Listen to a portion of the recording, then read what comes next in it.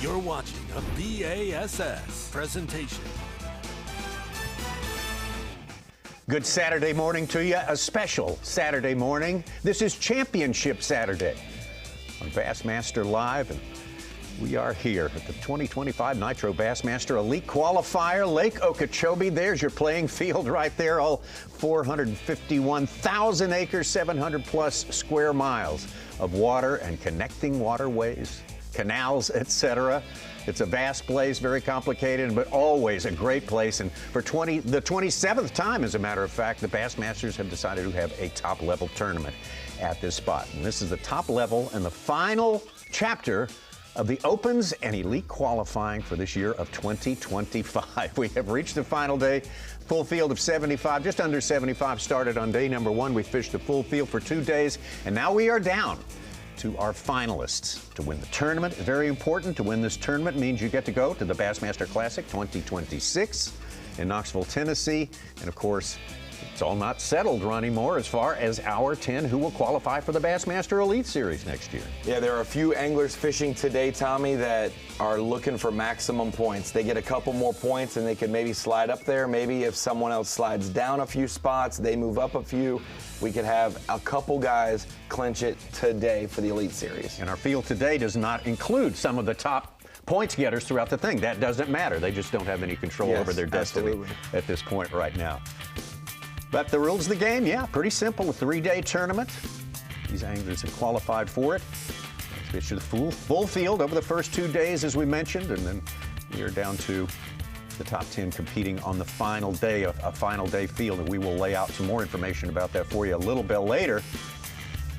And the highest aggregate 3-day total is going to win the tournament here. 5 fish limit per day, 12 inches is the minimum length limit for a keeper, and it has been done, Tommy. What's that? Takeoff's done. Yeah, takeoff's done. That was the last boat. That was quicker than every other day. I love that. I'm ready for travel to be done because we've been taking a long time to get fishing every day. We want to see it. We want to see what happens today. Got the great Bernie Schultz on hand as well. And Bernie, you know this place like the back of your hand. You know how it works through the weather. And we've been working through some weather this week.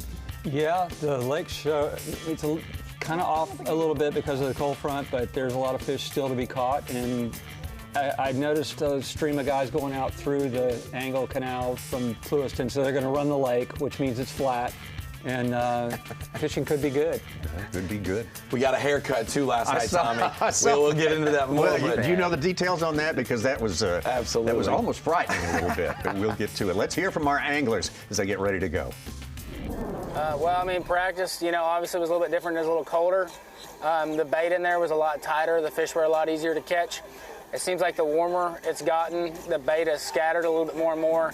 The fish are a little bit harder to catch in that area that we were fishing in. And yesterday, made a key adjustment. Every day's been a little bit different.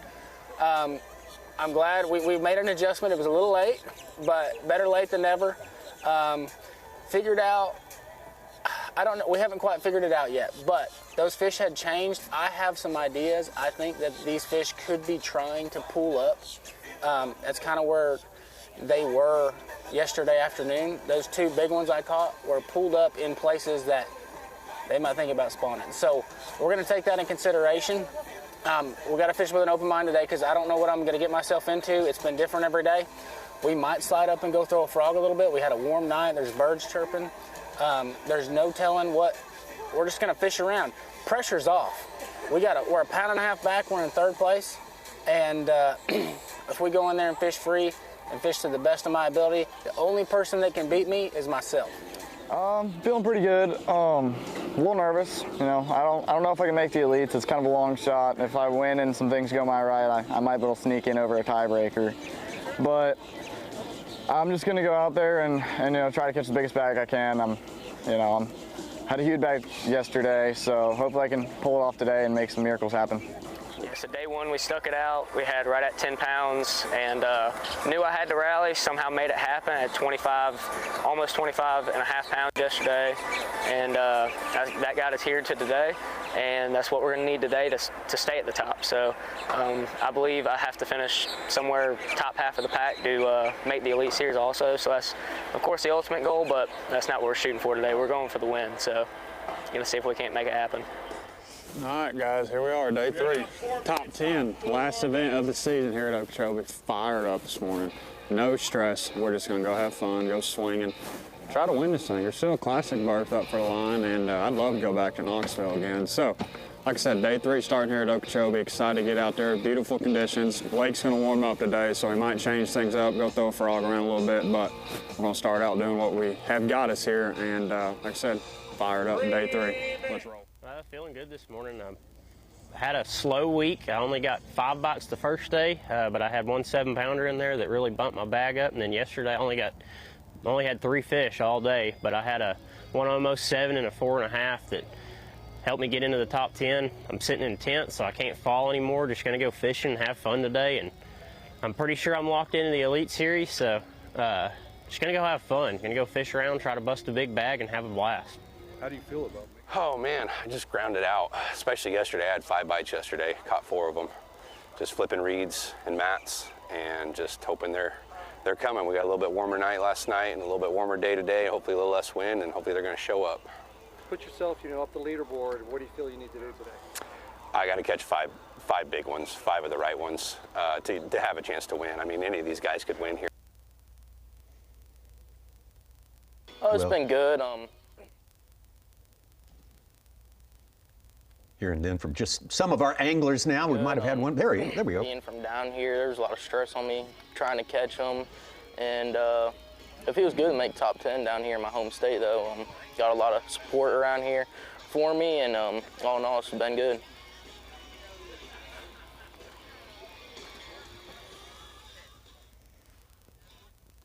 There we go. I think we've heard from all the folks that we were going to hear from there. Yeah, I think we got most of them in there. Quite a mix of guys. A lot of them feeling like, hey, I am swinging free today.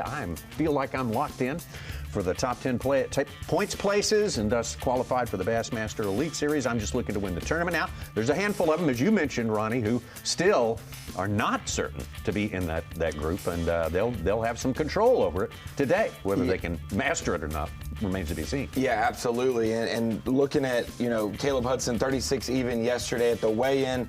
But we look at day 1, Sam Hangy, 25-7. He had 23-15 on day 1, only 1 bass yesterday. So even if you're 10th place going out, even if you haven't caught in a limit any of the days of tournament, a 10-pound gap easily attainable, and you can make that up in one swing of the bat for sure here at Okeechobee. So guys like Pake South, Riley Nielsen, Fisher Anaya, all those guys totally can be back in the game with the right 5 fish, absolutely.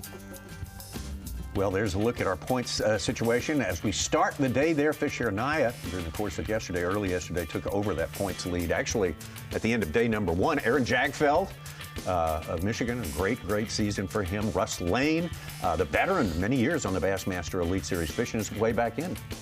So we're looking at all those numbers there. All of the guys, Tristan McCormick said he feels pretty certain that he is locked in to that top 10 on points, as he'll be fishing the Bassmaster Elite Series next year. It's all not done until it's all official. It won't be all official till the end of the day, though. So I think everyone's got big moves yesterday, though. Oh, 55th and 60th or so for Jagfeld and Messer. They came through. They only had 5 or 6 pounds on day 1. They both came through with 13.5 to 14.5 pounds yesterday.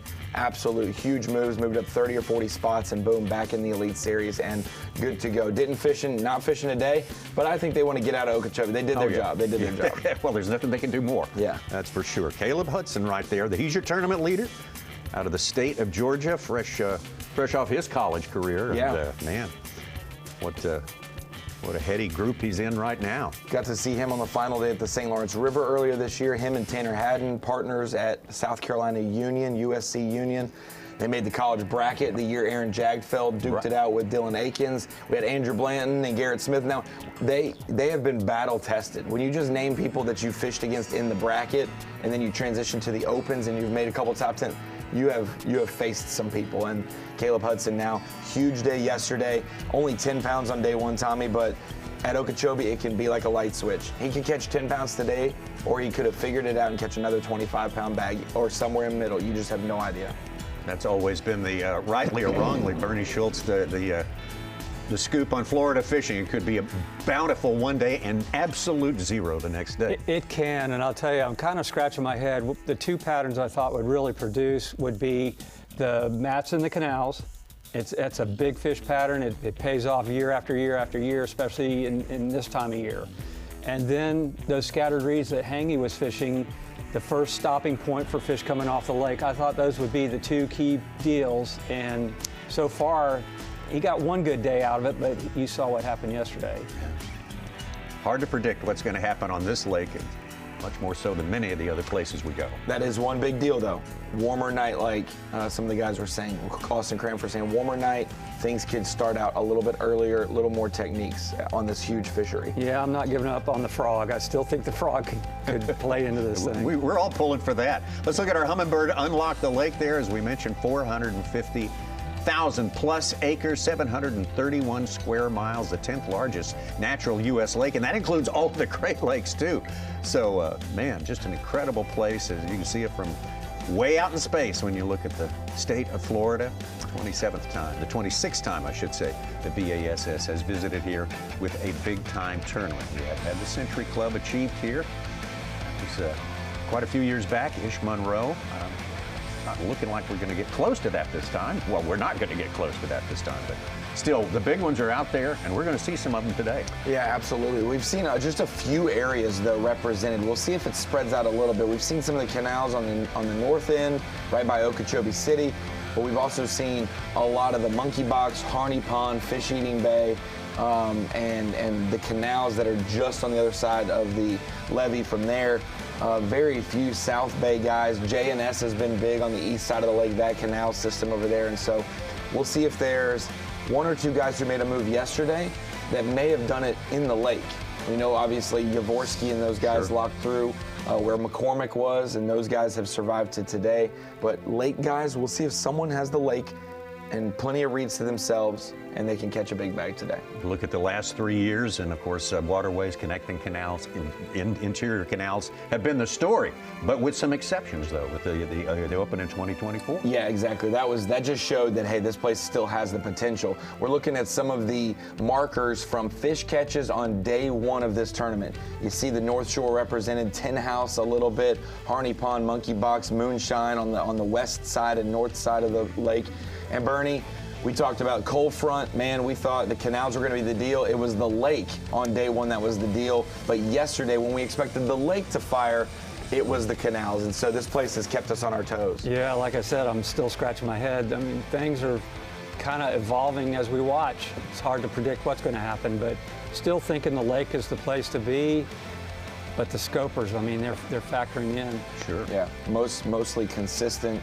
We see a lot of 1.5 pounders in the canals, but some guys started catching a lot of 3 pounders yesterday. Absolutely. Yeah. There's some representation of day number 2 right there that we're looking at right now.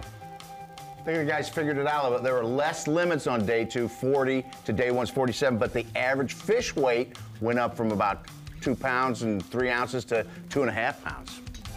Very interesting. If you dove in a little bit more and didn't just chalk it up to, well, that's where the fish and the bait are right now, you could probably draw some similarities to the Open in 2024, some of the elite results we've had, but we're still missing some key areas that the elites even probed that we're not seeing really factor. But as we head out with our leader, Caleb Hudson, who carries about a 1.5 pound lead over a couple guys.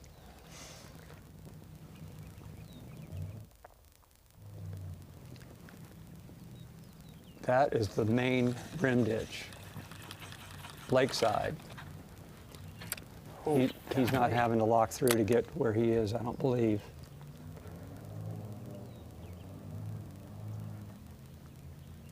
Yeah.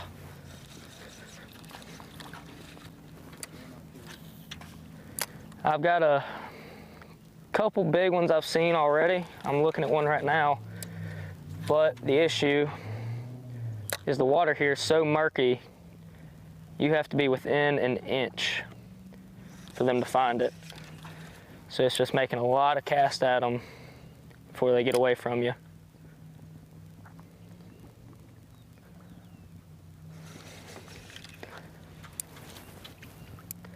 Luckily, they're not the smartest though.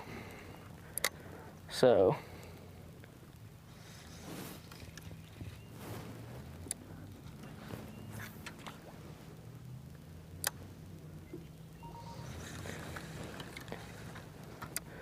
But between the current, it's in here that comes from somewhere, and how fast these things move, it's about impossible. This is how all day is gonna look, fighting for just the right cast.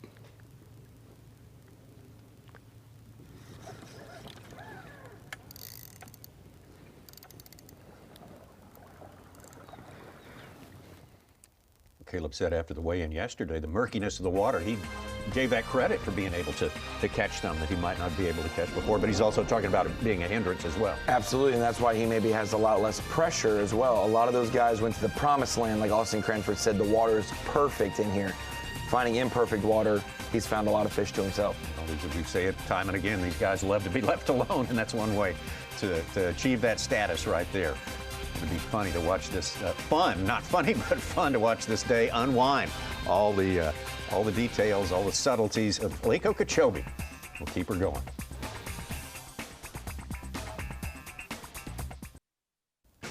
'25 Nitro Bassmaster Elite Qualifier at Lake Okeechobee, presented by Bass Pro Shops, is sponsored by Ranger Boats, by Rapala, by Yamaha, and by Dakota Lithium. It's Championship Saturday here on Bassmaster Live, and we are live from Lake Okeechobee here in South Florida. Our final field is set for the day. They are shooting for the championship of this tournament, very important because it can get you into the Bassmaster Classic, the Bass Pro Shops Bassmaster Classic 2026, and of course, the final 10 will be finalized today, the 10 who advance to the Bassmaster Elite Series. That's why the majority of our anglers are in this thing, and it's business to be finished today, that's for sure. We're not quite there yet. There's your tournament leader, Caleb Hudson.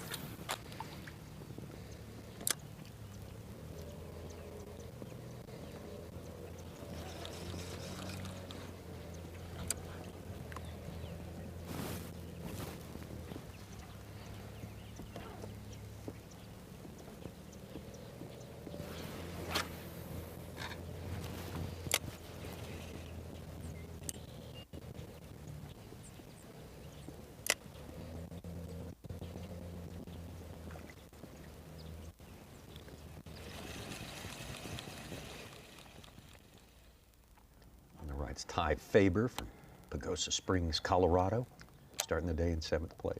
Man, such a good angler. If you don't know Ty Faber, I've known him for 10 years. I covered him in the team championship in Kentucky Lake in 2015. Would like to catch a couple early. It'd kind of be a bonus. I'm just kind of banking on these fish showing up today. It was the warmest night we've had. It's supposed to be a little warmer yet today.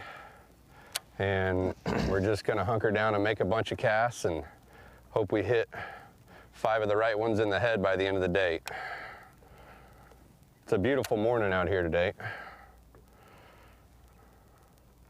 Have you had a bite window, or? You know, yesterday it was just a total grind for me. I caught a big one right off the jump at 7, and then I had a bite at 9 that I missed.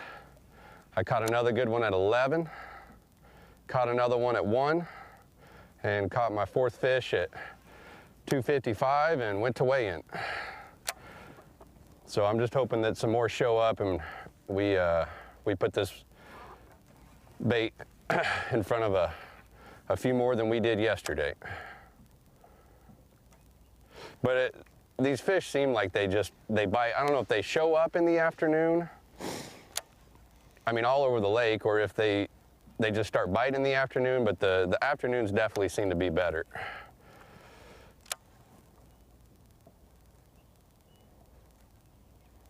1 bite every 2 hours, Tommy. You got to be perfect if you do that. And what we got 5 right here, bites and I'm just pitching these reed heads, and there's a bunch of shrimp grass right here around all this, and it's pretty dirty water for Okeechobee standards, I guess. Not that I know a whole lot about it, but I'm just hoping that it cleans up enough, and the fish are still here. We just gotta hit them on the head and get them to bite.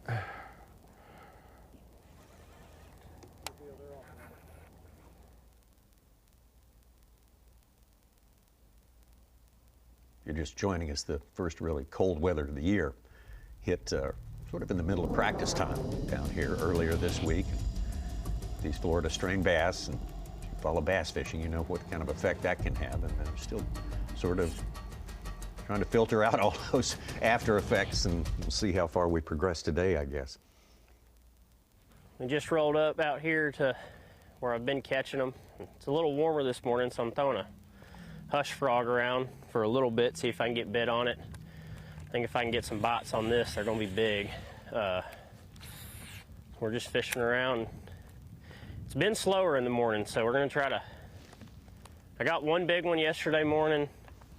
It's kind of just a bonus fish really, and that's the plan this morning, just fish around and wait on it to warm up, wait for these big females to start sliding up here where we can catch them. We'll see how it's going to go. Hadn't really been sure how it's going to go any day this week at all. So just kind of fish the moment, play it by ear, and see what we can land on throughout the day. Is it me, or does he sound like a young Todd Otten? So I think. Yeah. A little bit, yeah. I think you close your eyes. Been looking at the points and all that. I don't think there's any way I can get bumped out today. I never thought of that. Obviously, still gonna try to catch them today. Make sure there's no way possible. Wow. But just a blessing, man.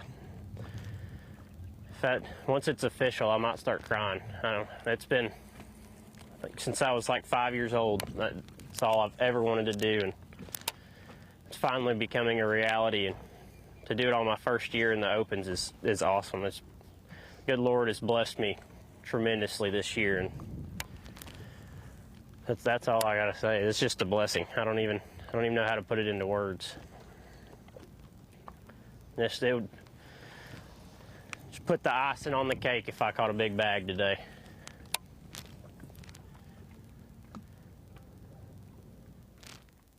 If you remember, Pake South, he was the young whippersnapper who came on Bass Live as a guest of the halftime show at Lake Fork, saying, I wish I would have fished the Opens last year to make the elites to be here at Fork, because I want to be here and I plan to be here. And 6 months later, Tommy. Here he is. Here he is. And he's from right around the corner from Lake Fork, in Winnsboro, Texas, between Mount Pleasant and Lake Fork. Let's get out to Tristan McCormick. Just making sure my restart pumps ain't clogged up, and we're starting where we ended the day yesterday. I'm not seeing that many in here, but I caught 2 4s and a 3 3/4 in here late at the end of the day, so didn't really get to look at all of it. So we're gonna mosey around in here for a little bit. Probably, see what we can catch scoping, and then once the sun gets up and starts warming up a little bit, I'm probably gonna throw a frog quite a bit. So try to catch a great big one for y'all. But like I said, just calm, cool, and collected today. Gonna have a lot of fun. Cody's behind the camera, and no stress today. Let's just have some fun. If I got it right, he locked into 2 different canal systems yesterday? Yes. Nobody ever does that. Yeah. Nobody ever does that. You're taking your chances with just 1 lock, and that's impressive. And so he's talking about he's going where he ended yesterday, which I would assume is the second of the 2 canals, and then he's either going to leave and throw a frog, or he's able to throw a frog in that canal system, I hope he does. Really want to see that develop. Not sorry. Back to Caleb Hudson. My phone's actually back there. Getting interference.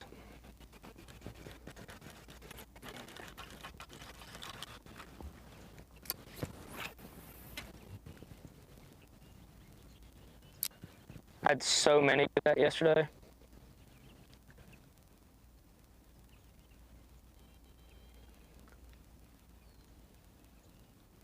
I got a small one on me now. Hope he gave up. Man, that sucks. Yeah, just took it clean off. I don't know how they do that.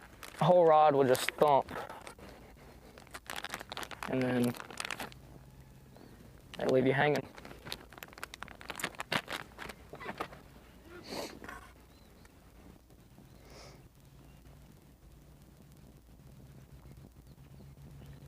I've only caught 3 fish off this stretch.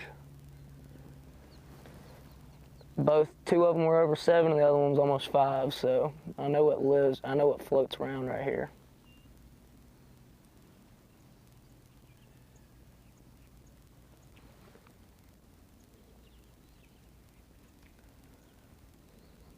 That one took me 10 casts to hit, and then finally, somehow it saw it.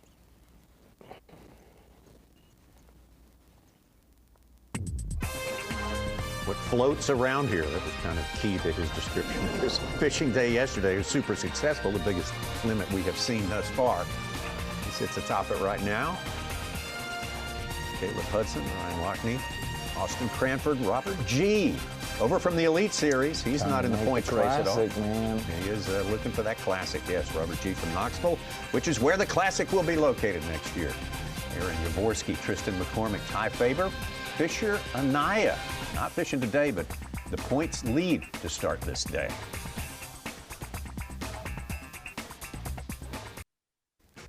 The 2025 Nitro Bassmaster Elite Qualifier at Lake Okeechobee, presented by Bass Pro Shops. Live coverage sponsored by Skeeter. All through this tournament here, and I'm going to take a quick apology to Fisher Anaya. I told you a true and false thing about him.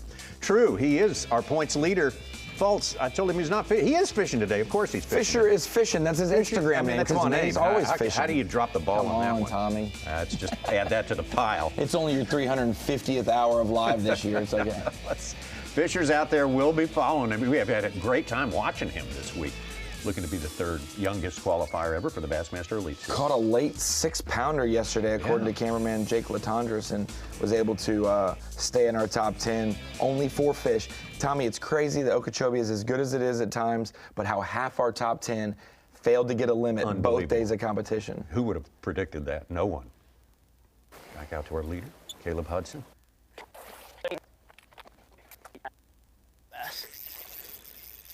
Oh gosh.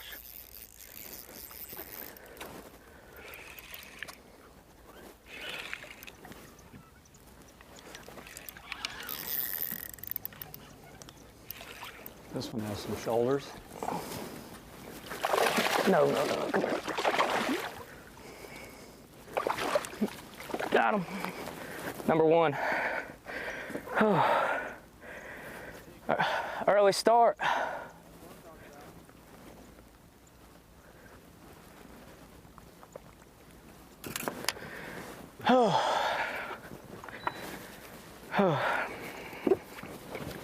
Looked like a blimp. I thought it was going to be another 7-pounder.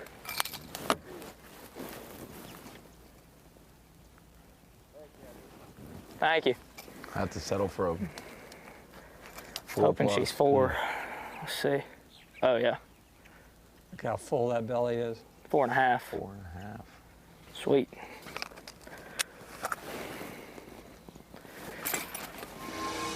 Did not think that we would surpass 40 pounds, Tommy, on the first keeper of the final day. That's a thing that you can knock out early on the second day. Yeah.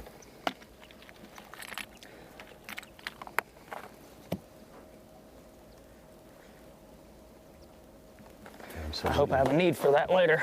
Excuse me. Our leader looking good at this point. What a great start. A solid keeper. And there he's also Let's go. Cruising along in 7th place in his points ranking right now. Helps on that front as well, at least for now.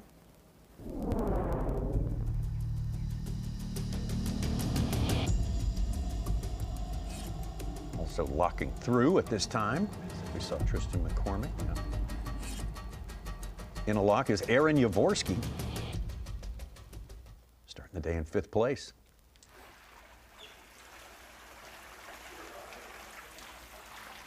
So we're just locking through here, trying to get into our first area. It's takes up a lot of time through these locks, so it could be sacrifice. But we'll see how it goes.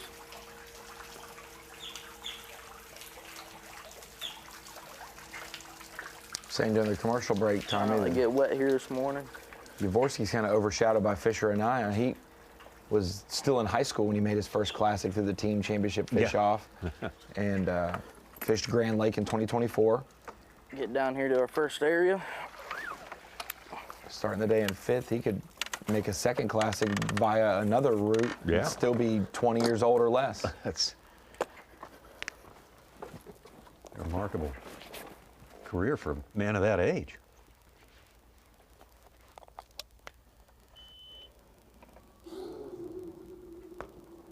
Good job through these qualifiers. 30th place at Champlain. 53rd at Wheeler kept him in it. Yeah, just a little too late on his comeback. He's about 12 points short. What's the average between those two tournaments, do you think, has sort of been the break point? That 53rd at Wheeler, if you're gonna, we were thinking something in the 20 to 23 average per tournament to make it right now. 222 divided by 3, 74 points per tournament. That's a top 25. Never know when it's just two giants swimming down through there. So 50 is very difficult to come back from, and he almost did it. Not Bass. There's Fisher Naya himself.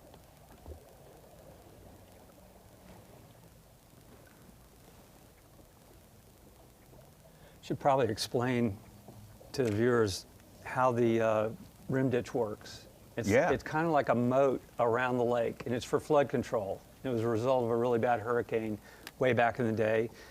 But depending on where they stack the dirt, you could be lakeside in the rim ditch and have direct access to the lake, or if you're on the other side of the berm, the dike, you have to lock through.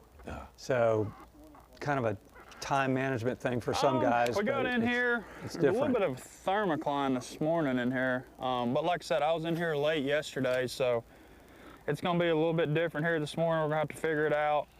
Feel good though, just had a bite right there. I've seen a couple, nothing too crazy, but I just feel like the ones in here are better quality than what I was on over there in the other one. But we're just gonna grind her out, kind of, just roll with it and see what happens, minute by minute.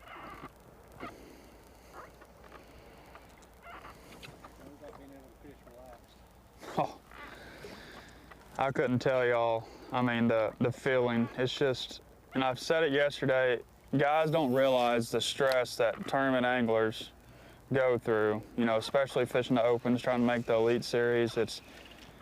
It's just insane all year, especially the last 3 when it comes down to it, the EQs, and it's just so much stress. But it makes it all worth it. Wait till you get to the Elite Series. Yeah, that's right. You think it's stressful now, just wait. Yeah, this is just learning the fundamentals of stress. I like the way Bass set up the format for getting to the elites. The guys that followed this route, they had to fish 9 events this year. I think that's right, isn't it? They would have had to fish 7 minimum. They fished 4 in one division and these 3 EQs, but if you fished both divisions and the EQs, that's 11 events. Gotcha. So they're road warriors at that point. They know what to expect next year if they make it. Various fishery. Division 1, you had, Clark's Hill in the winter, late January. You end up having Tom Bigby, Upper Chesapeake, St. Lawrence. So you've got tidal, smallmouth, spotted bass, flooded river fishery, all those things. And then the other division was Rayburn, Kentucky Lake, Norfolk, Leech Lake. So you had smallmouth, Ozarks that was flooded, Texas, and then TVA. And then the 3 EQ events. Smallmouth at Champlain in September, Wheeler, Tennessee River in the fall, October, and then Florida in November, which could be 90 degrees or 50 degrees when the schedule's set, you're not sure.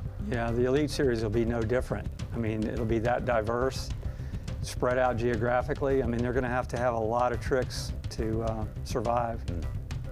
By far the farthest south angler we've had on Okeechobee on camera, Ty Faber, just outside of the takeoff canal from Roland Martin Marine and the Clewiston launch site.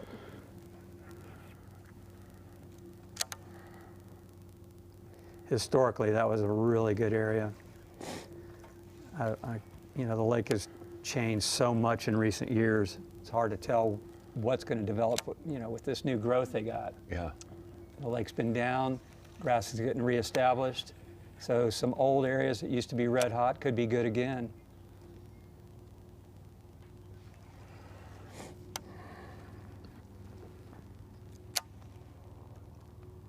It's just really nice to get a good health report, or at least prospects of good health. It for is. Lake Okeechobee. We've been having the opposite for a few years. It is, it's huge. I mean, 70% of the lake was fishable back in the day when it was healthy, had all different types of grasses before the big spraying campaigns, indiscriminate spraying campaigns, I'll add that. And so guys could spread out a lot more, but in recent years, it's been basically the North Shore or sometimes down in, you know, Bay Bottom or Pelican Bay, but it's been a really condensed field in these top level tournaments, and hopefully that'll change and the lake will, you know, offer opportunity in other areas. You made a great comment on day number one as we saw guys struggling really to get a prized 12-pound limit out there, and you said, man, back in the day, you were pretty much just issued 12 pounds when you showed up at the ramp. Yeah, leaving the dock, they'd issue you 12 pounds just because it's going to happen. Bernie, I've been watching the map, and I think the only guy I really saw down south was Chris Boudry, who just missed our top 10. He had almost 13 pounds both days, so I don't know if there's something going on down there. Or the very bottom end? Yeah, not that many were down there is what I'm trying to get at. There is a small canal system at Slim's, which is over basically in Belle Glade. Ooh. Well, that's not how we wanted to start. And there's also a couple of pits. The only good thing was there wasn't a big one.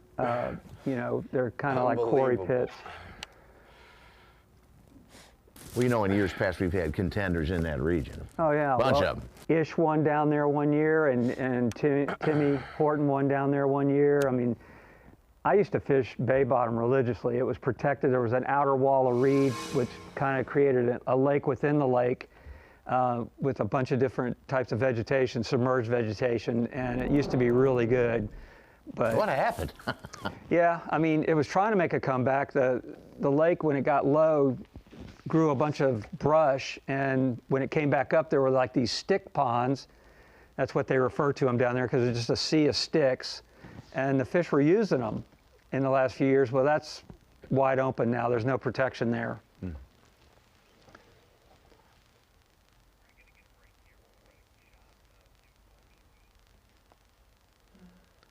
Ty Faber, that sort of rare quantity of Colorado Bass Pro. Absolutely. Although one of the greatest of all time came from just across the border in the state of Nebraska. Yeah, Denny Brown. Yeah, Denny Brown, to be sure.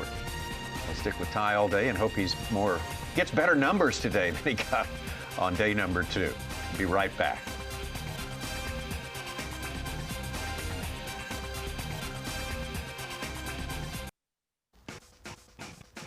Final day championship Saturday at the Nitro Bassmaster Elite Qualifier at Lake Okeechobee. Green.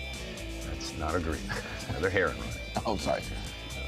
Keep people straight about that. I thought that was the forage in Lake Murray mistake. was blue heron, right? What? Blue heron. I thought that was the forage No. in Lake Murray. Heron. Okay. N. You're thinking of Harry.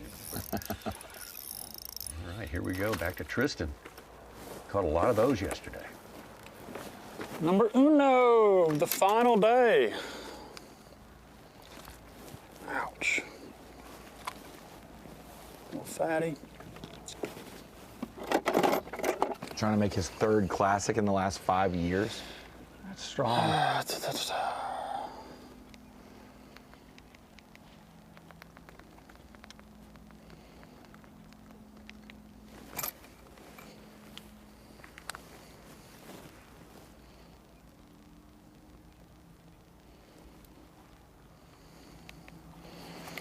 Pound and 3/4. Nothing big, but first one.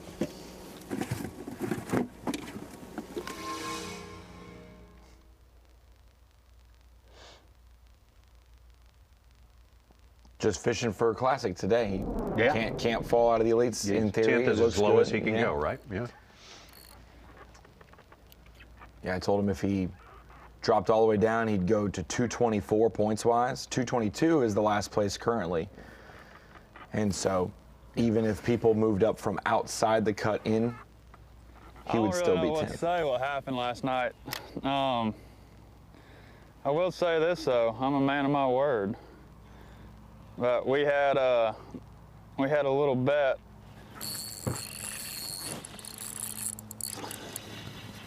Ooh, big crappie. We had a little bet, me, Michael Neal, and Grandpa Russ Lane, that if I made the Elite Series, they'd have to shave my head. Well, that's what happened. So, I mean, I'm sure you guys have already seen the video, but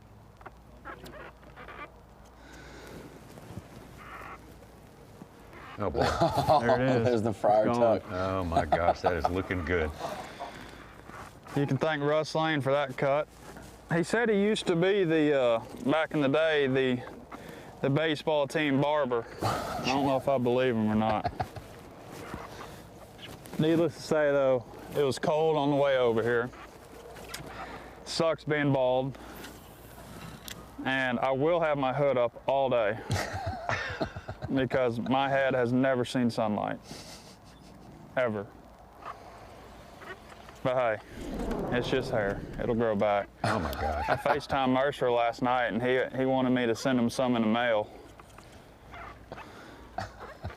That's like a fraternity initiation right there. I'm still trying to figure out this bet. How is it that you win the bet by qualifying, and that's what your reward is? Yeah, exactly. That is not a reward. Exactly.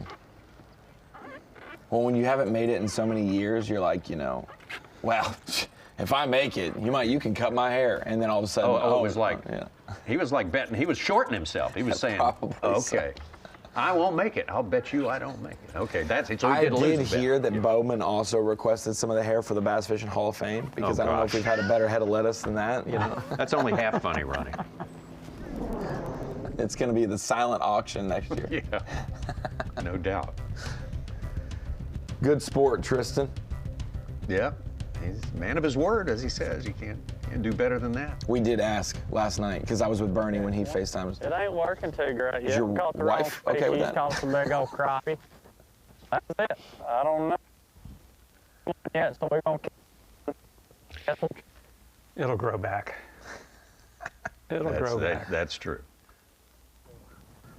I told him this morning for a Dumb and Dumber, the suit, one of the green one or the orange one, but that'd have been pretty cool. He'd have got some views on that.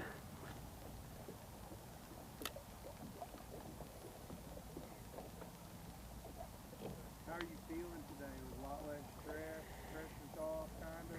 Oh yeah, I feel free. Feel like I can just go fishing. If I catch them, I catch them. If I don't, I don't. The last 2 days and practice have been so stressful. Like I feel like I've got to catch a bag so I don't fall out of it, because you got to be so consistent and have such a great year to make it.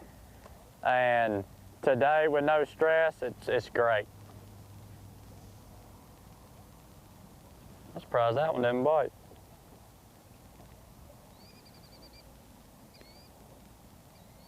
All right, now you got to give me a Freddie Mercury smile. How'd you say, how'd you smile again? Is it that? Is that like this?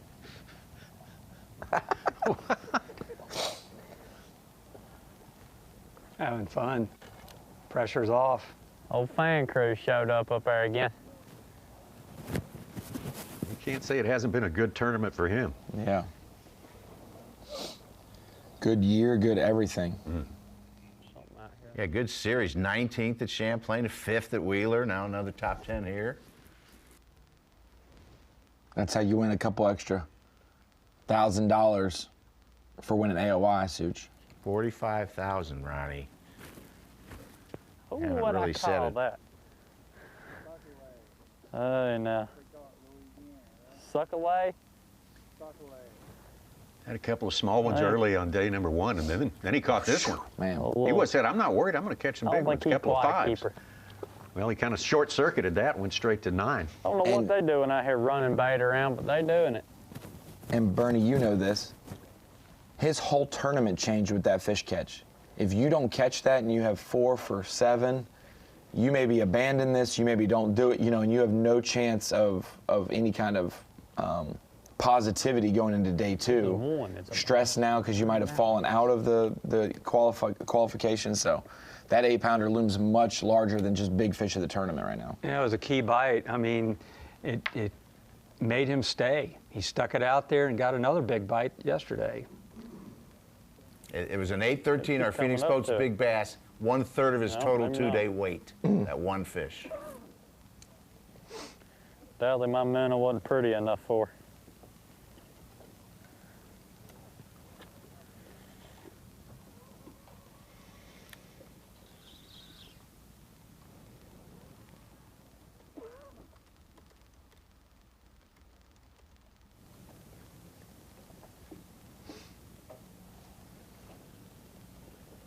Fisher starting this day in 8th place.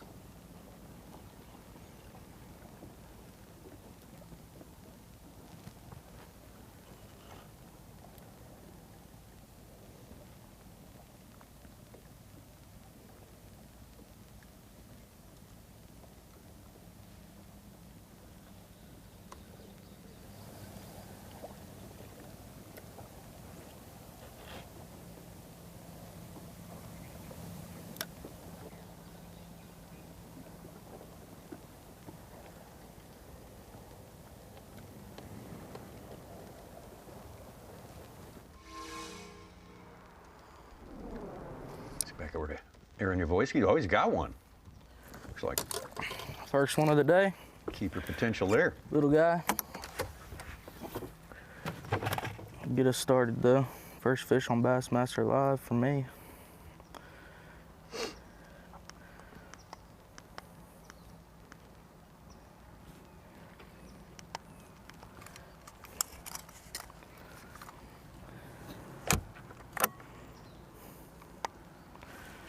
Little 1-pounder.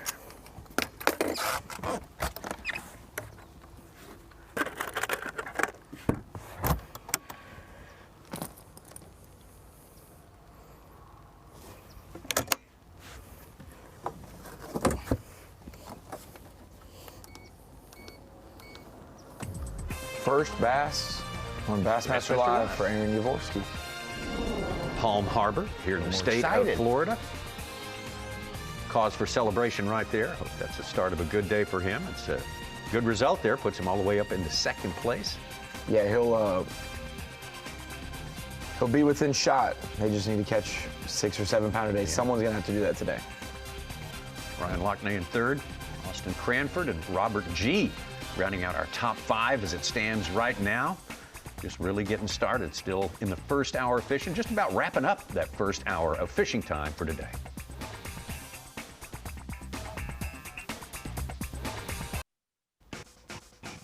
Final day, the ultimate day of the Nitro Bassmaster Elite Qualifier. We're here at the 3rd tournament stop in the Pure Elite Series designed to end the season, and that is Lake Okeechobee. We are just past our first hour of fishing here on Championship Saturday. We got 2 anglers on the board. The arc of every day has been an extremely slow start, owing a lot to a lot of transportation time being put in with the wind blowing out on the main lake. It's made some trips longer, and just general slowness of the fish to get going. Cold front. In the wake of a cold front. Never go when you point your truck south for Florida, Bernie, and the projections are north wind all week. That's not ideal. No, it is not. Starting the day in 2nd place, Ryan Lochney. Had a giant bag yesterday. Big bag. 27-1. So we just got here about 15 minutes ago. We ran to Taylor Creek, locked through. Locked super quick, so it took like 5 to 10 minutes. Seen a couple, just kind of milling around. There's not biting yet. I mean, they never really bite in here, so I'm not expecting to catch a bunch today. So, you know, if I can catch one every hour or two, I'll be pretty happy with it. But yeah, so far we haven't caught anything. So I had one bite it, but didn't get it. Just kind of bit the back half of it. Wasn't a huge one. It was probably 2.5 pounder. So gonna need some real big ones today. So I mean, they're in here. I've seen a couple huge ones this morning. So hopefully I get a couple of them to slip up and catch a big bag. He's right at the lock, and straight off his bow is the actual Taylor Creek proper, where it goes north, drains a lot of the Kissimmee Basin. But he's in the rim canal. Right, I mean, the lock's just to his right. Saw Jack Dice in this general area. Yeah, that's where they were talking yesterday, yeah. Sure did. How's it going? Ryan, like Jack, from the state of Virginia. A lot of college and Bass Nation experience. Yeah, you're good where you're at. I'm gonna kind of loop back that way. I can't remember now. Sorry, I'm letting you down. He either won or was leading a Bass Nation event at the James River this year. I think he won. I think he won. Yeah, I think he won. That's his win, I think. And so he won there, and obviously home state. Anytime you see green top on someone's jersey, you know they're from the Richmond, the Virginia general region. Yeah, won at Richmond this year. Great tackle store in the nation. So yeah, you see another example. We talk about Sam Hangy. We talk about these guys fishing college nation opens all within, you know, a calendar year, and Ryan Lochney's just another example of that. Thank you.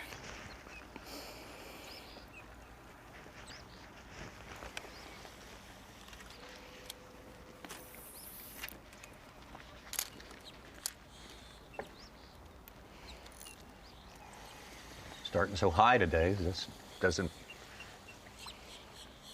not much to gain points-wise, of course. Yeah, that's why today's big for him is he can gain one more point, I think starting the day in second, right? He can gain one more point, make the classic, and he would need Pake South to drop a point, you know, Jaden Parrish to drop a few points. Yeah, you got to have help. Yeah. To get him fully over that. Otherwise, one more point gained, he would at least be in the running for a tiebreaker, and then we have to look and. He's got the full weight on both Rinkemeyer and Jaden Parrish. If they all end up with 222, Ryan Lochney has 98.15, and the other guys are in 92 and change. So he somewhat does control his own destiny. Well, he's got to win. If he doesn't move up, then we know he can't make it. If he moves up, yeah. He needs that one more point. And starting in second, got to win.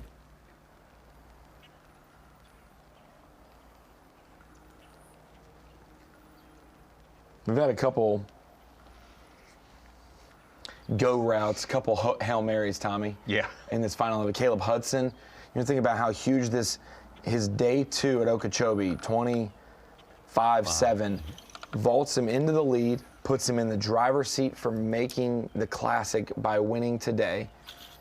And that also vaulted him from the 20s in points all the way into the top 10 to make the elites. So if there's ever a day of fishing you don't forget, it would be Caleb Hudson, not forgetting the 25-7 that got him all the way back into the race. Yeah, Hudson came in here 20th. Lochney was 24th in points. Did the story on Colby Dark, he was 22nd. And mathematically, I thought he was about the last guy who had a shot.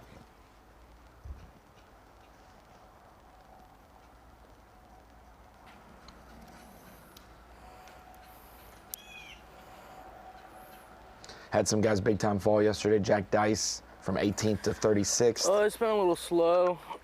Fell out. Bailey Gay, 42nd, fell out.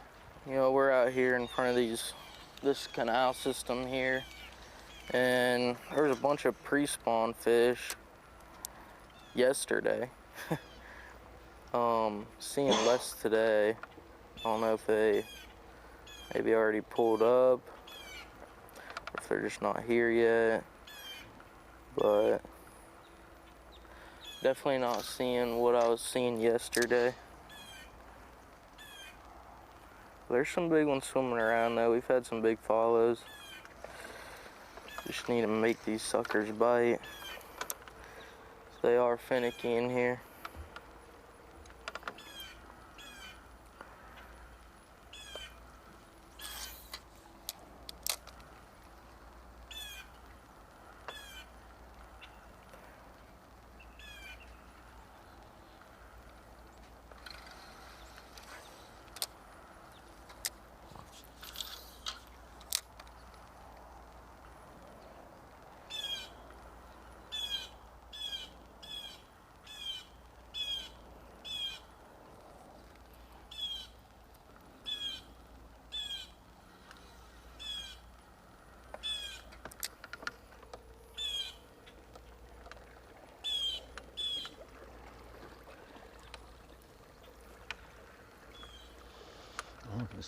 Big time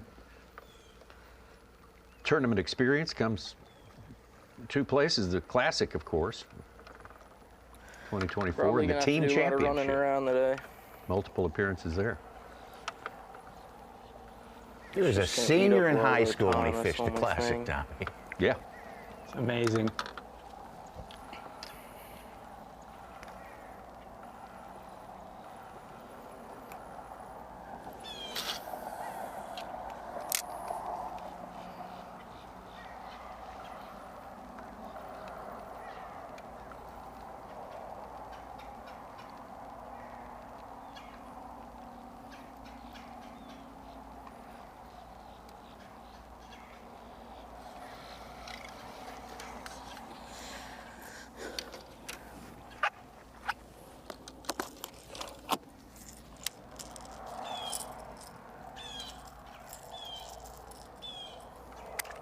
I'll say this, I didn't think Okeechobee would have far less weight than Wheeler Lake.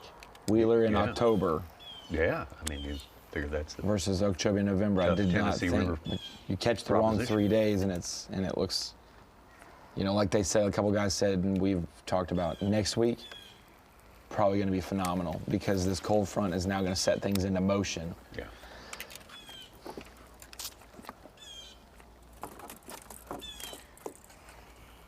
You should have been here next week. That's what they say. Sport of fishing. If you need rain or you need good fishing in a week, just invite the Elite Series or somebody come and you're going to get rain. Or We bring it with us. Wait them out. We bring it with us. Definitely going to get wind. Yeah, that's for sure. That's like the sign at Jack Wingate's Lodge, because they did yesterday. As you leave, you know, cussing and wondering why you didn't get any bites. The great Jack Wingate. Yeah.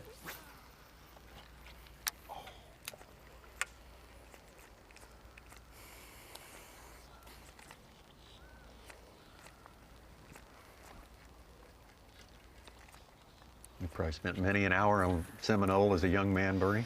Yeah, I caught a 10-pounder in an elite event there. I dang sure did, yeah. That was the Brett Height event. That is. That's right. When Brett won. Yeah. 17 or 14. 14, yeah. Gosh, time flies. That's also the only tournament I was ever in that I made a top 10 with Shaw Grigsby from my hometown. Shaw was the first guy I ever drew in a tournament. Is that right? Yeah, a club tournament, my first ever draw. And that was the only time he and I were both in the top 10 together. Wow. Yeah, I have fond memories about that, but I caught a 10-pounder. Lost that fish twice and finally got it in the boat on the third try, the bedding fish.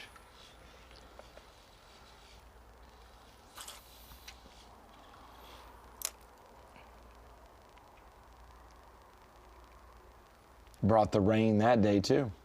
That final weigh-in, boy, it was abbreviated. It was a lake out in the basin. Yeah, we were given a half a day because the front was. They timed it perfectly, really. Oh, no doubt. I mean, we weighed in the rain, but at least we didn't get killed by lightning. The tent almost came off of the weigh-in there at that one, the final moments of it. That was a close one.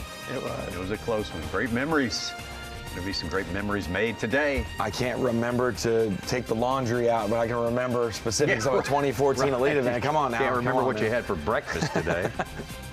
Well, you can because it's always the same thing. Chocolate milk. Come on now. Come on. Caleb Hudson, Aaron Yavorski, Ryan Lochney, your top 3 as it stands right now. Just waiting for the fishing to fire up here on this championship Saturday on Lake Okeechobee.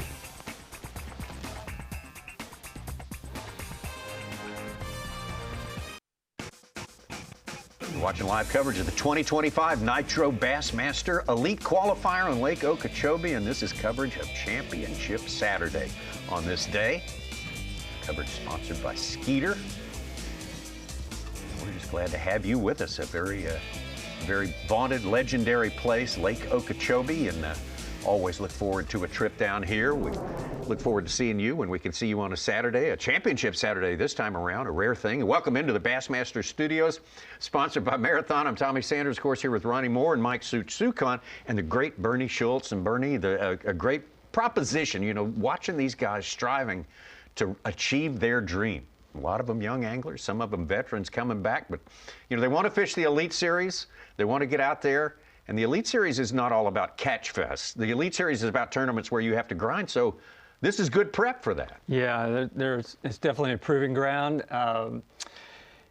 Careful what you ask for. Yeah, and it's one of those deals. You know, it's been a long year for them, and they're hungry. These young guys are so good now. When I started, I basically learned a lot of what I know as I got on tour. These guys come prepared. They've got all the skill set going. They've experienced a lot of different types of water this year, and the ones that are still here today, they excelled, and that's why they're going to the elites. Ronnie, for the past 5 years, I mean, each successive freshman class, if you will, new rookies for the Bassmaster Elite Series have brought just to amplify what Bernie said, just a ton of skill, so much polish and poise and so forth like that. Who are the ones that stand out for you? Who are the ones that are going to be the big stars right out of the gate in the Bassmaster Elite Series 26? I mean, I think you have such a good mix. We talk about the young guys. Some guys talking about, I've been dreaming about the Elite Series since I was 5 years old, and it might not seem like long ago for them, but 20 years of the Elite Series. Some of these guys are 20 to 25 years old. They grew up with the Elite Series. They didn't grow up with the E50s or anything like that, so this has been their goals for a long time. But guys like Tristan McCormick, who's been around for a long time, even though he's just out of college, he's fished high-level events for a while. You obviously have Russ Lane returning, Fisher Anaya, a young stud that we know from the Guntersville region that's going to have your first elite event ever in your backyard. Got to be a good feeling, maybe some nerves there. Guys like Matt Messer, maybe he had a tough one here at Okeechobee, a big bounce back day too, but he's won on the Opens, he's won on the college level, he's made the Classic in the past, been so solid overall. He's from Kentucky, he's got a good variety of backgrounds. Guys like that, definitely not going to doubt him. And then we saw Austin Cranford yesterday show the emotion and all the hard work of him being a 30-something-year-old and working for this, a young family at home. I think some of those guys have now hit their stride, and instead of just falling in the last day of the season, they're having their best moments, and it's going to propel them into next year. So a couple of those guys, I know I named about half the qualifiers, but they all have their own unique story and special, and it's just so cool to see them, you know, years ago say, I'm going to make the Elite Series one day, and they were in college or high school, and now a couple years later, and boom, they're on a path there. Yeah, and events like this are great for all of us, so we get to know these guys even before they land on the Bassmaster Elite Series. And Such, on another theme here, we've got a lot of business to settle today. We got points. You're spinning all these scenarios in your head. What's starting to stand out, if anything, this early on? I think we got 8 guys pretty much set. Fisher and I cannot be passed. He will be our EQ Angler of the Year, take the $45,000 bonus. Down at the bottom there, it's still yet to be decided. It's pretty convoluted, too, of what can happen. But this 3-event sprint has been crazy. You really have to perform well and get a top 10. I think the lowest guy inside right now had a 50-place finish out of 3. So that's saying something right there, that the top guy, Fisher and I, had 2 top 10s and a 15th. So you really had to catch them in these 3 to make the Elite Series. Yeah, and Tommy, people may prefer the full 9-event points race to decide it, and some may prefer qualifying for these last 3, and it's a sprint. Either way, someone will say it's not fair, but we know it's fair, Bernie, and you know this. If you catch them, it's always fair to you. And so the guys who have caught them the best, it is a fair format for them qualifying, no doubt. We got something good right now for Bernie Schultz fans, and there are hundreds of thousands of them. And let's take a look at your incredible journey through the years. The Bassmaster Elite Series, fishing the Bassmaster since the 80s. And a career that touches on 5 decades.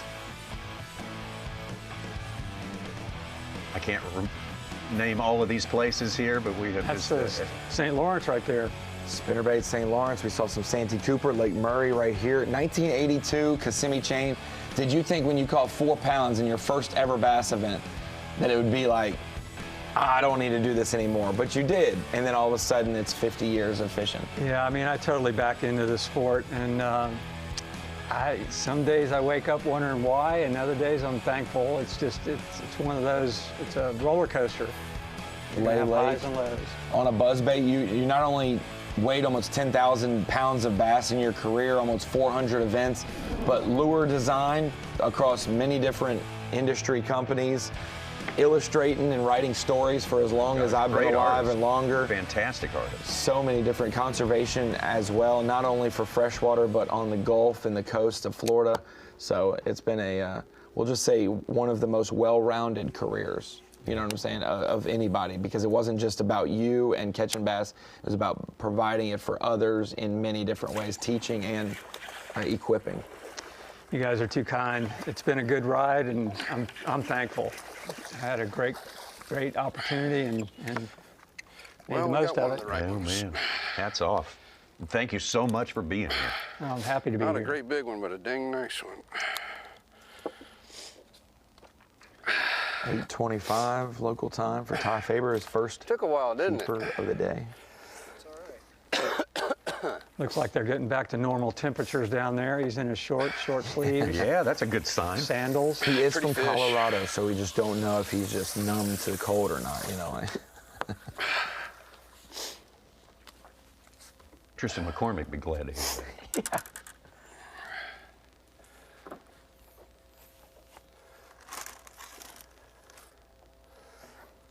He had pretty thick hair, Tom. He's worried about a scalp burn for sure.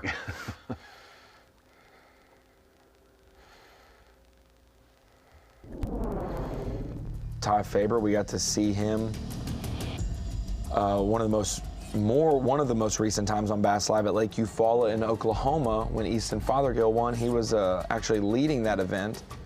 We got to see him at Kentucky Lake this year on Bass Live as well in the top 10. The aforementioned Tristan McCormick.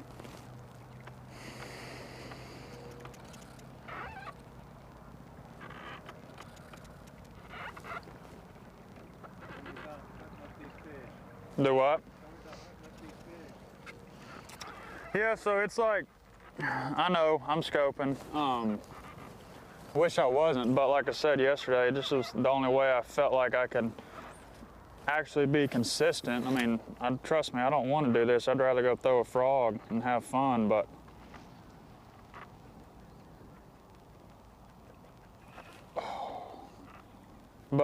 it's been different like every day. You know, these fish, yesterday at the end of the day when I was in here, I knew what they were in, that 12 to 14 foot column, and now the ones I've seen this morning are a lot higher. So they're just, you know, they're moving up and down as the day goes on, and the biggest deal is bait, which is even crazy to think. You know, we're in Florida and, you know, catching bait fish is what I call them. Fish that relate to bait balls, like that big ball right there. I mean, that's the key to it. I mean, where the bait is, that's where you're gonna find the bass. And there's a lot of stuff floating around in here. And I'm not the best at telling what's what, so I just, you know, I can kind of tell when they're moving. But when they're stationary and it's just a big glowing dot, I mean, I'm gonna throw at it, because in practice I caught 2 7s and I could have swore they were gar, even when they turned on it. So I don't live in a place where you throw at 7 to 10 pounders, so I don't know really what they look like. But we're gonna do this for a bit, and I mean, this canal is not that big, and we might lock into where I started yesterday. But we're just gonna kind of play it by ear here and see what happens.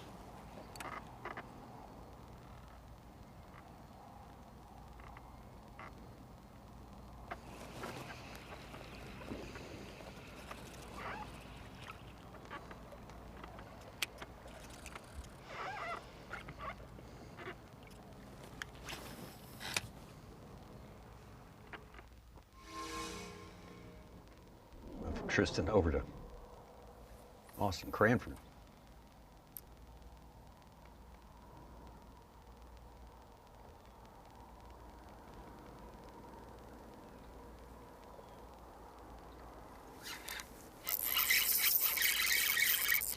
Look at the crappie. Yeah. Oh, it's a bass. Look at that one, dude. That is a specimen. Look at him. That might be a keeper.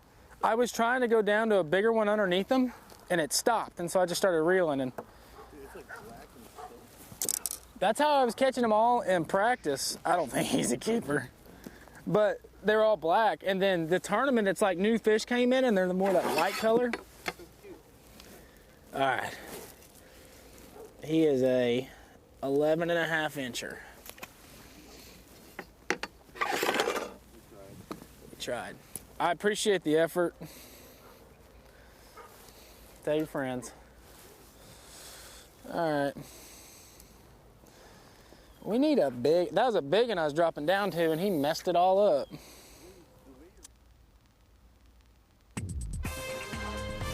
Cranford has really had confidence in these places where he's ultimately wound up. The first 2 days, this one place in particular, he's looking to do good things here again today. What he would like to do is win this tournament. Head to the Classic 2026 coming up from Knoxville, Tennessee, from the state of Oklahoma, and he's in 4th as it stands right now. Still waiting on his first keeper, Caleb Hudson. Started with the lead, and he's even stretched it out a little bit. We'll step away and come right back.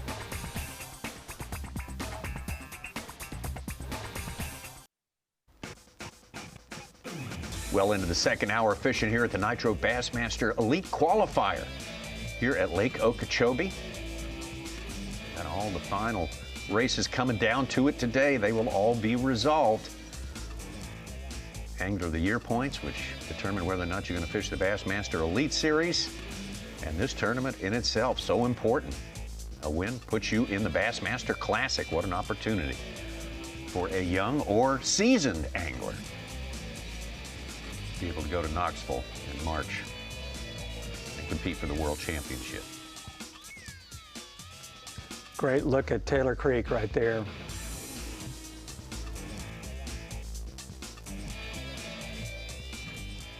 See Ryan Lochney in there, and that's him we're looking at right now.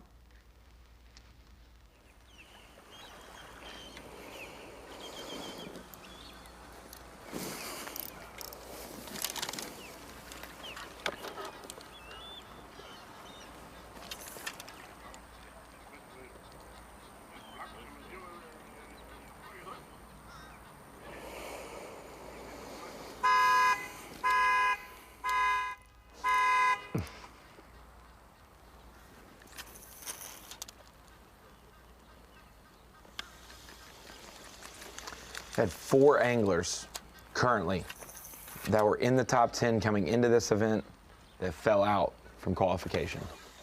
6 that stayed in. We had 4 new ones. Just in this tournament. Yeah, like that were, you know, basically our top 10 cameras on day 1 almost, and then 4 of them fell out. Totally out.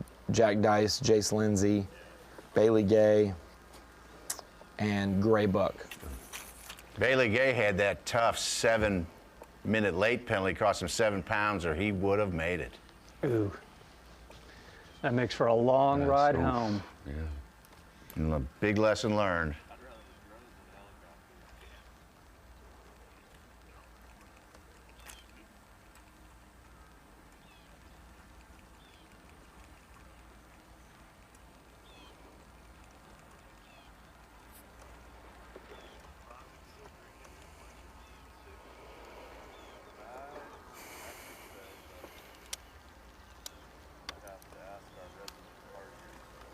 Ryan Lochney's got a very simple game plan. Just catch what he caught yesterday, 27 pounds. All problems are solved. I don't know why we make it so difficult. It's as easy as that. Just catch 27 Simple pounds. arithmetic, I don't know 27 pounds. Goal achieved. I don't care if it's a 10-pounder and an 8-pounder and a couple other, there's fish numbers that can get you there. And in that bag, he had a 1.5 pounder, I believe. Really? So hard to repeat. So hard. So difficult. I mean, we saw it yesterday. Brady Vernon. I think he had the big bass of the day. 8.6. 8.6. Two for like 11 pounds, 2 for 12 pounds. Or no, yeah, 2 for 10, 15. Wow. You're going to get the 9-pounder to bite, but you might not have anything with it. That's a big one. Here we go. It was a bass to 10. Got something going now. See? Easy. Oh, no. Lord. No way.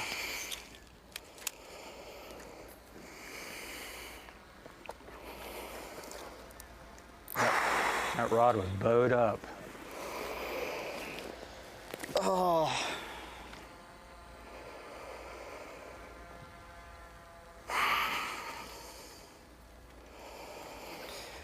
Oh, I just lost the biggest one I've seen all week. It was, I mean, it was a 10-pounder. Oh my gosh.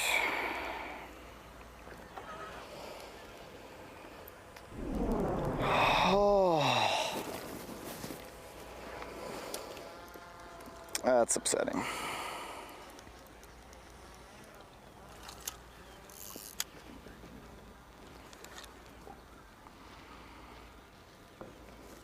Yeah, I mean,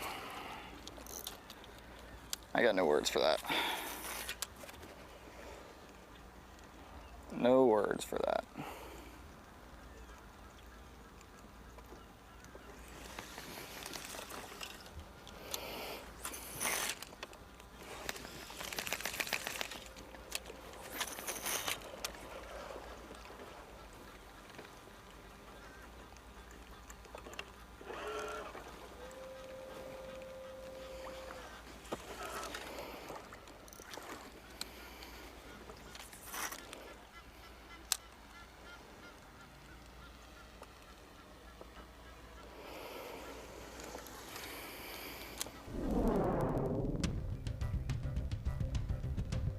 Oh, one you got to recover from, but it's hard.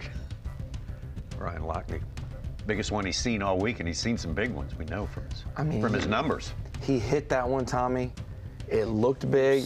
The drag was going the opposite way. I mean, I couldn't see my stuff that good.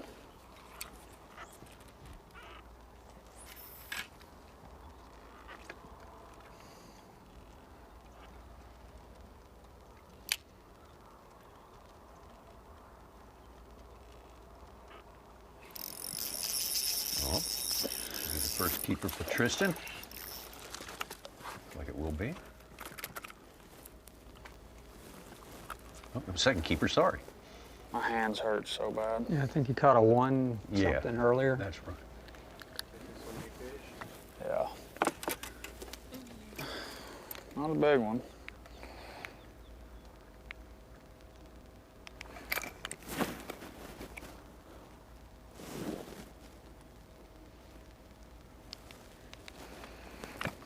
Pound and a halfer.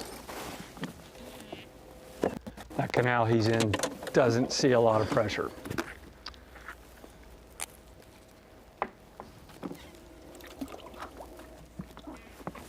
Two.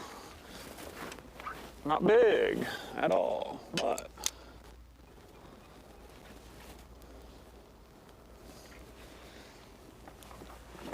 Man, this rod right here, it's, in my opinion, my favorite minnow rod I've ever put in my hand. It's a 6'9" Lew's LFS, lighter, faster, stronger series, and it's a bad dude. It's got a soft enough tip, but enough backbone, and when you hit them, it drives that hook in there. Still amazed that he locked into 2 different canal systems in one day. You said people just don't.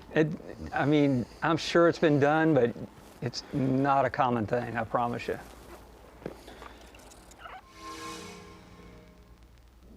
Let's get back out to Austin Cranford. Okay. Okay, can you hear me? Caught the 11-incher. I'm kind of fired up about that. You know, right now, I'm still seeing those big uns that I was seeing yesterday afternoon. I had one, probably 7-8 pounds, bump my bait, and So that's promising. They kind of look like they're floating out here quite a bit, but I'm still really curious about these fish in this mid-range right here. That's where I caught the big one yesterday. And it seems like that those fish that are in that mid-range, they get a little more excited about it than these other fish out here. And so, I mean, there's quite a bit of them right there. I don't know if they're up there thinking about spawning or if this one's gonna eat my minnow. Come on, do it. Come on, do it. Nope. We're just trying to feed them some minnows. Probably slide up shallow in a little pocket late in the day. I mean, I really do think that there could be some pulled up. I mean, it got cold and now it's warm, and I don't know, something that could be nasty. We followed Austin yesterday through the lock, and he says beyond that door is the promised land. We thought, well, that's nice to have that attitude. Not as many turned out bass to be out true here as for there him. was in practice, but I feel like they're a little bit Really bigger. productive. 2 key big fish during the day. And he didn't even have to wander for 40 years to get there, Tommy. No. He just had to wait for the lock to open.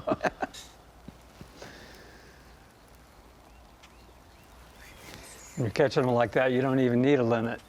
No, not here. I've wondered. Practice these ones up shallow were all tilapia, and now they're not. There's still some, but I just saw this. It looked like it spit up like a big old Yeah. shad right there. I didn't see it live yesterday, but the replay right there at the side of the boat, it looked like it spit up a pretty good sized shad. yeah. I mean, this is the calmest morning we've had. He was a little fired up. He was. That's why I got think his that buddy. they might get up there and do it. You know, we've had wind every morning, and when the wind doesn't blow in the morning, it gets that water a little bit longer to heat up. So we'll see. That one shot up like a rocket. Go eat it. Here he comes. Got him.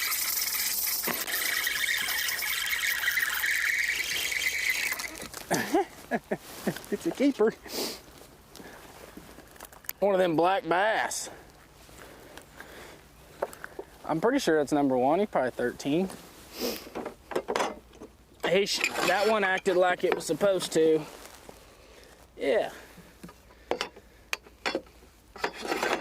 That's number 1. Got to start somewhere. All right.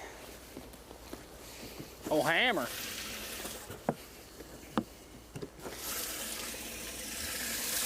He's gonna go live in the old stinky live well. These fish in here, they stink so bad, they smell like gizzards.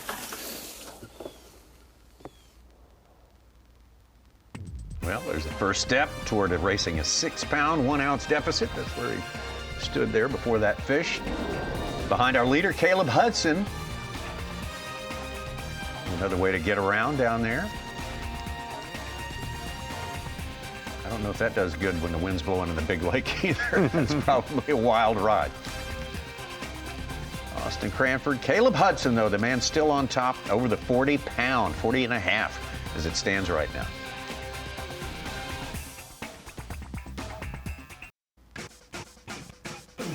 Nitro Bassmaster Elite Qualifiers 2025, presented by Bass Pro Shops. The live coverage comes from Skeeter. And a special week here. New format for 2025 for EQ qualifying. Still got to go through a lot. You still got to show your ability across a wide variety of environments in bass fishing America. And we have got a great crew out there who have been dealing. They need to be good to deal with these tough conditions, post-frontal conditions. Lake Okeechobee, but we're starting to see a few more bites than we did in the first hour, I think. And it may be that the big ones show up later in the day. Hopefully not too much later. One of our competitors here. There is a separate category for Elite Series anglers. Current Elite Series anglers were welcome to jump in for these last 3 events here. Not needing points, not needing to worry about points, but they can angle for a shot at a classic bird. Let's go, baby. Robert G is one of those, his 3rd year with the Elite Series, about to start next year. Look at that meathead. Oh, crap. We rolling? Yes, sir. Cody Huff spoon. Back at it again, baby. Heavy metal. In Florida, Okeechobee. Let's go. Give me some. I wouldn't have guessed that Heavy in a metal. million years. Not in We're a gonna million smash years. them back here. I've been fishing this area with 7 boats for the past 2 days. Yeah, that's the Austin Cranford, Robert G, Matt Adams, Bailey Gay general region. When you've got an elite guy and 3 dudes fighting for the Elite Series in a spot, man, it gets picked over quickly. And it was not easy for Bailey Gay or Matt Adams. Austin Cranford was able to survive and expand it yesterday, and Robert G turned them all onto the spoon, and it's the Cody Huff spoon. Yeah, he caught just under 20 pounds yesterday.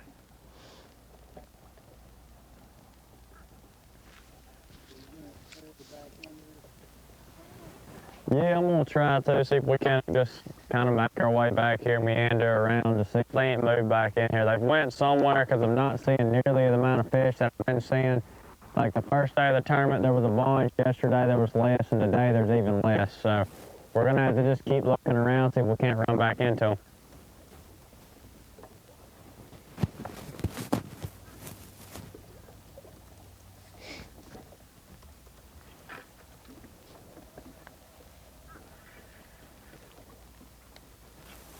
Fisher and I are trying to lock down the top Angler of the Year points award for the Opens this year, the EQs this year, I should say.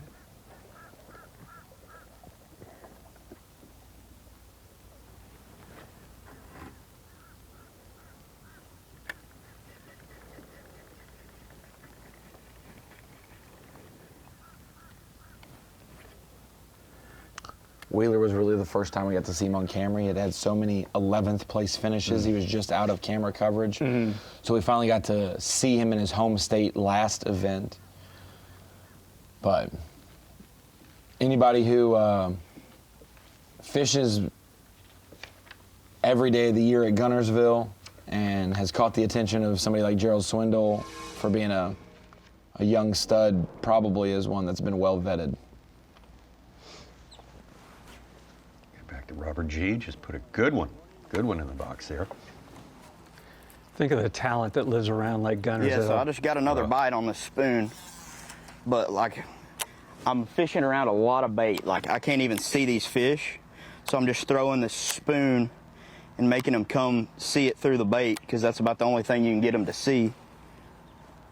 And hoping one comes and clocks it. I got a bite on that last cast, but these things are just hurting bait, and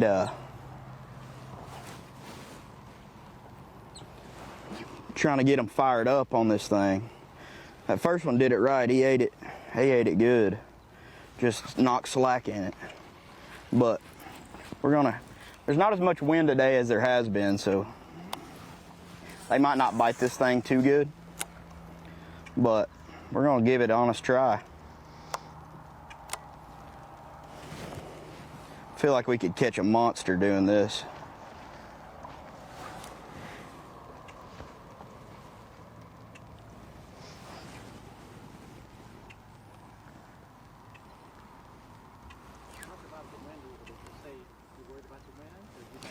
Yeah, I'd like more wind in here, because usually the past 2 days, it's been whipping right down through and it's been pushing all the bait back in here.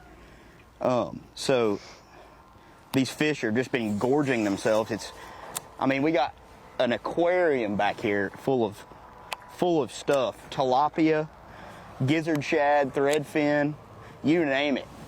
Endangered species, I don't know. We got everything back in here. So it's hard to see even bass on your live scope. But you gotta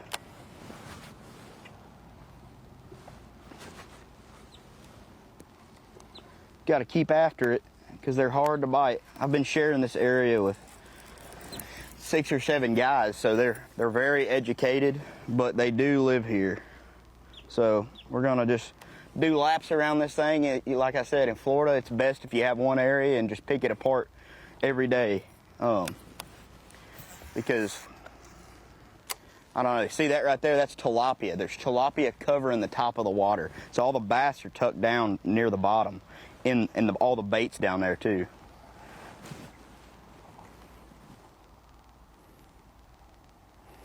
So that's what we're doing right now.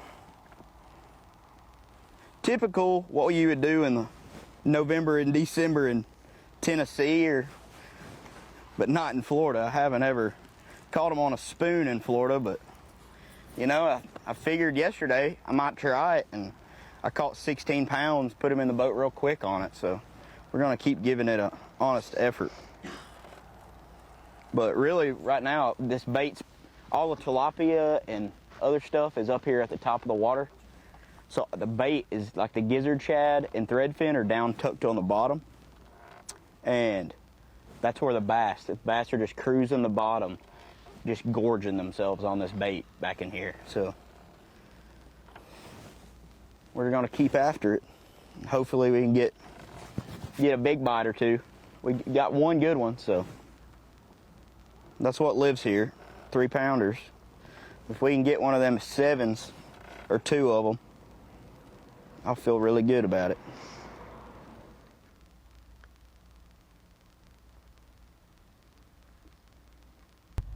If you wonder where Robert G's from, the orange and white cable sheath on his orange and white checkerboard cable sheath will give you a notion that he might be from Knoxville. You know how I badmouthed Jake Latondras for being a Tennessee fan? Well, yesterday he was wearing Tennessee sweatpants, black pants with a big orange tee. I may have photoshopped the hog logo on it and sent it to him, and it took him 4 hours and looking at the photo a couple times for him to recognize it. And he's like, I finally saw what you did with the hog thing. And I was like, good, I'm glad the joke was so subtle it finally paid off. You just got to mete out a little punishment, don't you, Ronnie? You know, I mean, I don't know why I expected a Tennessee fan to get the joke quicker, you know what I'm saying? Like, whoa!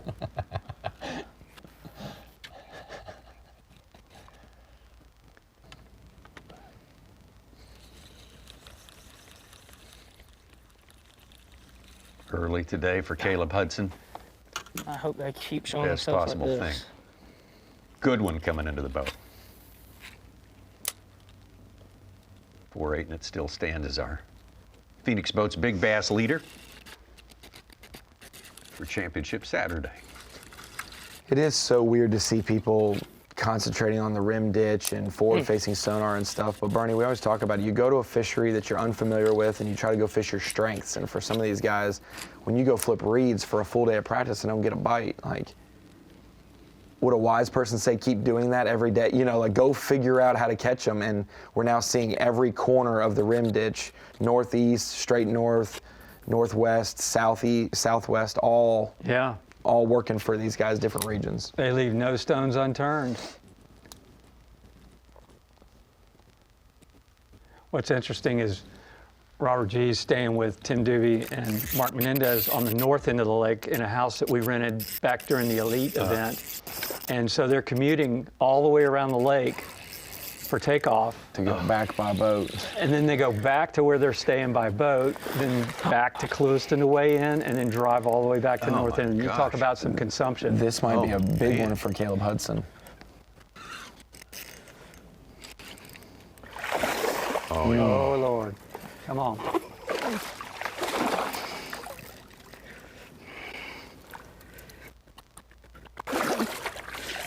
Got her.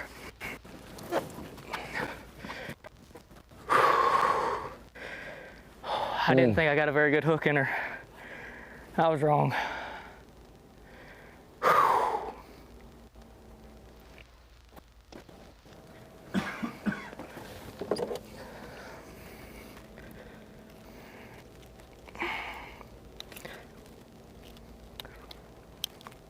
But I have to put another hook on here, I think.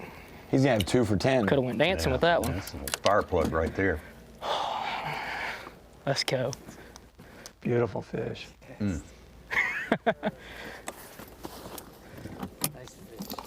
Thanks, man. You can now see how he had 25 yesterday. Yeah. I believe that should be a 5.5 at least. He had 4.5 already. We will see as the leaderboard updates, but 36 pounds to start the day. He had the lead.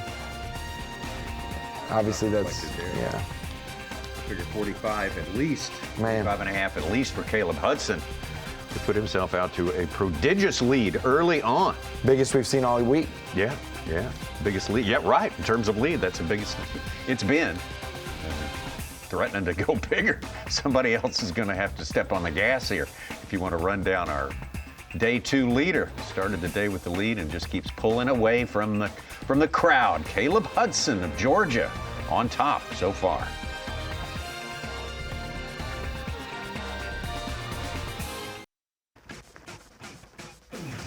Nitro Bassmaster Elite Qualifier at Lake Okeechobee as we move into the 3rd hour of fishing on Championship Saturday. Here today, we got anglers out here, some with multiple purposes, try to maintain their standing, points race, try to be eligible for the Bassmaster Elite Series in 2026, and all of them trying to win this tournament, that is for sure. Win an Open, you are into the Classic. See some good fish coming up. Actually, our leaders put 2 good ones in the boat today.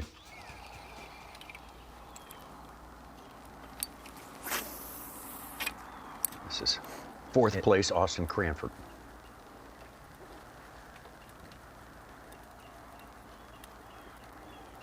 I mean, Caleb Hudson was the guy who, if he lost a certain amount of points, could fall out of becoming an Elite Series angler next year. But it doesn't look like that's going to happen, those 2 fish. Well, he's doing what he can to prevent that from happening.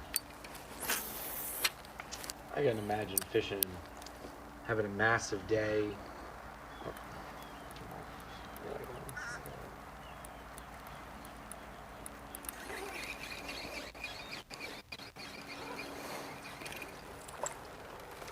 Couldn't imagine fishing a whole season, Tommy, and then it comes down to a massive day, like 25 pounds yesterday, to then vault you not only into the elites, but also really close to the Classic. You just have to do your job today. Like, that is truly bases loaded, 9th inning, home run, grand slam, World Series type deal. A weekend he will never forget, for sure. Such, off the top of your head, do you know what percentage of anglers out of the field 75 caught limits both days so far? Well, there's 47 guys on the first day and 40 yesterday on day 2. So, but how many caught a limit both of their days? That's what you said. Oh, you want both days? Yeah. Would you say 60% of the field was able to do that? As much as that? I wouldn't even think it'd be that much. You know, 29. 5 in the top 29. 10. 29. So that's... Had 10 fish over 2 days. So that's barely 33%. Yes. Yeah. Around 60. Yeah. That speaks to the conditions. Cold front tailed that. Yeah, 33%, that's right. 29 guys did it, and the lowest of them finished 47th. So you had 18 guys who didn't even get limits in days, 5 of them fishing our day to day, but 13 others who, one fish could have got them in the top 10, one fish could have got them in the elites.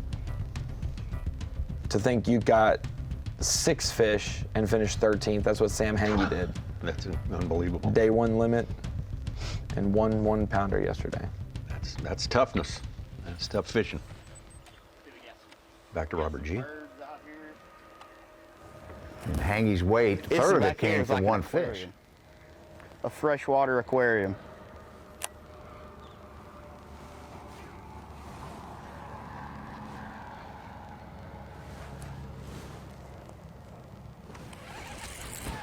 Got him one.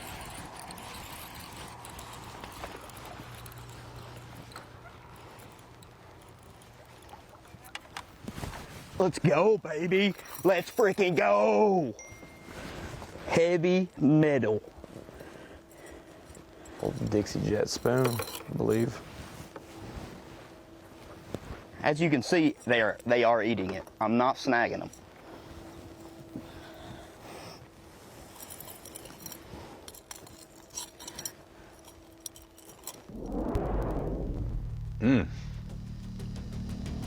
It's impressive.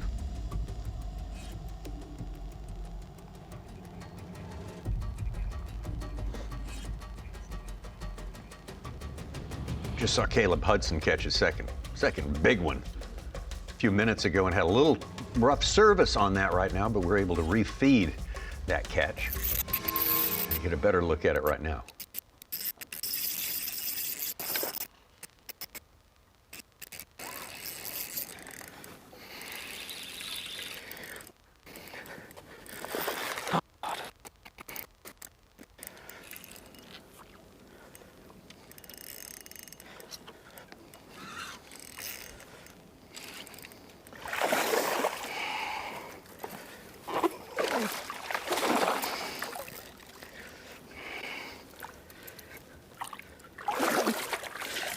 Got her.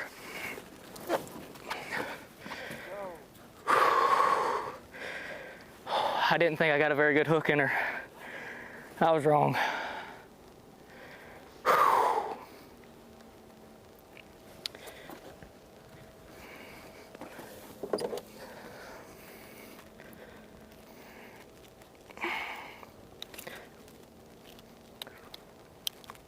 But I have to put another hook on here, I think.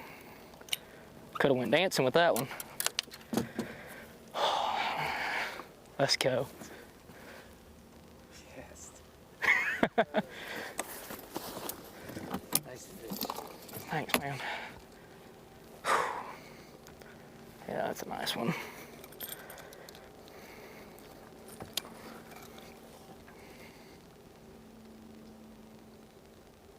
Five-pounder.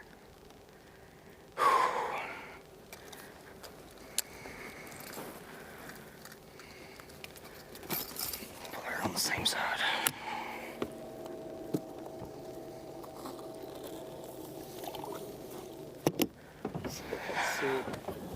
Heck yeah.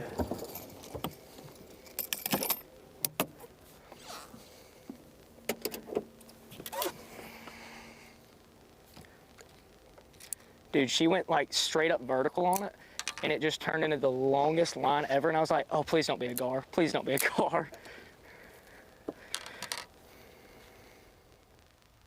4.5 and a 5-pounder, Tommy. Not too bad of a start when you already had a 1.5 pound lead to start the day.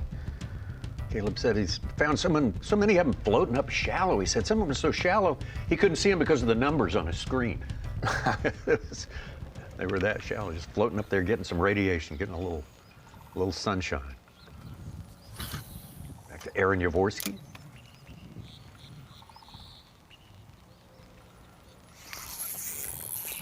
Hooked up. Looks like it might be a good one. Well, let's see.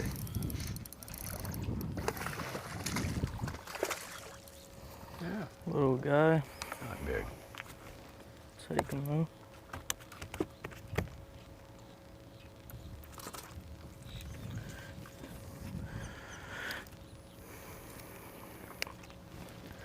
You start getting bigger.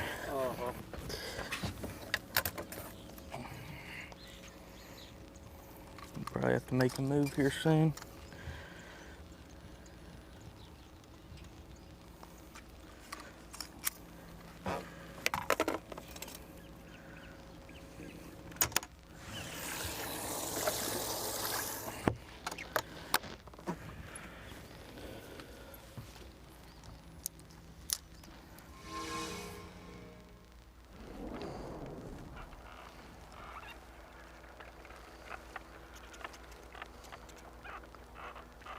Need to get him some glass cleaner.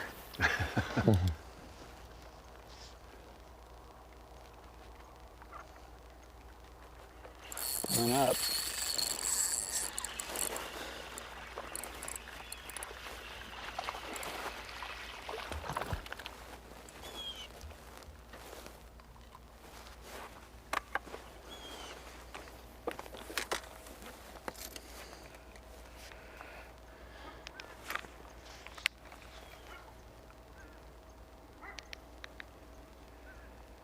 Not a big one, but it is number 3. Number 3.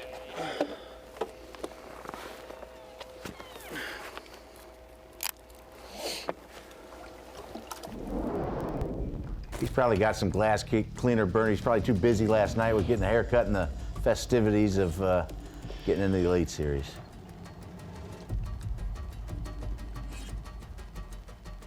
Back to Fisher and I.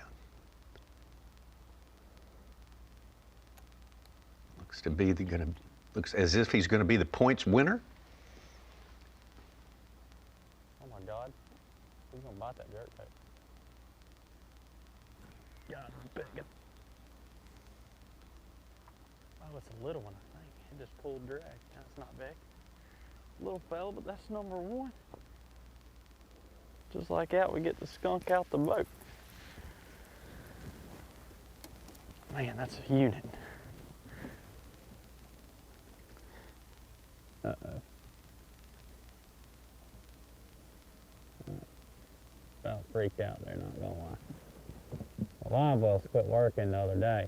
And they started working again, and then they about turned off again right there. I don't know what the deal is, well.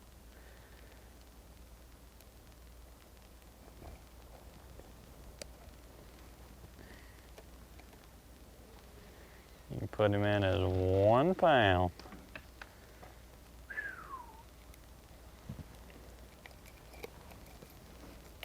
Started each day. Hey, every day.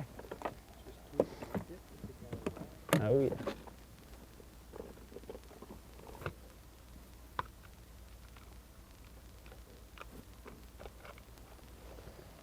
Think about the last 4 or 5 Okeechobee events we've had. Make him look big. You seen that? He's healthy, little fella. Rivette wins on a jerkbait. Polinick wins on a crankbait in the 2 elites. We had Scott Martin, obviously using soft plastics, but fishing them really slow way off the bank. You got guys in the rim ditch, maybe using a spoon like Robert G, maybe using a minnow. Like, we're much different than before, but every time we came here, it's something different. A little bit different twist, yeah. Something. Yeah. Caleb Hudson, we had about a 10-pound stretch between 1st and 10th place, and now it's 20 pounds all of a sudden. Thanks to that one man on top of there, Caleb Hudson, really putting on a show here on Championship Saturday. He wants to go to Knoxville next year and fish the Classic.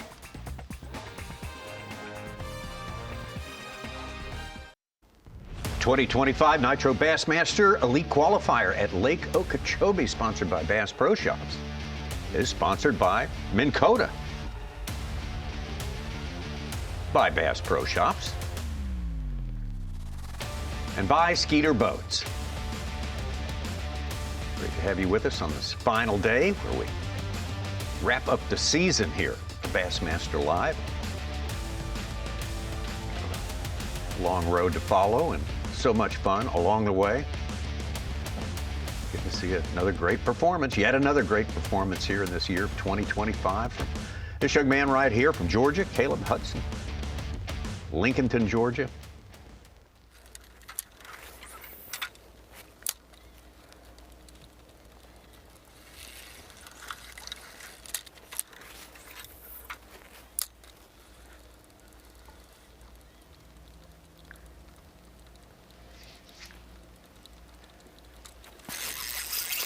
Two big ones in the boat. Looking for a third one here.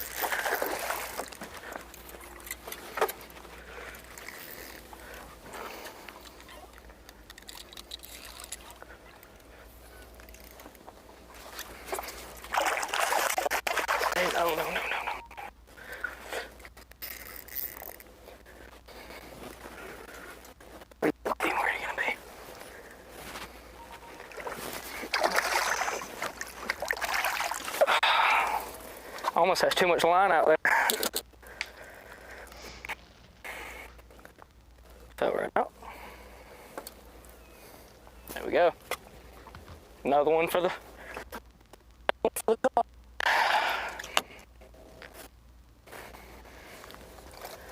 Filling this side up.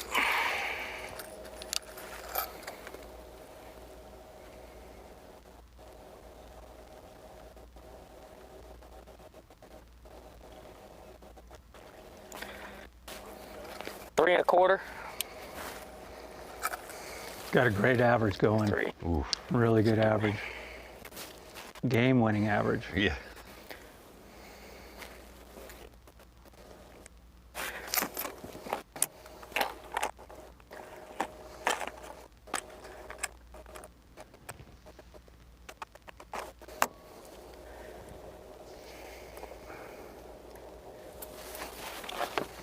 There's going to put them close to 9 pounds ahead of the rest of the field. See how close they on are? visit day. It's so muddy. I mean, you about reel them up to your rod tip before you even realize you got them. I know. There were 2 of them, and I didn't, it was 2 of them like swimming like right next to each other. And I was heading on the first one, and then all of a sudden the second one just like blipped out of nowhere and was like, oh, dook. He's talking about how stained the water is. You don't equate sonar fish, you know, scope fishing with murky water. You don't, yeah. He's really got something unique going. Yeah, he said that was part of the key to success. Key to success there. Back to Fisher and Naya.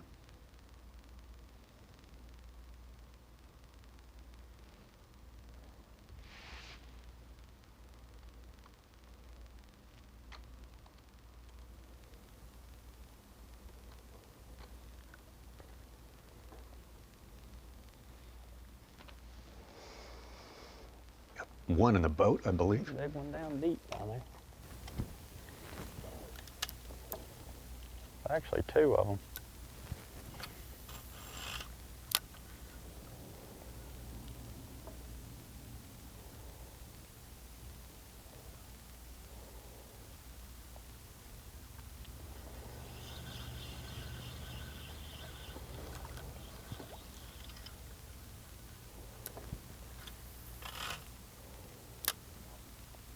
It's a big summer gun, whatever it is. It's a bass. Here she comes. It's a giant. Here she comes. She's gonna bite. Big one. It's a giant. If it's a bass, it's a giant. It's coming up. It's a bass. It's a 7-pounder, I think.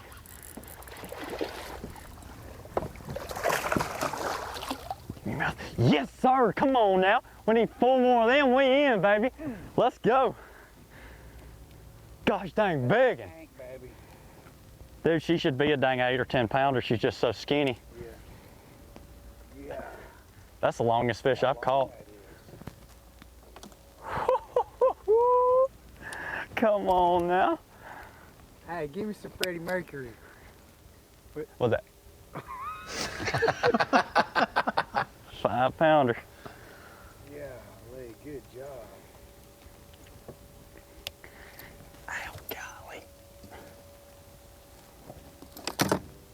There ain't no reason to put a cull tag on that one. We ain't culling a 5-pounder, I don't think.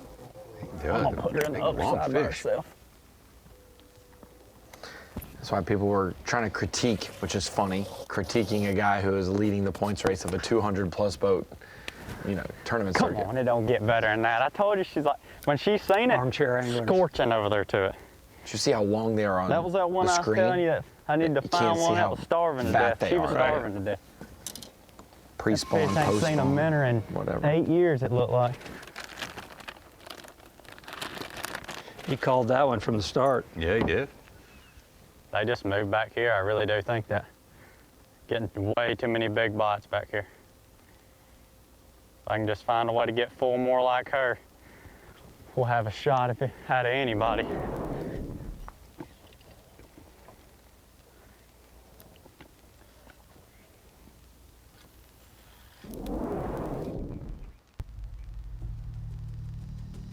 We're gonna head over to Friar Tuck, not too far away.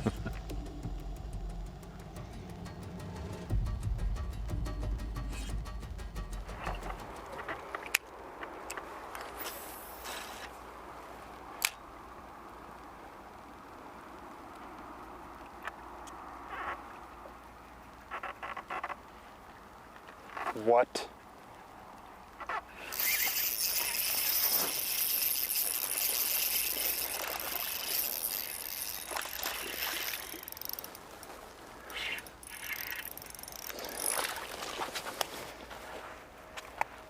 There's a bunch of them right there too.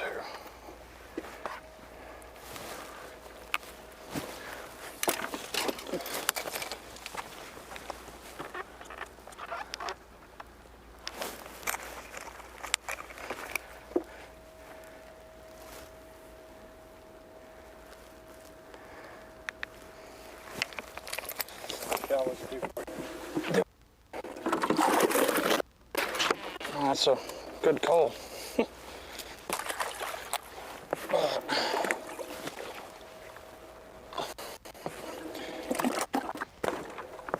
Tristan was Got into a little zone. first guy to a like, limit by a long shot. I guess the new monastic haircut. Yeah. May be responsible for that. Little flurry. Last one I just lost. You gotta see my barber. Yeah, no kidding. Hey, give me one of those Tristans. Yeah. Hey, Russ never said he was a stylist. He said he was a hair cutter, and he did indeed cut the hair. Did not style it for him. That was a butcher job. I think there was lawnmower skills coming into play on that haircut from what I could see from that video. But Caleb Hudson giving this field a haircut early on Championship Saturday. Moving out big time. Big ones in the boat. Robert G doing his best to hang in there. And Tristan McCormick up in third place as it stands right now. Yavorski, Anaya, Cranford, Lochney, and the rest. Plenty more fishing on the way.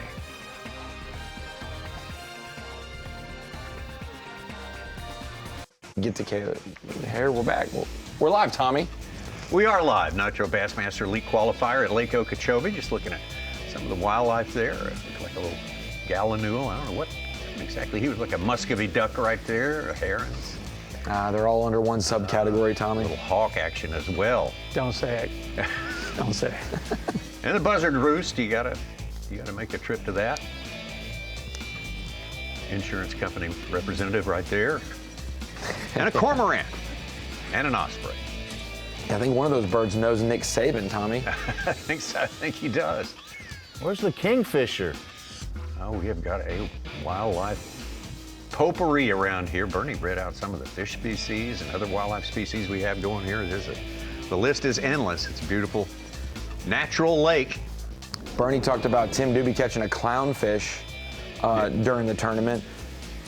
Joey Nania caught 3 peacock bass in the J&S Canal. Wow. I did not hear about that. Let's get out to Aaron Yavorski, Florida angler, on this final championship Saturday from Palm Harbor. That's the Tampa area, isn't it, Bernie? Yeah. West Coast. What a great shot. That is a good shot.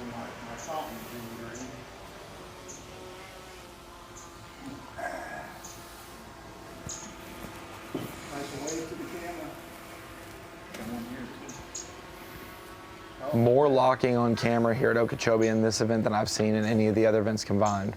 Yeah. You know, we might have seen guys already be locked in, but with our live times, we're seeing the whole process. Yeah. My rod's not straight. I don't want you touching my rod. A lot of locks to choose from, too. I started looking and told Sam to take a picture. Aaron Yavorski with 2 small ones in the boat. We get out over here. I'll pull up just where just to have here a little ways. I'll get off to the right side so Thank you. can scoot on by me. I appreciate it. I'm in no hurry. It's a lazy day for us.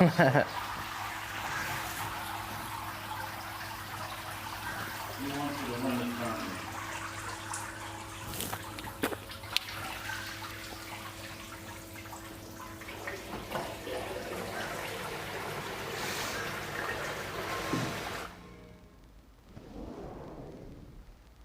Back to your leader, Caleb Hudson.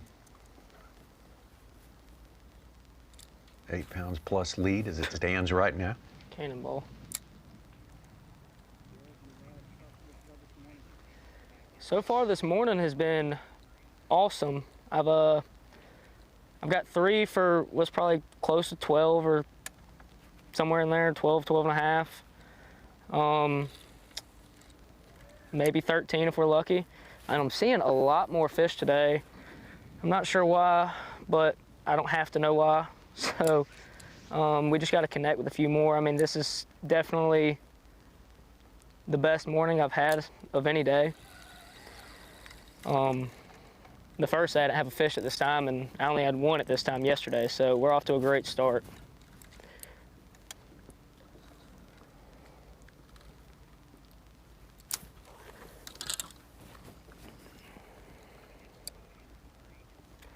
I've also noticed a lot of them floating a lot higher today. I don't know if it's the slicker conditions at least, or if it's just that it's finally warming up a little bit, but I think these big females are definitely moving around a lot more today. Just got to intercept a few of them. Kind of a difficult technique for really high riding fish. Normally, Bernie, you kind of cast out and get to line it up and hold it above them. But if you're splashing right above their head, it could be a little different kind of process. You might see people switch to a jerk bait or something else, top water even.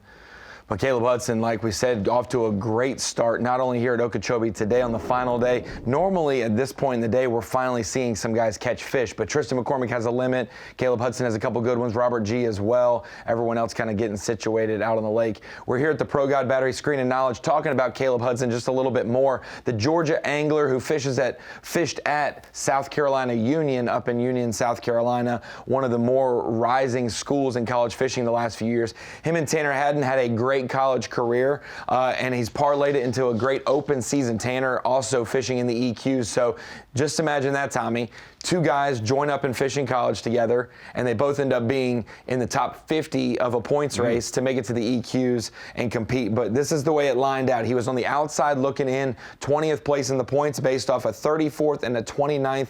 So you're averaging a 32nd place finish, Tommy, and you're 20th in the points race. He upped that big time by being first after yesterday, almost locking himself in today. And that puts his average about 21st overall, 21st for an average of 3 finishes, and it has him in 8th in the points race. That just shows you that it was a little bit harder than we projected, but we weren't far off on our projections.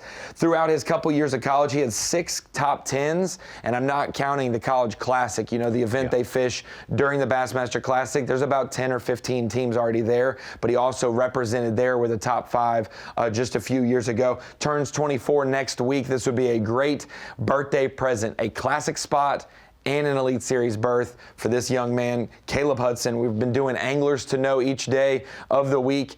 Sam Hangy, Austin Cranford, Caleb Hudson, a couple names that you need to know for this tournament that have factored, but also that you'll see all year long and for the next 2 years on the Elite Series, at least. We've had some notable rookies come out of the state of Georgia the past couple of years, for sure.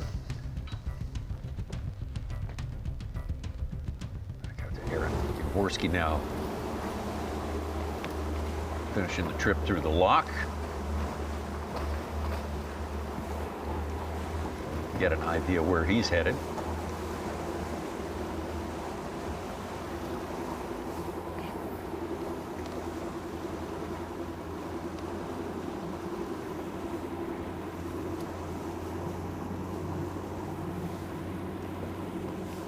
Some gnarly rocks at the mouth of all these locks. When they dig these out, they throw them all out here, so you gotta be careful whenever you're running through here, getting on and off plane. Yeah, it wouldn't be good to bang into them. No, I've done that a couple times out here on this lake. It's not fun. That water may look black, but it's got good clarity. It's deceiving.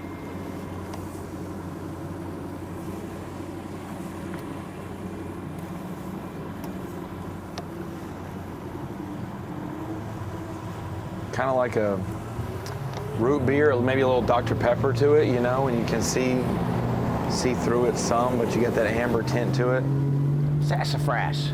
Sassafras. It's a good quality water. Yes. You know, it's not roiled up. There's not a lot of sediment in it. It just looks that way. What's the bottom like through most of Okeechobee, Bernie? A lot of the lake is firm. There are soft bottom areas where the substrate's just years of decayed vegetation and just gets real mushy. Yeah. But for the most part, it's a pretty firm bottom lake. People used to wade Moonshine Bay. I mean, that was the deal. You'd park your boat, get out and wade. It was sand bottom, beautiful. Hard sand, nice stuff. Yeah, like the beach. Yeah. The middle of the lake has shoals. You know, there was one year where we had super low water conditions, and Mickey Bruce from Lake Lanier, if you recall his name, did really well fishing out in the middle. It was Clewiston Reef, I think is what they refer to it as, where you go out to Clewiston Cut and where the channel makes a left towards St. Lucie Canal. Come back and get it. Big area of shoals. Oh my gosh, dude, that was a freaking giant. Oh, he's coming back.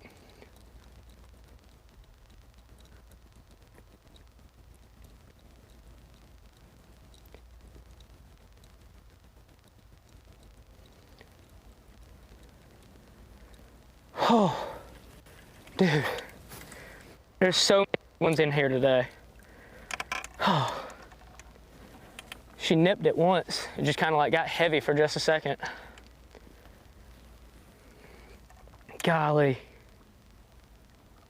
And this place has some giant boulders that you wouldn't expect to have in Florida, for sure.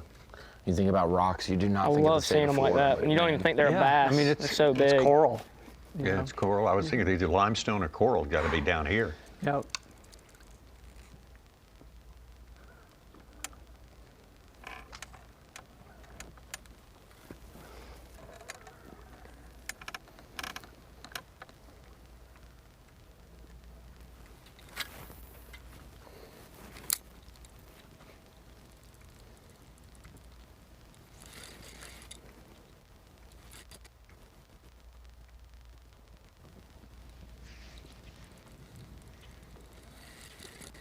That sucks.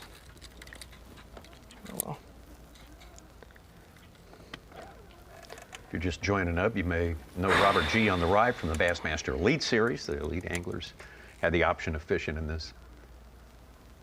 this last leg of the season, and he has come over here and he's using his heavy metal approach here. It's a big old spoon, which.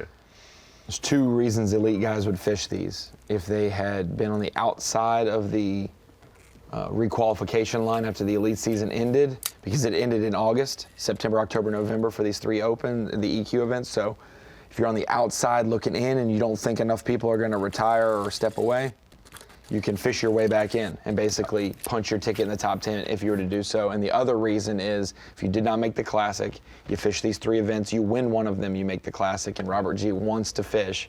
It doesn't say visit Knoxville on his jersey because he's just a big fan of the city. That is where he's from, where he went to school, and where his allegiances lie, and he would love to weigh in at Thompson Bowling Arena and fish his home fishery.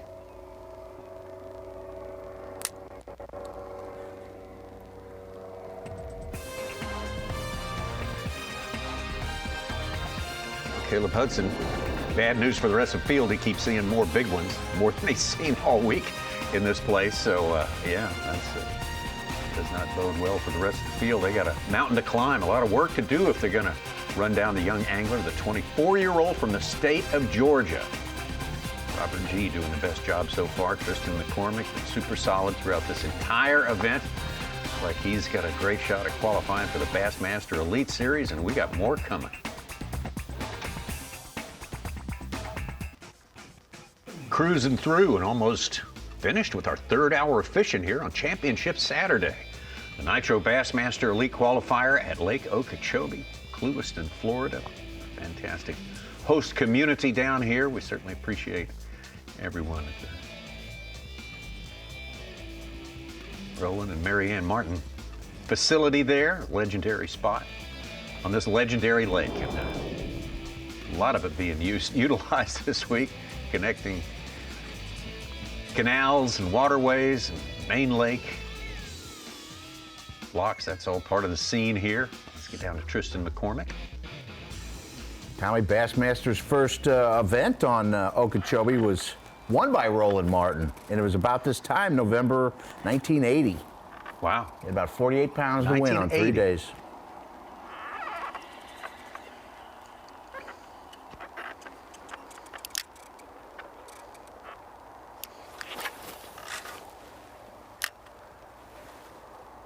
Coming up. Oh man, he's getting some interest there. Yeah. Whole school's following it. Ah, that first one was a freaking good one, dude. Gosh, dang it.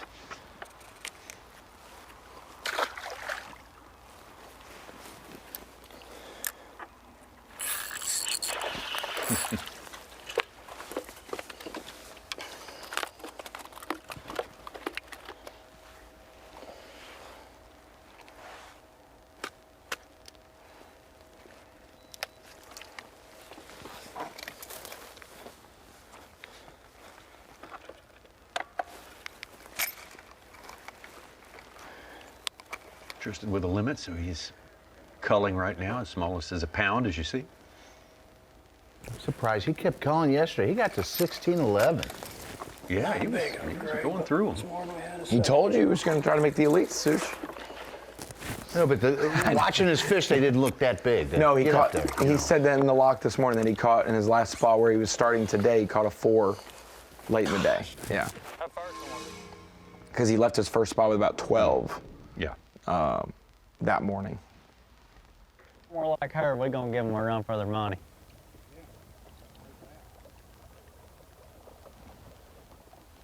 This guy caught a key late fish yesterday as well. Yeah, 6-pounder, wasn't it? I believe so. Caught a 5.4 a few minutes ago that has the frame of a 7-pounder, for sure. There's a big head. Yeah.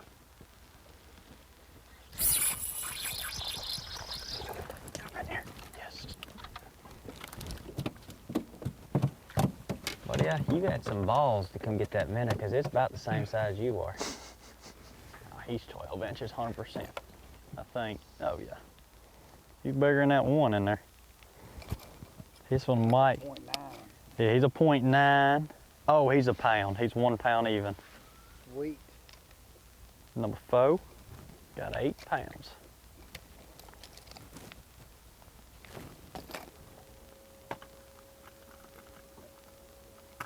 He's ahead of schedule. Mm-hmm.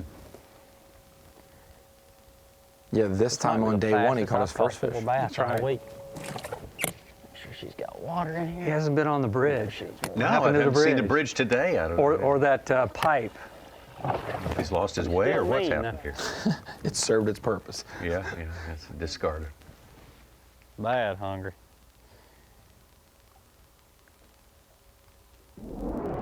Fruitful week for him. He's going to be cashing some checks.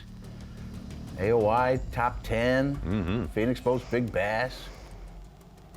Pay for all those rods that got broken on the run across the lake yesterday. Or was it yesterday or the day before? Oh, that was Colby that was Dark. Colby Dark. Colby. That was Yeah, Dark. Colby Yeah, had that's who himself did a that, day yeah. yesterday that Oh, you do man. not want to remember.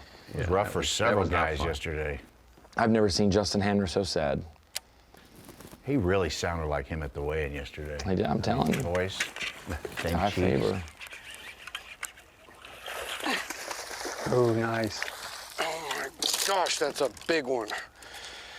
All right, we got 2. Look at that sucker. That bait is gone. You can put your whole hand in their mouth.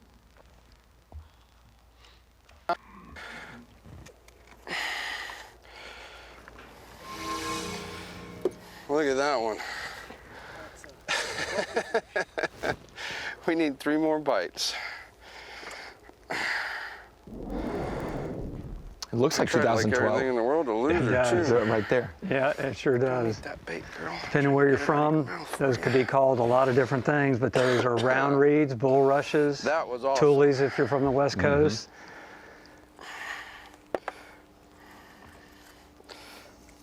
Okay. Hours of boredom interrupted by seconds of That's a excitement. good We one. just need 3 more times like that. That's all. But if that don't get you fired up to go bass fishing, I don't know what else will.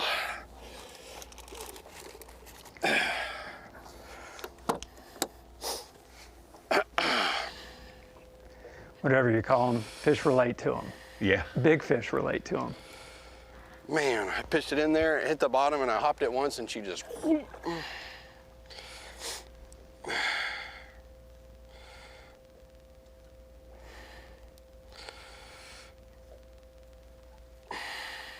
to put that fish in as? I don't know, what do you think, 6? It's gonna be like 6, 6.5. Yeah, I'd call it a 6-pounder. Not super fat, but man, was she big.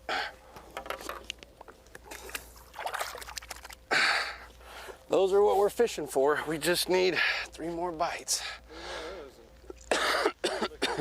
Yeah, that was awesome.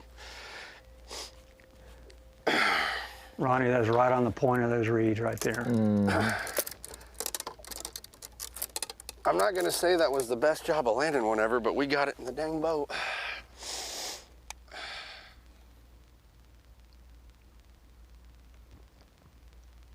Man, I've seen I've seen enough good flashes from Ty Faber over the last 6 or 7 years that he didn't get it done this year, and he's top 20 in points, but it's going to happen. Yeah. It's going to happen. He'll be maybe the first elite pro from Colorado. I don't know. Could be. Maybe. As far as I know, I can't think of any. Look at that one.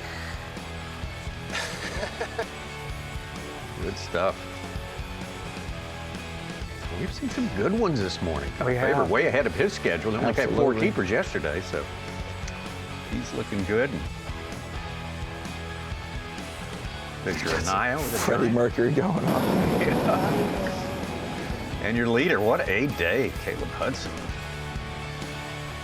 Almost 13 pounds an hour. 3 fish. 3 fish, just stretching out that lead. Last 3.5, 4 hours of fishing of the season, Tommy. That's right. Classic spot up for grabs. Big day, big day. It's going to continue our coverage. We're going to step away for our customary noonday or midday break for sure. We will be back to continue for the last 3 hours of fishing starting at 4 hours of fishing starting at 11 a.m. Eastern Time on Bassmaster.com and today on Roku Sports as well. So we will meet back up with you when that time comes around.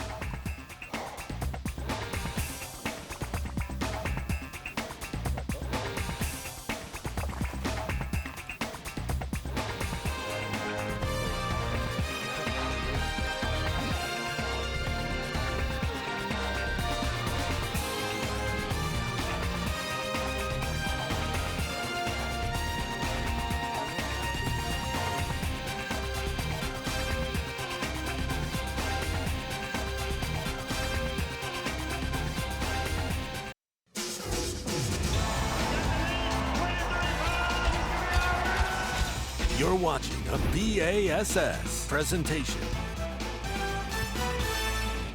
We are back and ready to roll into the second half of our fishing day. Very crucial day, the ultimate day, championship Saturday. The 2025 Nitro Bassmaster Elite Qualifier on Lake Okeechobee, and there is our massive playing field right there. Roland Marianne Martin's Marina there's our headquarters. Certainly appreciate everything that they provide. We'll take a look at our anglers, the final field, and how they are distributed around this lake. It's a little bit of a bias toward the west side, of course, but that's nothing unusual. Literally around this lake, Tommy. Yeah, that's where they're distributed. They are. There's some of them very far afield. Caleb Hudson, though, young man took the lead into day number 3 and just proceeded to inflate it a little bit more.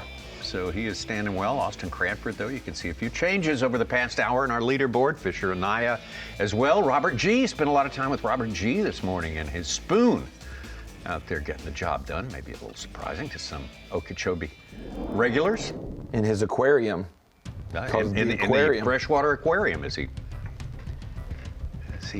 described it. We'll catch you up on some of the stuff that's happened while we were away in our customary midday break, and Fisher Anaya coming here with the lead in the points and doing everything he can to shore that up and keep it right where it is today, and this was moments ago. Don't you sling that thing, you big son of a gun.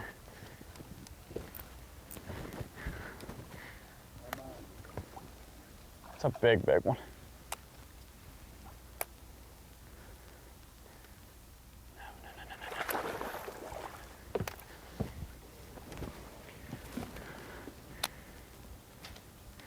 Come up in here and take a ride in the Phoenix, baby.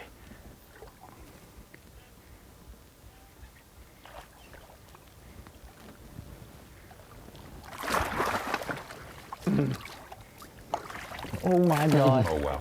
Got him.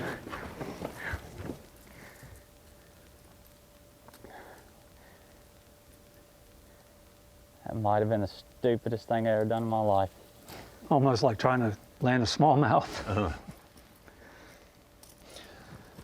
Like your little cousin, you keep dunking in the pool and he's just going up and down.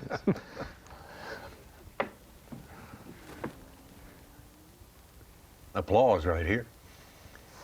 That's a good one for sure. How about one of them big ones, son? His average over 3 days has to be really Almost strong. messed that one up.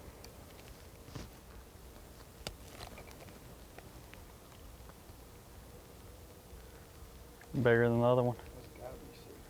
552, 5.5. Yep, 5.5. We're up to 14 pounds. I done lost his. 3 more than that.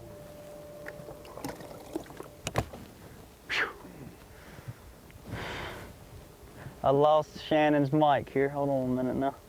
I'm gonna take his hoodie off. We're gonna spend all day back here. There's another one with him. Yeah, he's caught an 813, 2 5s today, a 6 yesterday, but everything else is just a pound. Like Right. it's do or die. He's catching the most big fish we've seen, but he has nothing in the way of 2s to 3.5 pounders. It's Right. just, measure fish and fish you don't ever have to measure. The second 5-pounder today, though. How about Austin Cranford? Austin Cranford, great day yesterday with some key fish that certainly put him in the conversation for winning this tournament here. It's a keeper. This is some of the fish he caught. He actually caught him real good during our break time, saving it for the hour off we had on Bassmaster Live.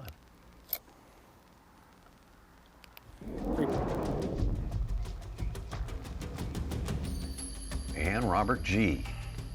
Robert G, the Elite Series, current Elite Series angler. Here to ostensibly to get a slot in the Classic for 2026.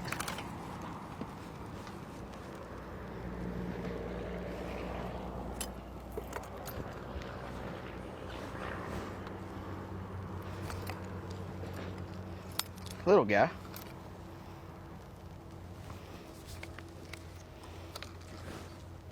No, he ain't even a 2-pounder.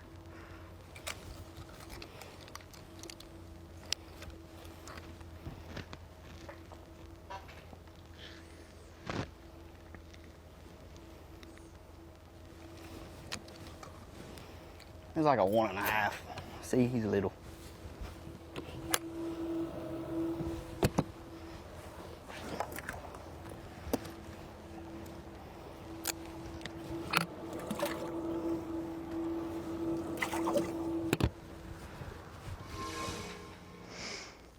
Let's take it over to Ty Faber. This will be live with Ty. Really right on schedule today. In fact, ahead of schedule. Every hour and a half or so. Got 2 good ones in his boat.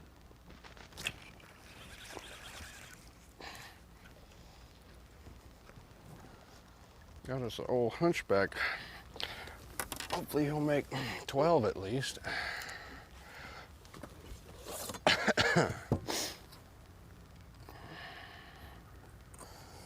Oh yeah, he's 13 and a half.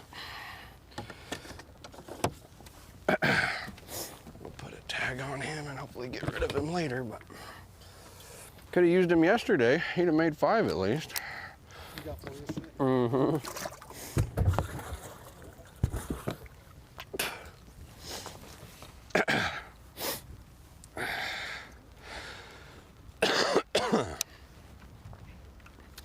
Maybe they're gonna start biting, I don't know. It is warming up, I just felt it. It is. It's up about 5, 6 degrees.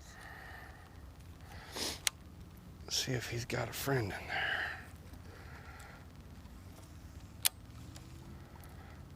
That was not what I was expecting to come out from under that mat.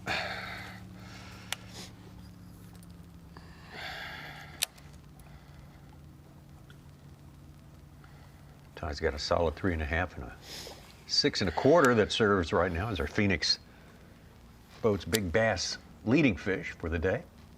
Tommy, he's fishing West Wall, which is just to the left as you exit Clewiston Lock. Go out Clewiston Cut and hang a quick left, and he's right there, and he's got it to himself for sure. Yeah, he's been left alone. A lot easier to do with just limited field out there. He's from the portion of Colorado. It says Pagosa Springs. Oh yeah, I've been there. He's close to New Mexico, closer to New Mexico than what you would think Denver and all that stuff. Yeah.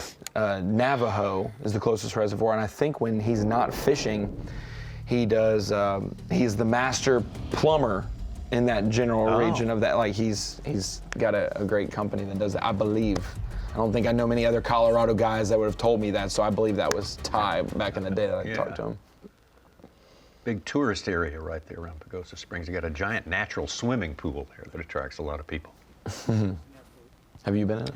Yeah, been in it. It has definitely slowed down for us. I assumed this would happen. It's been like this every day, midday. Still seeing them though, which is really good. Not really too worried just yet. I'm hoping, I'm hoping in about an hour they'll start to fire back again and we can go back down this stretch and catch them. That's how it has been. They bite first thing, and then it gets pretty tough until about 12, and then they'll kind of fire back up a little bit. You still just got to kind of run around and weed through them, but this is pretty par for the course right here. Pretty slow midday. Caleb's got 3 quality fish in the boat, a 4.8, a 5, and a 3.4. That's the start of a great day right there.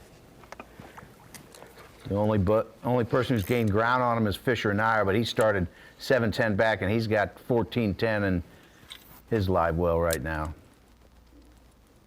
He's still 5-12 back.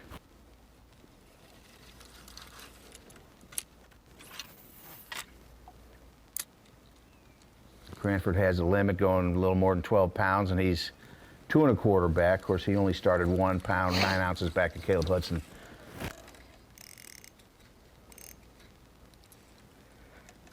Where we're finally getting up to in the canal has been my best stretch so far, so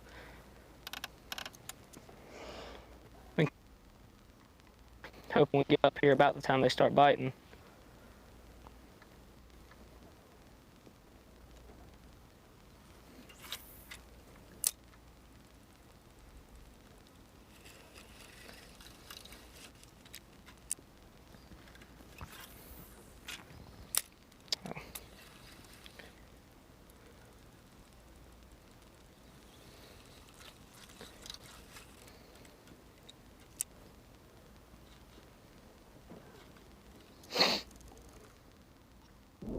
Kind of been hugging that center line all the way down these waterways this morning is Caleb. Leaving the bank alone for the most part. And back to Fisher Anaya, who just proclaimed he's going to stay in here. Gosh, dang it. We're getting swerved. Finally caught us 2 big ones just a minute ago, but there's some more in here. Just got to figure out a way to get them to bite. They're really smart. I don't know why there's nobody in here, but these suckers are smart, so we're gonna grind it out. And we do got 5 for like 14 pounds, 13 pounds, so can't complain with that. Been really consistent this week, but we're gonna try to catch 1 or 2 more big ones.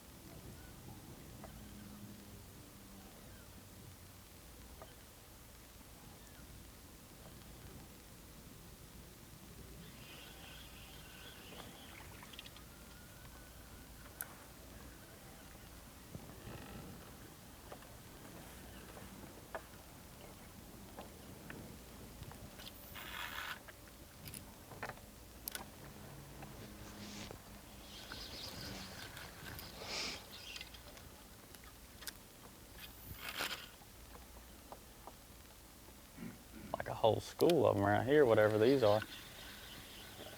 They look a little big to be bass, but there's a bunch of them.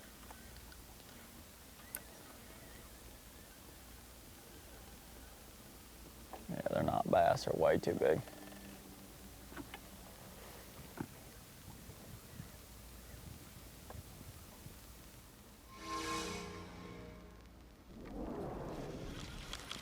Sixth place, Tristan McCormick. Yeah, it's a little bit different scenery, as you guys can see. I don't know, I just had a gut feeling. I've been frogging the last, 45 minutes or so every day. And, I caught a 3 1/4 the first day doing it, and yesterday I, had 4 or 5 blow-ups, and I was just like, what the heck? Let's go catch some on a frog, or try to. So that's what we're doing. You know, I just feel like to catch a 7-8 pounder, this is how it's gonna be. I could do it throwing a minnow too, but I'm just tired of doing it, honestly. Have some fun and, you know, 1 or 2 big bites and we got a good sack.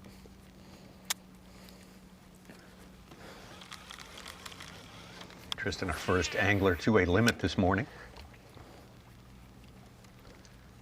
Got 5 for 15.7 right now. Pretty decent day.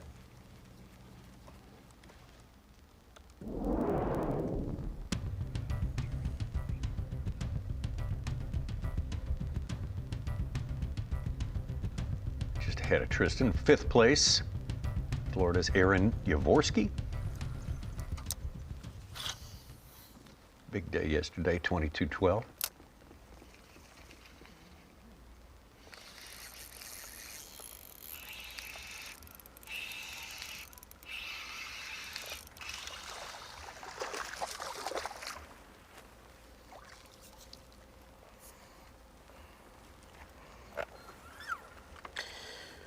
Whoa.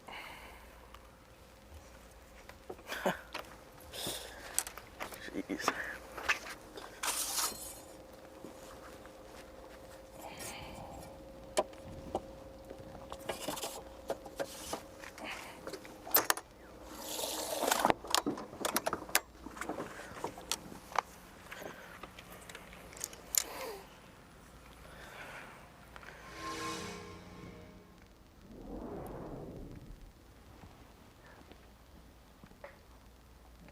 Bass are way too big.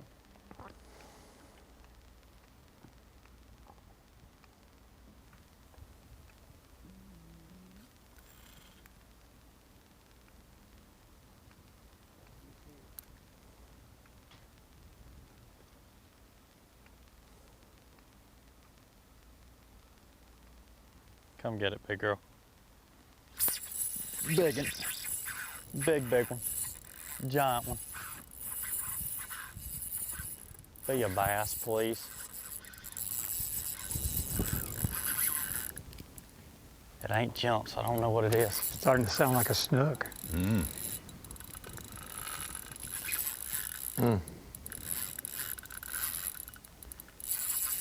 It's coming up. It's a bass. It's a giant.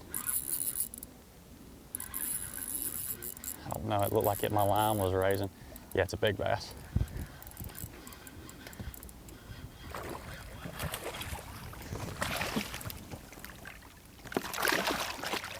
Yes, sir.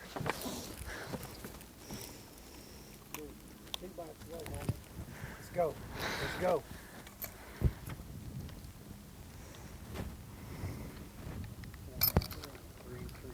Something like that. 4-pounder, 4.5 pounder. Gets rid of number. Fat ones and the long skinny ones. Gets rid of number 4. Way up to 18. Let's go, baby.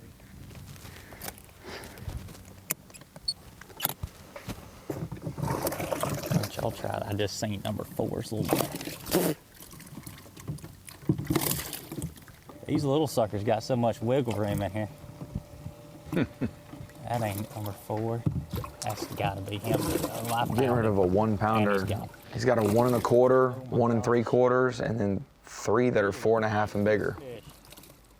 He's gonna be getting up, crowding into Caleb Hudson territory here if he keeps that. He's that definitely encroaching on it. If he said he's got 18, that's another 3 1/4, and he's only 5 something back. He'll be he'll be within a 1.5 pound of the leader zone.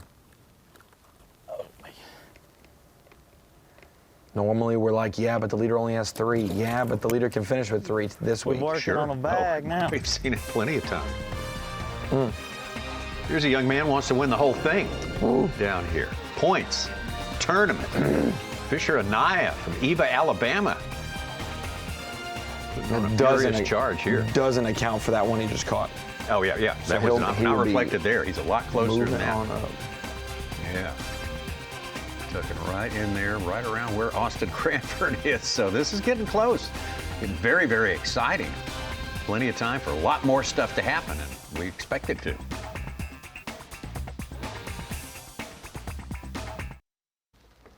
Bassmaster Live Championship Saturday, the Nitro Bassmaster EQ Elite Qualifiers. This is the final wrap-up. All scores are settled on this day. Our coverage brought to you by Skeeter, presenting sponsor Bass Pro Shops. We're so grateful for all of that. Grateful for you to be here. Spend some of your Saturday with us here. We welcome you back into the Bassmaster Studios, sponsored by Marathon. Sanders here, along with Ronnie Moore, Mike Sukon, the great Bernie Schultz. I can't thank you enough, Bernie. And we still got to get a whole lot more action out of you today, because we've got your commitment to stay here for the next 3.5 hours. Basically, these guys have got. We won't be on the air for that entire time, but we'll take you very close to weigh-in time at 3 o'clock.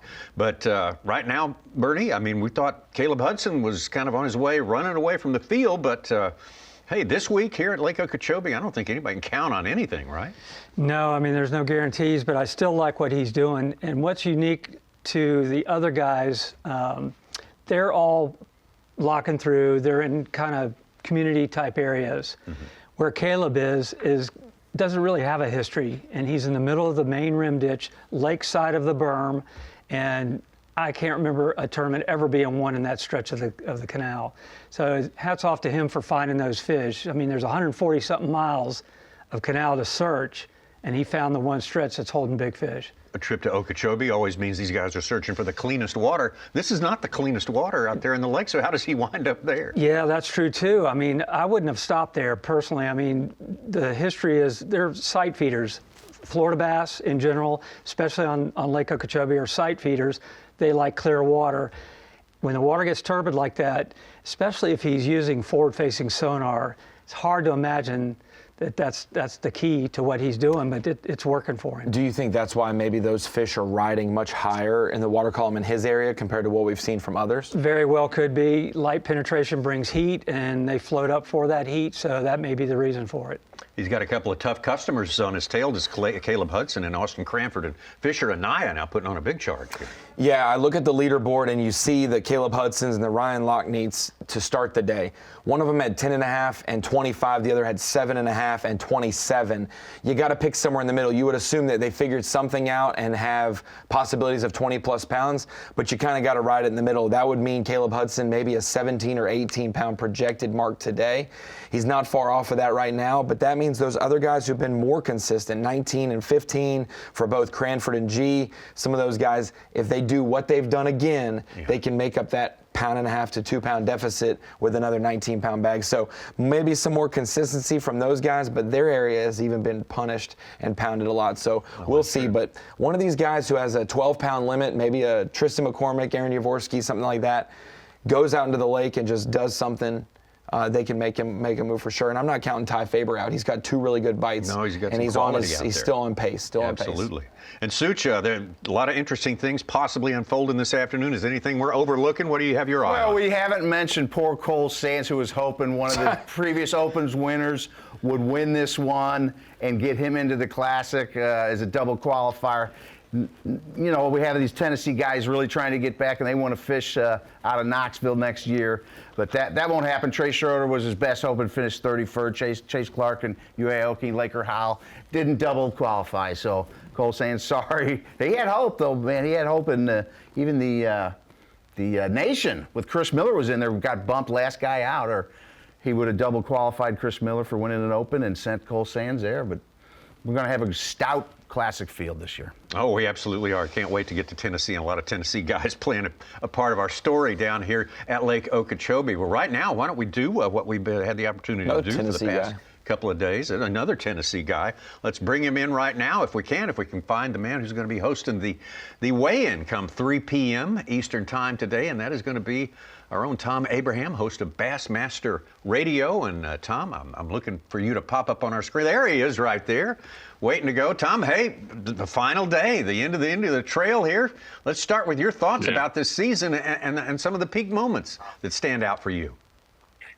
Well, I'll tell you what, it was an incredible season on the opens, just like it was on the elites. But then this EQ thing, the tension, it was absolutely amazing throughout the emotion, and sometimes it doesn't come through the camera, when you're watching a weigh-in or whatnot. But I got these guys standing next to me, and Tommy, they're shaking, some of them, and some of them their voices breaking up. And then yesterday, guys getting to the end of that long grind, all the way to mid-November before everything was decided, and of course, most of the field going home yesterday after that. Some guys just absolutely fired up about next year and getting going again in January at Kissimmee, and other guys talking about they weren't sure yet what they were going to do and so on. Nobody should make a decision in the first 2 weeks at the end of a season because, everybody is worn out, and then they'll get the juices flowing again pretty quickly. But, the other thing I just want to take a second to mention, being on site for all of these events here and what's going on today, like behind me here, the crew is amazing. The Bassmaster crew, the way they set up and put on a show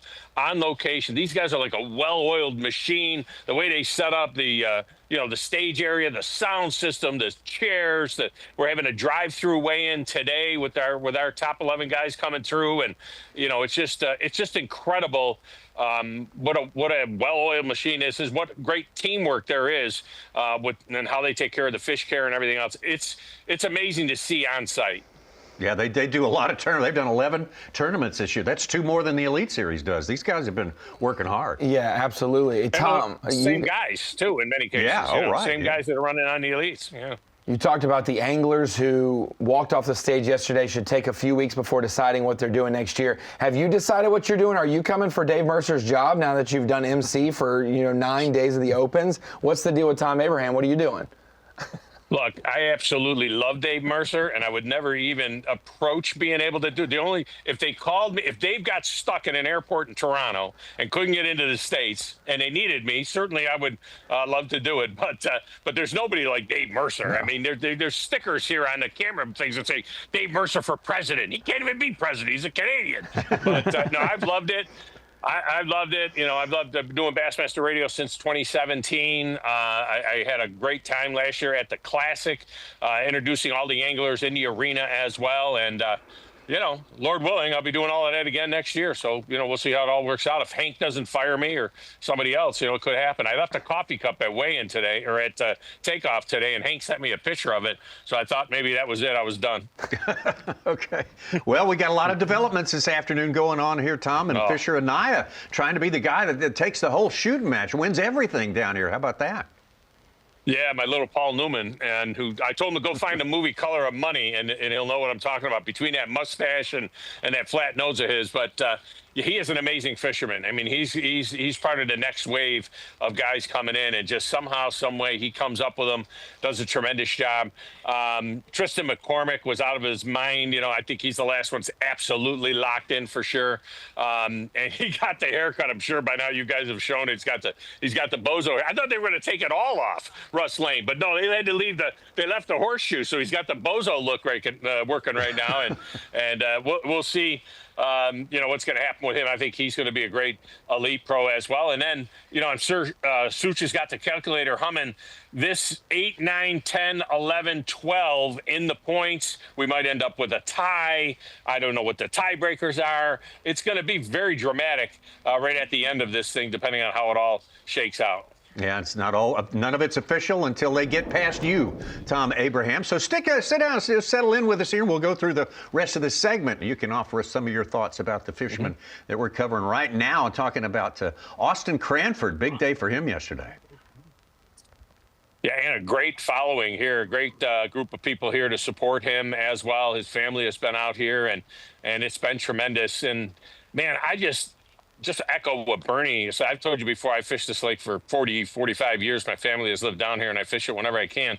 I just never seen. It's just amazing to see a Lake Okeechobee tournament with basically everybody in canal system. I mean, it's just unreal. I don't know if it's because of the forward facing. They're finding fish that they wouldn't have found in the past. Russ Lane, seeing a veteran like Russ Lane, working the bank and then looking over his shoulder with the forward facing and seeing a school in the middle of a canal and putting a spinning rod on them. I mean, this is an Okeechobee that I am not familiar with, that's for sure. Got to see some heartbreak on the stage yesterday, but if you got to watch Bassmaster Live towards the end of the day, Austin Cranford finally got his wish and started catching them, declared this was the fish to get me in the Elite Series. I'm all good. Catches 1 or 2 more, doesn't even have a limit, and goes and finds Matt Adams. And so when these guys have a long season, camaraderie, and yet the moment Austin Cranford's having his best success, the first thing he thinks of is, I got to go get my buddy to try to help him get in the elites as well. Yeah, it's been a tremendous, the amount of cooperation that you see, you know, between these guys, and especially when they're locking through, and people say, look, this is like one of the biggest inland lakes, maybe the biggest inland lake in the continental United States. There's everywhere they can go. The lake fish is kind of small sometimes, and the cooperation amongst the guys as they were going through locks and deciding, all right, I'll go left, you go right, and so on, has been really something to see. And you know, these guys they all have great hearts that way, and it's been a lot of fun to watch and follow for the last 3 months. Let's move from Austin Cranford, just not far away. We pick up Robert G. Robert G. obviously came down here to put himself in the Classic. Boy, he hit the top of the leaderboard for a minute yesterday, and I'm kind of pulling for this kid. I just love to see him in Knoxville with his checkerboard jersey. It'd be such a popular thing, and he's going to grind it out right to the last cast and try and do something and win his way to the Classic, which would be a heck of a story. Which we thought, Tom, I mean, based on what the elite anglers said, they wanted to fish more events into the fall. So Hank Weldon, and they came up with this system to allow elite guys to fish these 3 EQs. But really, we only saw 9 or 10 guys tops do it, and a lot of those were just Champlain. But this is what the whole avenue is for, to maybe reclaim your spot and requalify for the elites, or make the Classic. We had 55 guys miss the Classic from the Elite Series, and only 1 or 2 chose to do this. It's a not free entry, but this is a free opportunity to go do what you think is the biggest event of the year and fish in the Classic. I was surprised Robert G was one of the only ones. I was stunned. I'll be totally honest with you. I thought we were going to have 30 elites doing this. I thought we'd have those guys from 80 to 100, and you know the names. They're on the sheet there. We know who's not coming back, and for them to have the opportunity to fish their way back in there, and do that, I was stunned. I'll be totally honest with you. I thought there'd be 130 guys at every tournament, and there'd be 25, 30 elites trying to work their way back in. And, some guys, as you said, started at Champlain, and then they kind of slowly fell off.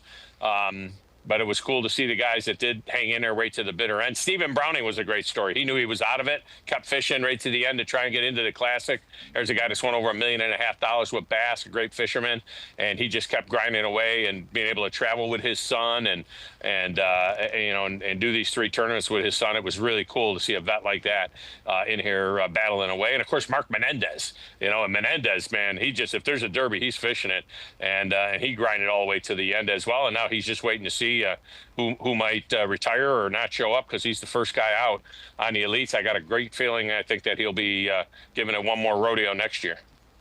All right, Tom, thank you so much. We appreciate your insights, your experience, and your team effort all year long out there. This is wonderful part of Bassmaster, one of the Bassmaster platforms, a very important one. So, Tom Abraham, we will see you at weigh-in time. And 3 o'clock, that's when it's coming up. What about Tyler Campbell? No, I'm just kidding. Not now, Tom. We're not Bassmaster.com. We're going to have that weigh-in for you. 3 p.m. local time. That is Eastern time. That's the check-in will happen, and immediately on the heels of that, Tom will crank the weigh-in up, and then everything will get made official. Everything will be decided, and the year of 2025 will be in the books. Appreciate you being with us. We got plenty more time. We got a lot more time on the water with you here on Bassmaster Live on this still Saturday morning.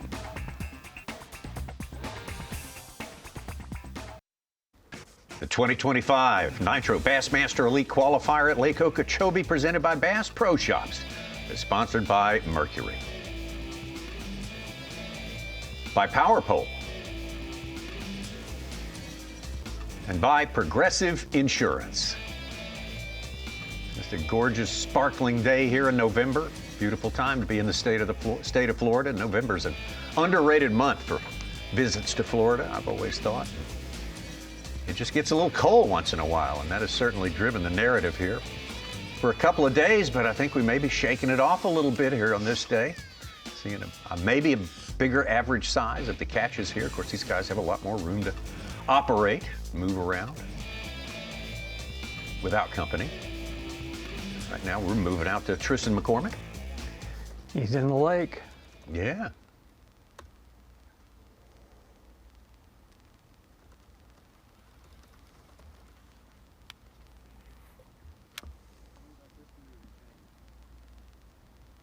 I had one good bite in practice flipping in this little area, so I said, heck, we're right here at it, might as well come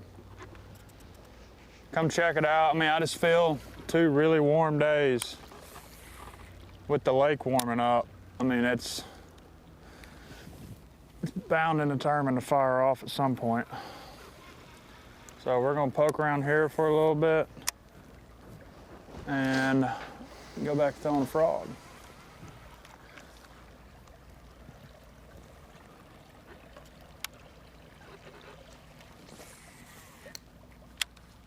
I was talking to Tom Mann Jr. before I came to Little Rock, and he said the last few tournaments have been won decisively with either a frog or flipping or both. Really? Yeah. Boy, we got it good enough here. And that's a full-grown one.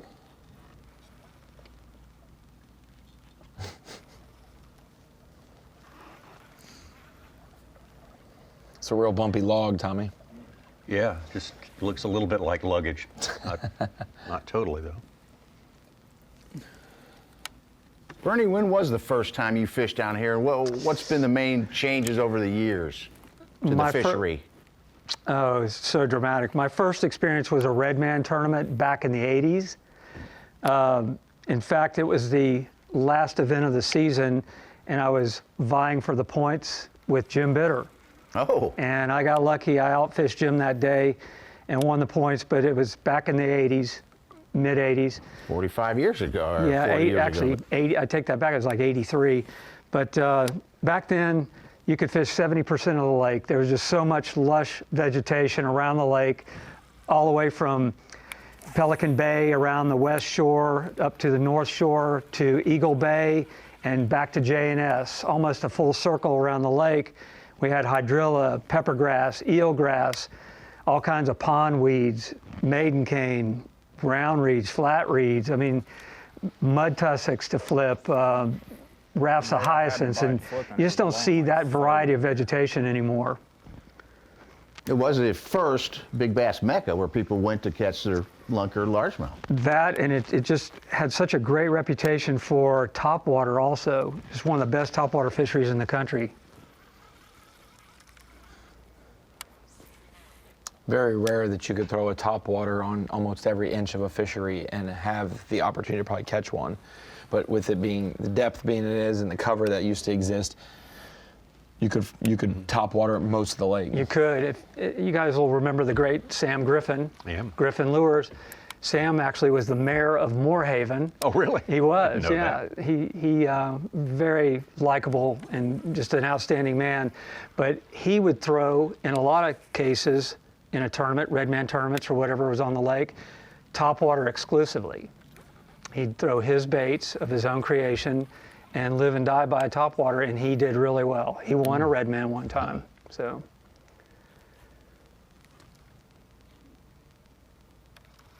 Been so many great fishermen on that lake over the years. Richard Nix, Steve Porter, Russ Bringer, Roland. I mean, there's a lot of, McMillan, all the McMillans. The McMillan family, yeah.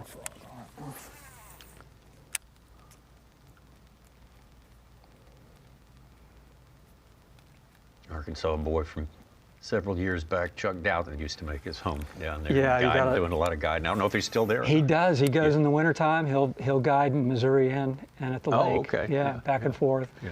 Great guy. Former Miami Dolphin, I think he was. is. Yeah, he was. Yeah.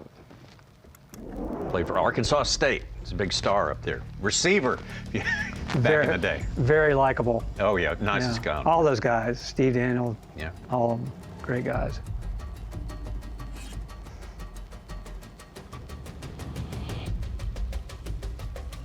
Three-and-a-half pounder will put him in the lead.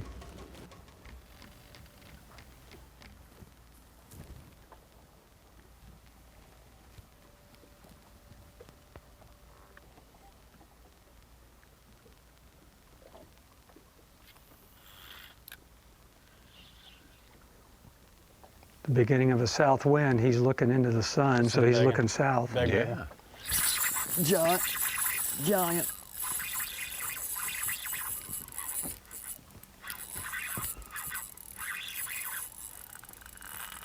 What did you just say, Such? The 3.5 pounder put him in the lead. He's 2-4 back, and he's got a 1 pound 2 ounce in his live well. All right. That's a good one. It's a 3 pounder, so it might not be. Oh, no, come. Got him. He looked a lot bigger than that on scope, but he's still a quality fish. He helps by a lot. Gets rid of that barely 1 pounder. 2 pounder. 2 pound even. Got 19 1/4. He gets rid of number 1. It's the most balanced limit that's almost 20 pounds we've seen this week. Yeah, he's got 2 5s, he's got a 4 something, now a 2 something, and then his smallest is now going to be 112. He's the meanest fish I think I've ever seen in my life. Yeah, average fish weight 3 pounds 5 ounces. I don't know, he ain't got a clip on him. It's gotta be. Got caught without ID. I will say I'm glad he said it looked a lot bigger on scope. He needs to dial that in a little bit if he's saying giants on 5s and now a 2 comes in. Come on, Fisher. Oh, is that all it takes to keep these guys from saying it's a giant every time they get hooked up? Yeah, being able to see Who it. knew it would be that easy? Let's see how well that spreads like wildfire. Caleb Hudson still hanging in there despite the best efforts of Fisher and I and Austin Krantz. But definitely tightening up toward the top of our leaderboard. Going to make for a lot of excitement, potentially, going down the stretch, which is a little ways around the corner here. We got more fishing. Multiple hours of fishing left on Championship Saturday.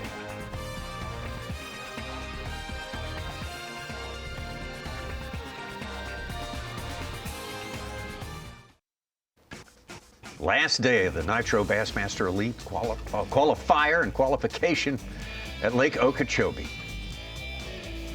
Long process, this identifying our next crop of rookies in the Bassmaster Elite Series for 2026, but also very, very important. The rookies have become a bigger and bigger part of the scene in the world of the Elite Series. They just come ready to go, fully checked out, and part of it is the fact that their testing out here during this process is so extensive. They pick up so much valuable experience. They're getting it so many other places as well through college work, nation tournaments, other circuits.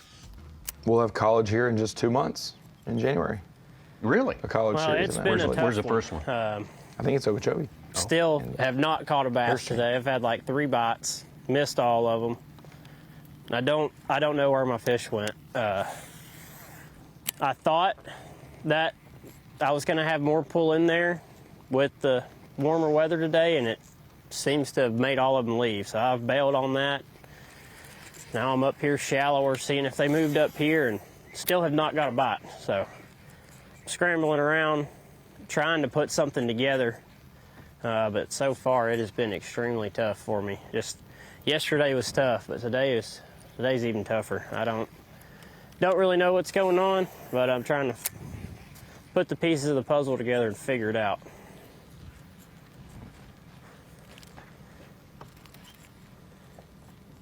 Yeah, we need Peg South to put one in the box here. We don't want anyone to come to the stage empty on this day.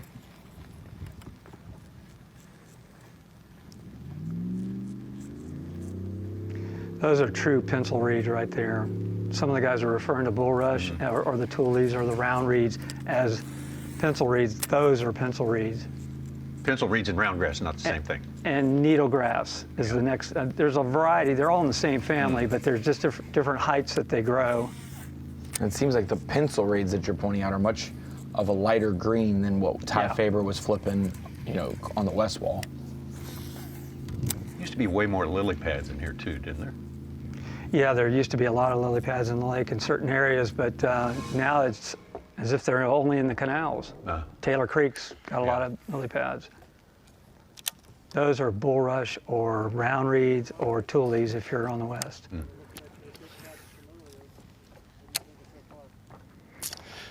It's going better today as far as number of bites than it did yesterday. I only got 5 bites yesterday. We've had 4 today. I've captured 3 of them. And we should have the best part of the day ahead of us. So hoping that we can get a few more bites, a couple good ones, and see where that puts us. We're just flipping all the reeds and mats we can, trying to hit one in the head and throwing a chatterbait in between. That's what we're gonna do till weigh-in. That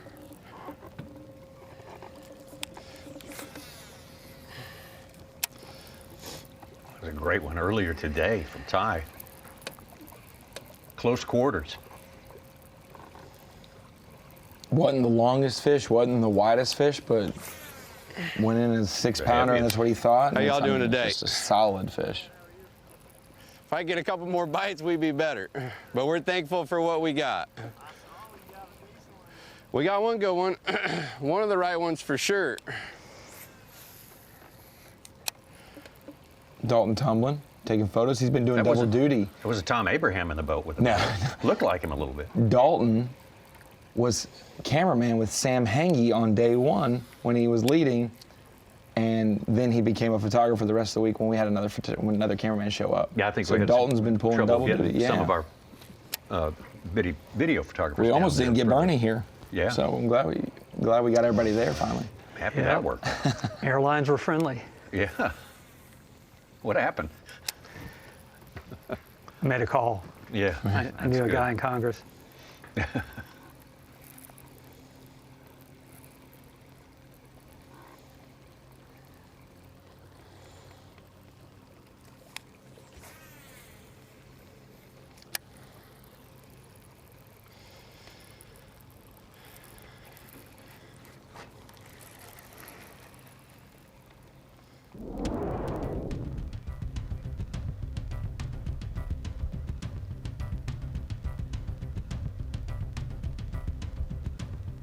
Ryan Lochney. Had a giant on this morning that just pulled loose. Sure did. And it was in the same area where he caught 27 pounds yesterday.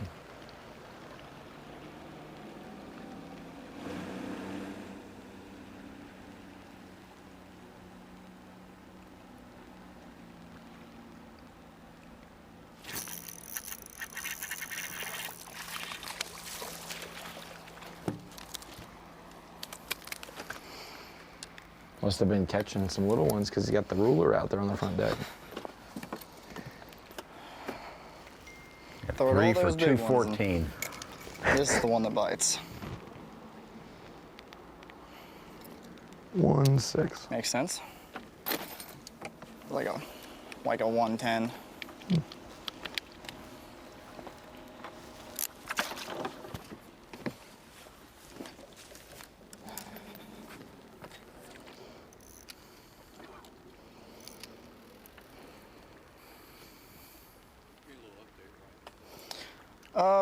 Just caught a 1 3/4, so 4th one so far.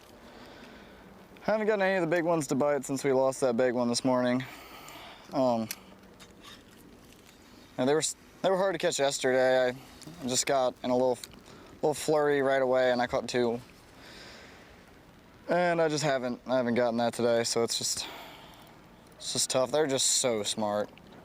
And these are probably the smartest fish I've ever fished for. It's insane. I've probably thrown it, I don't know, 70 over 5 today. It's absurd. They're just so smart.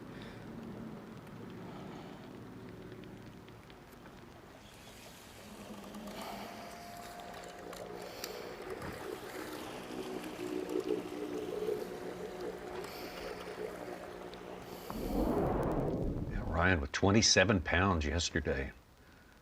What a difference today is. It's the weirdest feeling, and you know this, Bernie. You're 28 pounds on day 1 at Okeechobee. Might have given you this feeling, but like, everyone's so happy that you caught it, and you're like, heck yeah, I caught it, and I have no idea what to do tomorrow. I have zero confidence, going into tomorrow because it could change and be opposite. Then you catch 8 pounds and you're pessimistic, and the next day you catch 20 again, and you're like, I'm back in, baby. And then It's really hard to be consistent in Florida, especially in a cold front.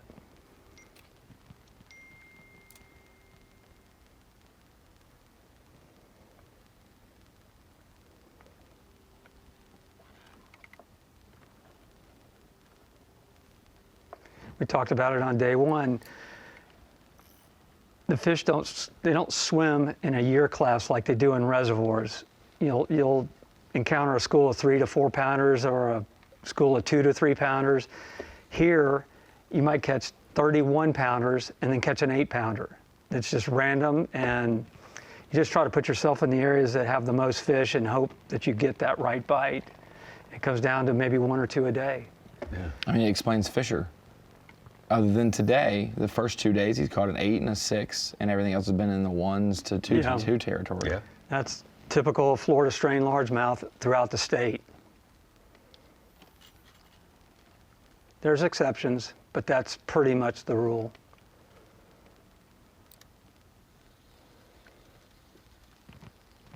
Like a good one right here.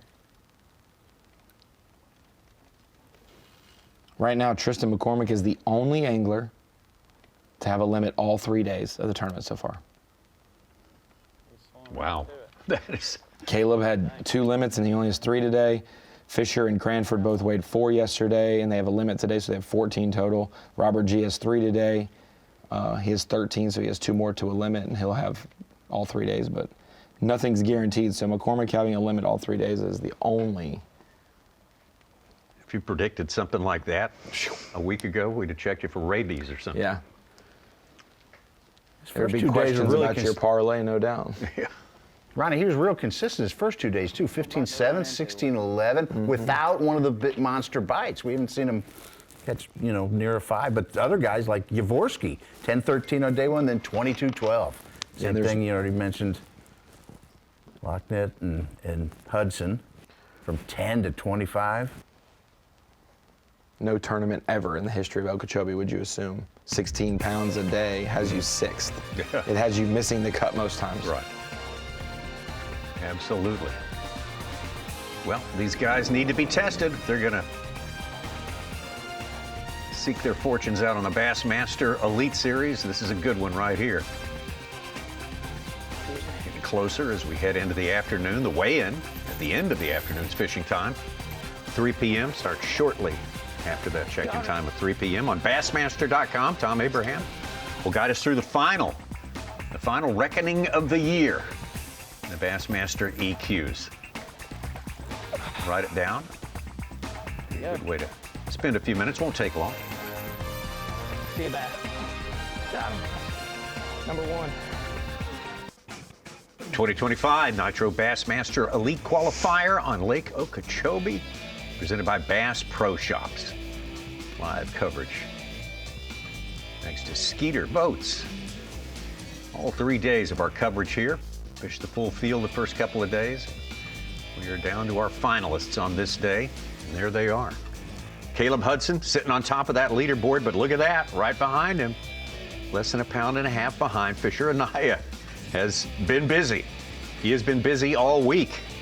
First order of business for him was to take over the points lead. He took care of that on Monday.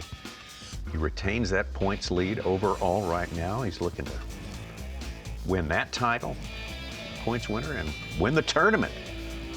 Get a place for himself in the lineup at the 2026 Bassmaster Classic, presented by Bass Pro Shops. Back to Pake South. Pake still looking for his first keeper today.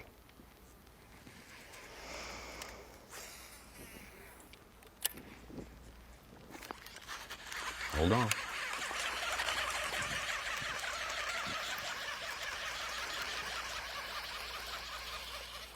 God, he shrunk.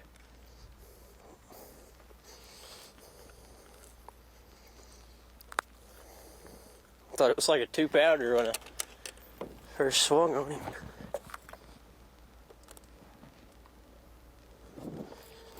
Let's see if he's 12.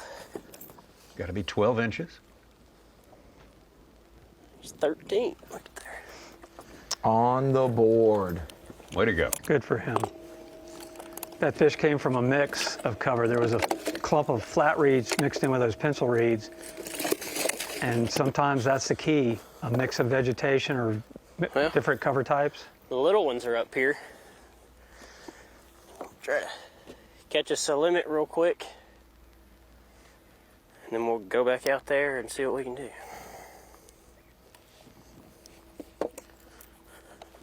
He started the EQ's 51st at Lake Champlain. That's the lowest of any of our qualifiers so far. And then he backed it up with a 6th at Wheeler and climbed up into 14th. And with a 10th place start here today, he's inside the cut at 8th in points.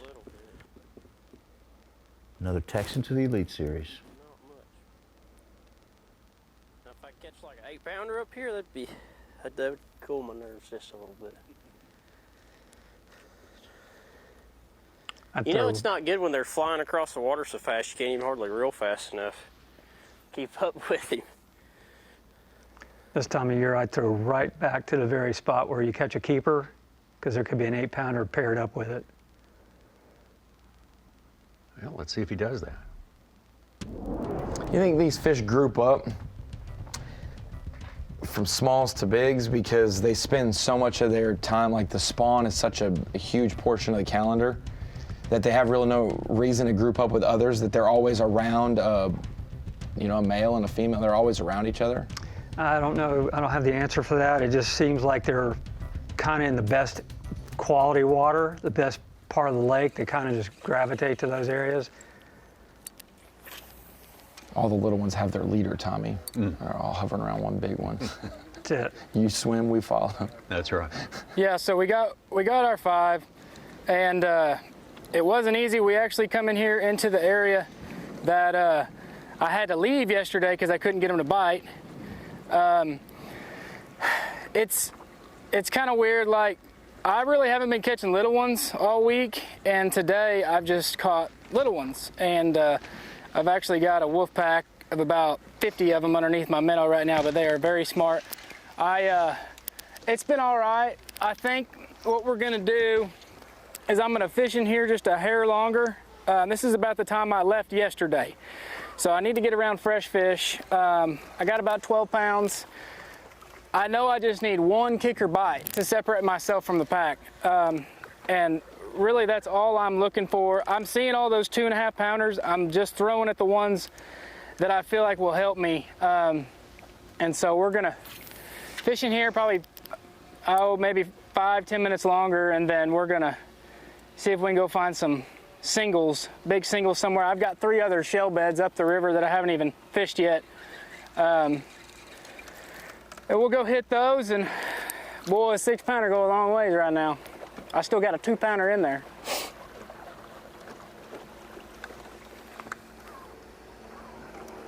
Austin with 5 for about 12 pounds and 2 ounces. So these fish have been so pressured. I mean, there's 6 of us in here. I think most of everybody got a check in here. And everybody at least caught them good day 1 in here. I mean, there's a wolf pack right there of all 5-pounders. We'll see what they do. And the problem is they're so deep and they're moving so fast. That's why you'll see me just make a million casts at the same spot. And that's just whenever they move, I just go ahead and reel it in and throw at the next one.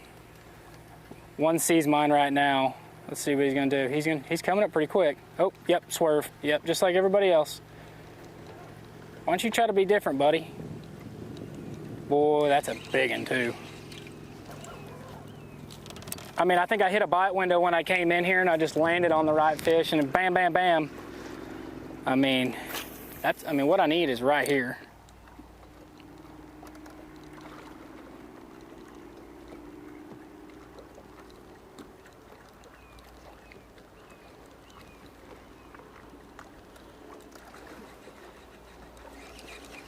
But I mean, yesterday there was 0 reaction, but today, like, they're at least showing me a little bit of effort, you know?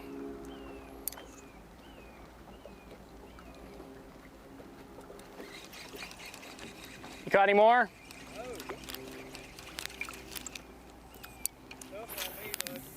I mean, that's what it's supposed to look like right there, you know? Hell yeah. I mean, I don't know how to get them to bite. I mean, I just went right through them, dude. I mean, those are big, Care too. if I throw? Yeah, go ahead. I just like to catch a limit. How many you got? 3. Golly. Yeah, I guess I just hit that bite window. They're so keyed in on that bait.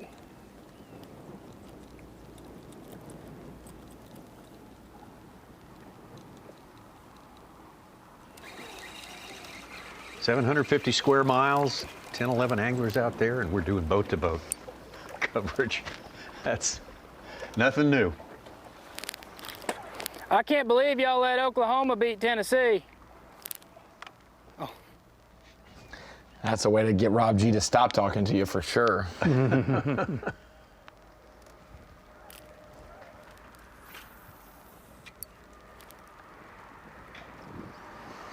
I mean, this is one thing, Tommy. But if we remember Scott Martin's area in 2024 for the Open. Oh, there's like 6, 7 boats crawling around. No, there was like 60 in a 5-mile street. Yeah, like they were just in the drone shot comes up and you're like, holy cow. It looks like a classic flotilla, but they were all competitors. Well, there's so many boats there. Scott Martin, the first couple of days, could slip in unnoticed. He was Nobody, unwrapped, half the people didn't know it was him. Yeah. Dalton Tumblin took photos of him for 30 minutes and didn't know it was him. Yeah. He's like, this guy's catching him in this unmarked skeeter. With ninja mode. Incognito. Yeah. Did a story on him. He told me he looked and nobody was on his little 50-yard stretch that he wanted when he got up there. He snaked his way through a bunch of boats and started catching them, and everybody was turning their heads, seeing who is that guy. We're gonna lock back through and go fish some stuff on the lake. We got 4 little ones right now. And just couldn't get them to bite today. Got that big one to bite first thing, and that was it. But yeah, I don't really know where I'm gonna go. I'm just gonna go run some new water for a little while and then see if we can make something happen. But we got a little bit of time left, so you know, you never know.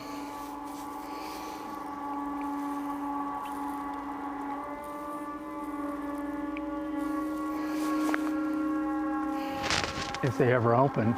Doesn't sound too healthy, does it? Boy, those swinging doors need a little oil, don't they? Huh?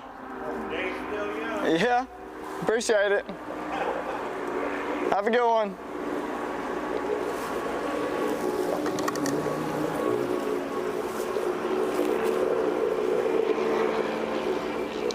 Yeah, Ryan started the day just 1 or 2 points out of making the Elite Series, but he was topped out almost. He was second place, and now he's dropped all the way down to 7th, and he has given back 5 points, and that's a difficult spot to be in when you're outside now, huh? You had to win the tournament or bust, and you have 4 fish in your main area, and you're leaving. Yeah. I mean, he had 7 pounds on day 1, right? People would look at 27 and be like, he's on him. He went to the same area both days, 7 and 27. And now he's leaving with 4 1-pounders.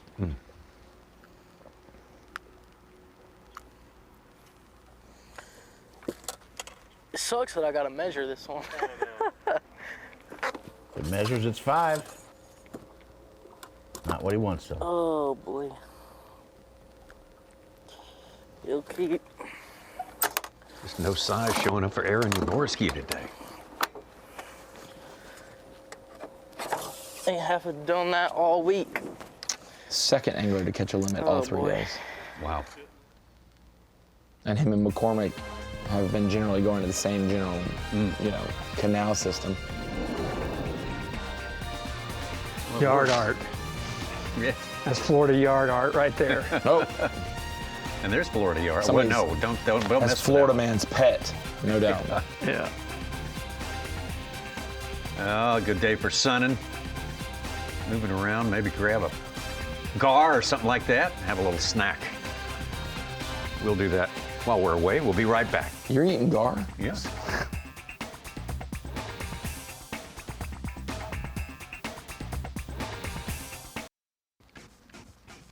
2025 Nitro Bassmaster Elite Qualifier. This is Bassmaster Live, and we're bringing you the live coverage from Lake Okeechobee. Here on this final day, Championship Saturday, and Georgia's Caleb Hudson, big day yesterday, put himself on top of that leaderboard, and he has yet to surrender it today, although he's under assault, that is for sure. He had staked out as much as 8 or 9 pound lead at certain points of the morning, but fighting back the likes of Robert G., Austin Cranford, and especially Fisher Anaya, who's pretty much locked down, who he has locked down the points title for this year on this day. So absolutely a super successful season for this young angler. 19 years old from Eva, Alabama. Had to fish 5 divisionals to get to this EQ series here, which took him to, among other places besides Champlain and Okeechobee, to Wheeler Lake on the Tennessee River, Decatur, Alabama. Showing some Alabama expertise and some just good, straightforward, strong fishing. Man, it shows you how much lakes change in a year. Bernie's roommate, Cliff Prince, wins right there, not far from where we're seeing some of these catches, and there's grass and holes in the grass, and now not the case this year. And you see guys winning on top water, the tail races factored, guys off the main drag, guys up a creek like Stephen Browning, like it was a different beast, but Wheeler was the least desirable on the schedule. One of the most fun tournaments we had all year. Was it really? Absolutely. Yeah, I didn't get a chance to see Tom that. Bigby and that one were awesome. Pleased with what I got today. I guess it's been the best day I've had out here in the last 6 days, so I can't complain. I'm gonna keep trucking, try to find 1 or 2 more beggings, see what happens. What's his smallest fish? I think it's at 112 now. Yeah, 112 and a 2-pounder as well. Just got room to grow. Oh, yeah. He will have a very happy 20th birthday in 5 days on November 20th. I'd say so. Become the 3rd youngest to qualify for the elites. Oh, please let these be bass. He's fished beyond his years. I mean, he's got a lot of poise. No way, they're way too big. But I'm gonna throw on them anyways. Yeah, catch that snook.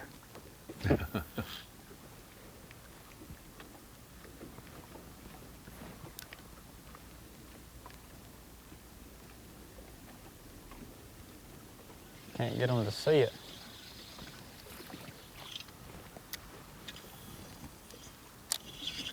Rod tangled up.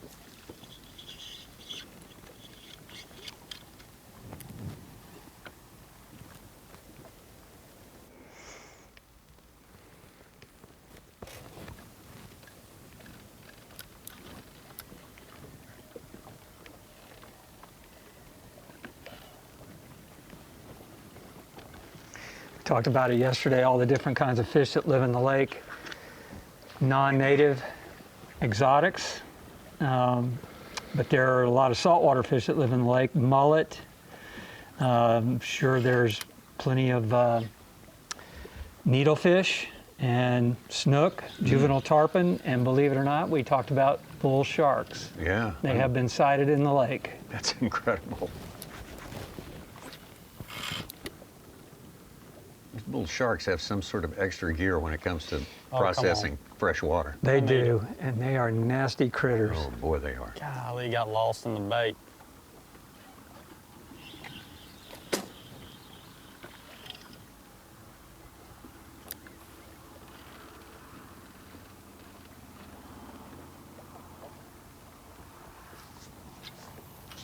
I mean, none of us have ever spent much time around great whites, but seems like bull sharks and hammerheads inspire the most fear and terror among people. If it is, it's a begging. There's 2 of them now.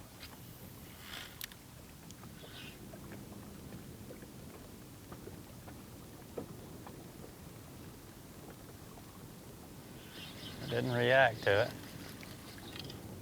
It's not ideal.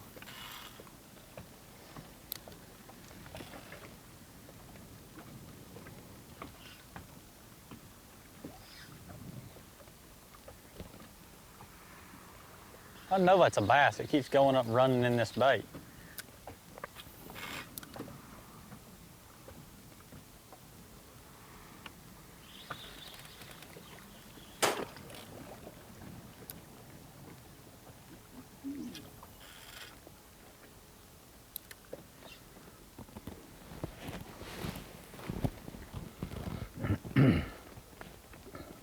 Ronnie, you have confidence this young man navigating both forward-facing tournaments and non-forward-facing tournaments next season, the way it's laid out? Yeah, I think that one of the best things probably for him is that the first event of the season is on a familiar fishery, his home lake, without forward-facing. Being able to now navigate that, maybe nervousness of it, to just fishing little history, fishing stuff he's comfortable with. And then, I expect, even look, it's been so long since we announced the schedule. Where the heck are we going and what tournaments are which? But I have to reflip the coin here for you, Ronnie. Yeah, no. I'm pulling it up right now. Yeah, and then you go to Lake Martin in his home state. He'll be just fine there with the technology. Tennessee and Arkansas River, I don't think rivers are an issue. Murray and Santee, those things, his skill set's there. The biggest thing is that late season, Pasquotank, Champlain, St. Lawrence. Having forward-facing at the Pasquotank, which is a naturally shallower fishery, then going to Champlain without it, and then going back to St. Lawrence with it. Will maybe decide Rookie of the Year for him or not. Yeah.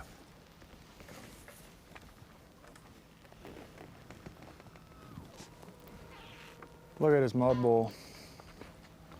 Could have been a 12-incher, could have been a 4-pounder, I don't know, but it dogged, man. It broke 25-pound line like nothing. But, it's a bite. Positive way to look at it. Hey, without a hat, his new haircut looks ridiculous. Dang, but with the hat, that hat lays right there. It looks like he's got a full head of hair. Yeah. For those who don't know. Russ did him a solid on that one. What do you do? He's laughing all the way back to Alabama, too. Yeah. After stopping at real barbers. Mm-hmm. I'd have finished it off last night. I couldn't go to bed looking like that. I'm sorry. Yeah, I'm with you on that. I'm not gonna get the picture and move on, huh? I don't know. I would have probably taken the deal and cut. I made it in the back of the hair that he left. You know, faded in there, so that people know the reason I got this haircut was because I made it. There you go. I don't know if that's in Russ Lane's skill set. It's just straight lines, and then it's just a bunch of straight lines. You just turn. Did you see the mop of hair he had on his head? That would have been pretty hard.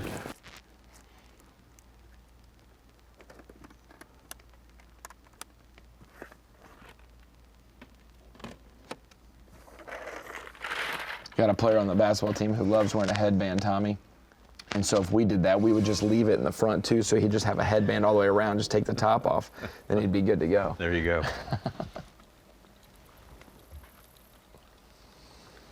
Well, back to our leader. 3 hours without a fish, Tommy. It's gone 3 hours. Mm-hmm. He said earlier the middle part of the day was real slow. Right. So maybe he's going to fish his way out of it. He's still got 30 minutes to go before he says 1 o'clock's the witching hour for the big fish. So we'll see. Maybe a preview. Well, everything's he a ain't big huge, part. but he breaks our dry spell. I hope he's 12. He should be. Golly, there's some giants in there. This sucker looked like a brim following it. And the other ones look like gar, but they're not. Oh yeah. Oh yeah.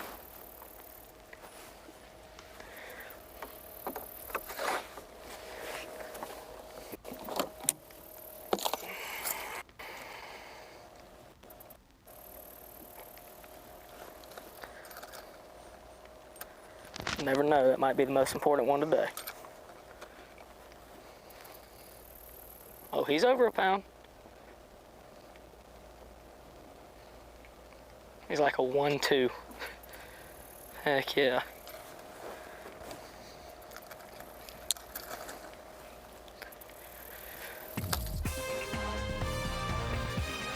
So true what he said. That one fish, even though it's a pound, it could be as important as a 10-pounder. The winning fish. Yeah. Could well be the winning fish. You never know what's going to happen, especially this week on Okeechobee. Bill Lowen in a cold front at St. John's with a 1-pounder on the final day will say the same thing. With the same deal. Exact same thing. We'll be back to the state of Florida here in just a minute.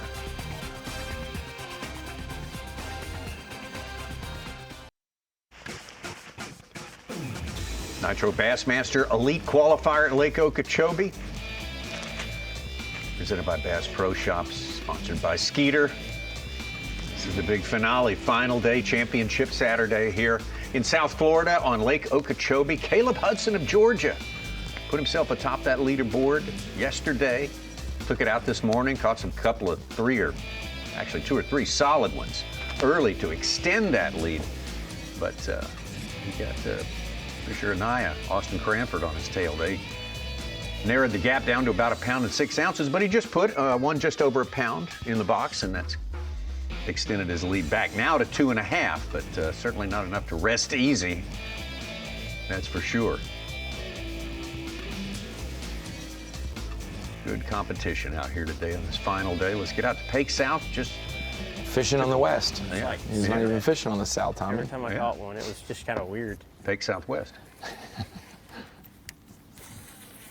Pake is in the Twin Palms area.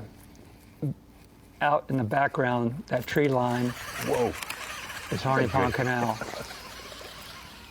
That was a good grab right there. Pip squeaks. Bernie, he caught one that size off of a little spot there, and you pointed out there were two kinds of vegetation. So you said that's a good place to find. And you look at other situations where people seek out play, like where chunk rock turns into pea gravel or red clay, and white sand. Why do you catch more bass in situations like that? I have no idea, but they like something different. Yeah. It just kind of is like a magnet for them, but that's always been a key thing in Okeechobee. If you can find a mix of vegetation with quality water. And if neither one of those couple boars is a big one, we're going to go right back out there to those deeper reeds and try to get us one big bite. I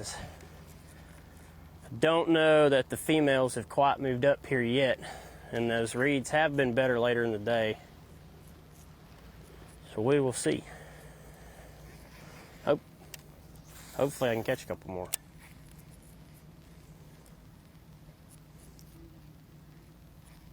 Do what? Another 1 pounder. It's one of those deals, Bernie, where these fish are moving into the deeper reeds later in the day. Then the next morning they're not there, they're back out. Is it one of those things where you have like a 2-week period where they're out off of it, they go to the outer reeds, they're out off of it, they go to the outer reeds, then they go from outer reeds to inner reeds, back to the outer reeds, like daily, until they finally get all the way where they're gonna go spawn, because they just keep seeming like they're there and then they're not each morning and afternoon. That's the $100,000 question. I mean, sometimes they're sitting there and they just don't bite. But fish have fins and they use them. I mean, especially on that lake, they do travel. To Robert G. Sitting in 4th place. Oh, yeah. You know, I'm still in my main area. I'm still seeing them, but they just ain't biting. They ain't cooperating. I had a bite probably 20 minutes ago, and somehow when I went to swing, he dropped it before I could swing on him. So, but I did have a bite. So maybe they're gonna start biting here this evening. I mean, usually they bite really good for like the last hour before I have to leave, so I ain't losing faith, and I think I might run into a few, so hopefully they're real big and we can get this show going. But besides that, it's kind of been just what I expected. This area's been hammered, and it's just kind of, if I don't catch any in the next 20, 30 minutes, I'm gonna go hit a few places before I have to leave. Just try to get a limit. Uh-oh.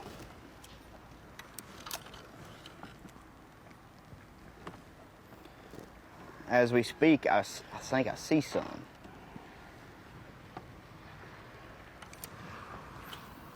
Please bite.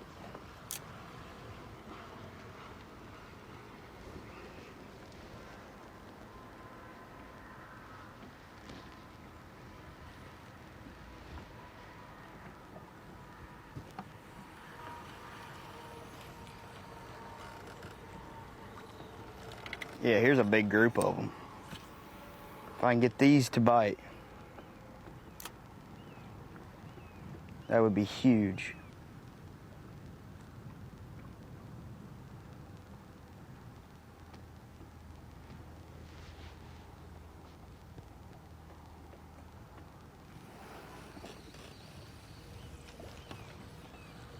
being real shifty today, real tricky acting. They're real keyed in on the bait they're feeding on.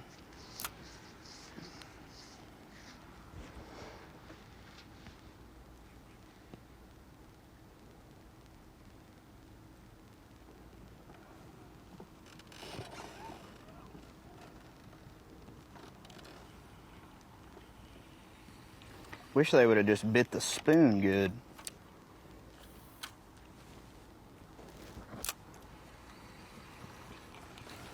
I'm gonna try the hair jig.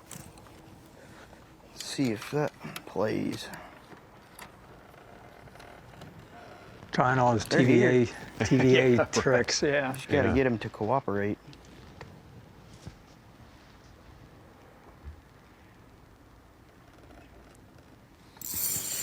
Got him. Good work. Hair jig.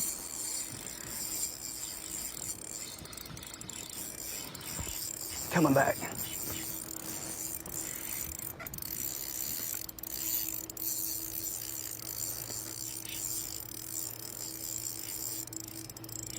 I promise you, those fish have never seen a hair jig. There we go. Oh, that's a goat, that one right there. Yes, it is. On the hair jig. Juice jigs, baby. Let's go. Caught me. All right, we need 2 more of these, baby.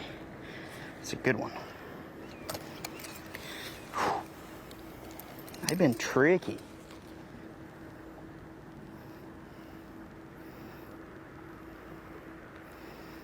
Two and a half pounder. Let's go. 2.5 pounder. Let's go. Hair jig. We might be on to something.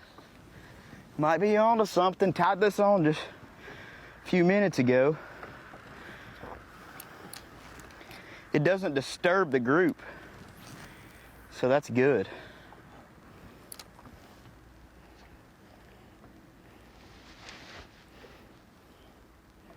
It might mimic the bait they're feeding too. I'm not really for sure yet. They're kind of feeding on the small bait today instead of the gizzards. Yesterday, that's why they bit the spoon so well, because they were on the gizzards.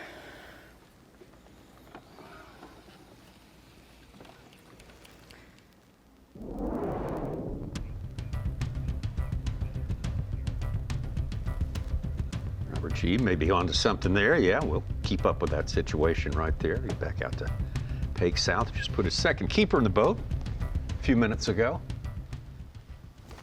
Oh, somebody else is fishing. Oh. He's catching. Yeah, he's not fishing, he's catching.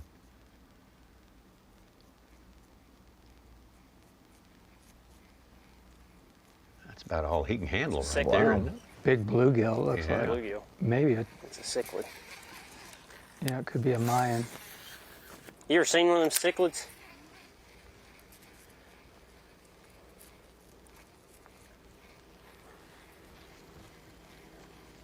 He's referring to Mayan cichlids, which are an exotic, introduced by somebody that was tired of their aquarium. Oh.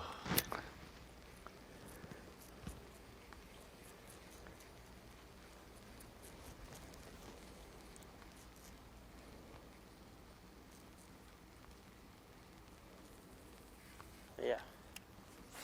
Bird's trying to figure out just exactly how to What am I? Can I put this down? digest and this guy. Where's my knife? And I can cut this in half. Yeah. You're gonna have to do some gouging. It's amazing what a heron can get down its throat. Oh though. my gosh, yeah. Seen them eat little alligators. Mark Menendez was telling me he saw one eat a clown knifefish. Wow. Yeah. Mm.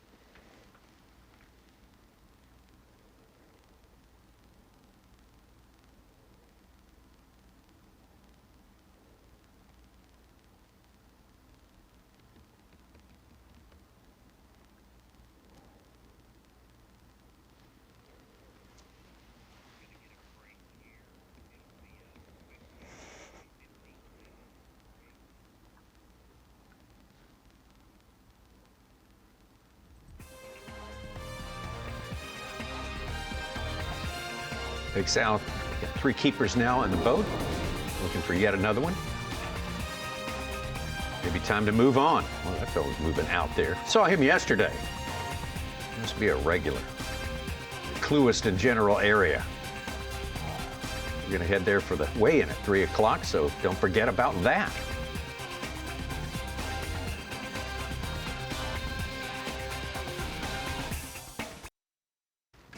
Just a little over 2 hours fishing time here at the Nitro Bassmaster Elite Qualifier at Lake Okeechobee, Clewiston, Florida. This is Championship Saturday. This is the final day. Georgia's Caleb Hudson started the day with the lead, and he has hung in there so far, despite the best efforts of Fisher Anaya. Really on fire, catching more than anyone else in our field out there today. Austin Cranford also in pursuit. Robert G., Elite Series angler, out here for the win. Looking to make it to the Classic next year in Knoxville, Tennessee. Tommy, we got a wide variety of guys. Tommy, we got a wide variety of guys that are, sorry, I thought my mic was off right there. We're here we are in the Bass Pro Shops bait and tackle section. Wide variety of anglers from different states approaching Okeechobee. And Bernie, we've been talking about it all week. A variety of lures also being employed. We've seen a chatterbait work earlier in the week. Some guys have gone away from it lately. Flipping has become a thing. We saw jerk baits as well. We obviously have jig head minnow for some of the canal guys. Guys trying a frog. There's just so many options at Okeechobee right now. What's been the biggest thing that's stuck out for you? Even single swim baits have worked. What's the biggest thing that stuck out for you over these 3 days at Okeechobee as we've gone through this cold front? Well, I think the most consistent bite has been the jig head minnow. The guys, the scopers, are catching them every day. But there's been flashes of opportunities with like speed worms, a speed Cinco, a chatterbait, and this gold color with a trailer, Zaco trailer. Now there seems like the flipping bite's coming to life, and guys are using creature-style baits like a Yama Bug or Flapping Hog. There's a lot of different brands.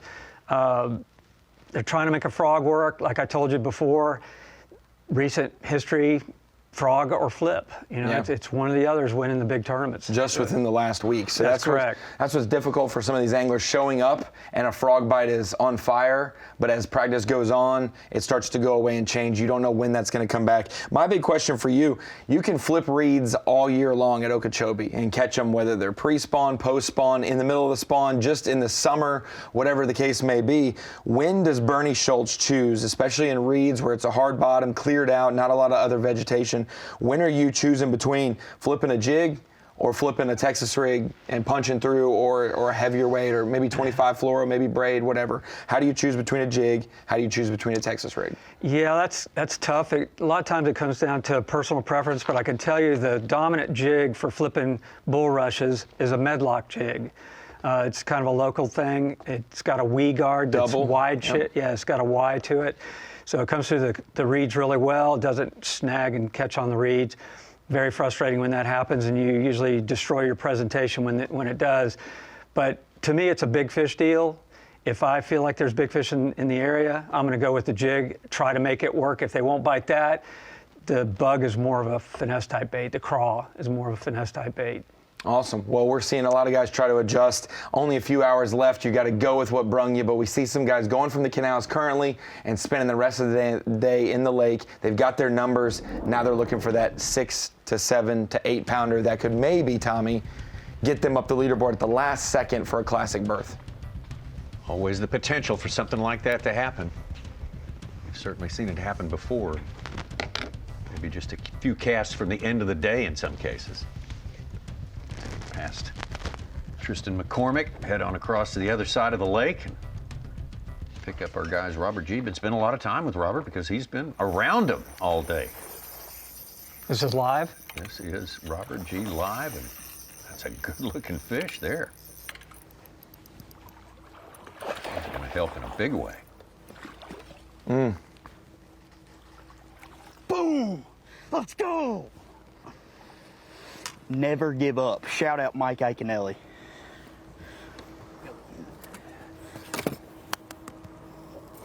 Gotta have a pat. Straight to the bottom line. Yeah. One of those. 5-12 out of the lead.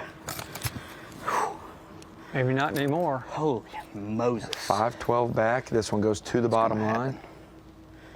It's gonna happen. Let's go, baby. Let's go. No. 4-pounder.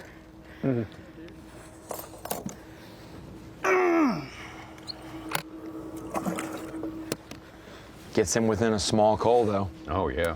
That's huge. Timely. He's got a 1.5 pounder among his 5 now. He is exactly the same weight as Caleb Hudson on 4 fish for Caleb, which means he's the same amount he was back when we started the day. Afternoon. And great camera work right there. Oh, baby. Fire me up. We can do this, baby. We can do this. We can do this. Let's go. That deserves a Zen.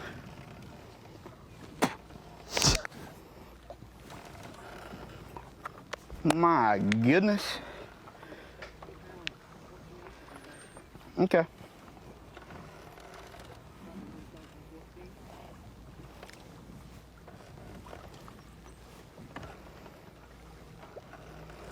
I might be Patrick Walters-ing it today.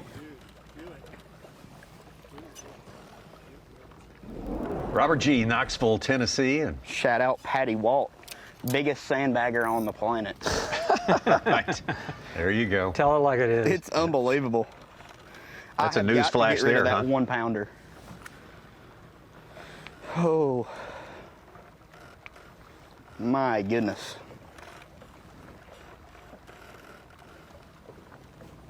Just wrapped up his second year on the Bassmaster Elite Series.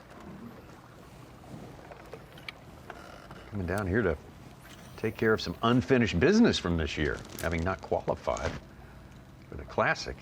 Now stands very near the threshold of being able to do that. He's 47th in AOY, 2 spots out of the Classic. It's so funny, Bernie, at times. Guys come in and show great promise. First event, Toledo Bend, the whole season for Robert G. Almost wins one at the end of his rookie year. And not that legislation was created for him, but when you're a group of good anglers fishing, the way they are with scope, things change, And then all of a sudden you just see a sophomore slump with that. It's not a true equalizer sometimes for him. Like he was great the year before. What's the deal? Happens a lot. I don't know. It's hard to explain. Some guys fish right through it. Others, they stumble and have to recover. Hooked up. Not really. Small fish.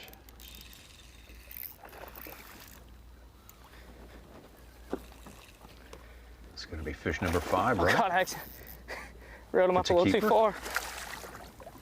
Bump it. Should be. That's only number 5. Careful. Really? Dang it, man. It's definitely like I probably just went 4 hours without catching one. So I mean, it's tough.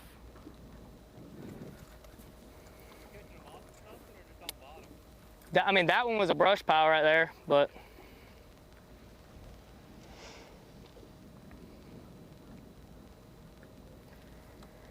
Number 5. Let's go.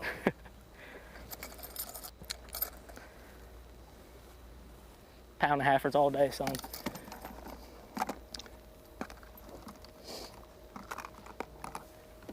A little bit of a cushion now.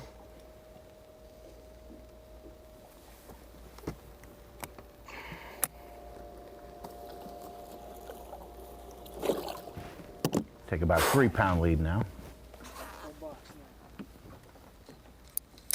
And now it's 1 o'clock Eastern time, the time at Couple which of he them said his really day need to sort of lights go, up. but I'm happy for those.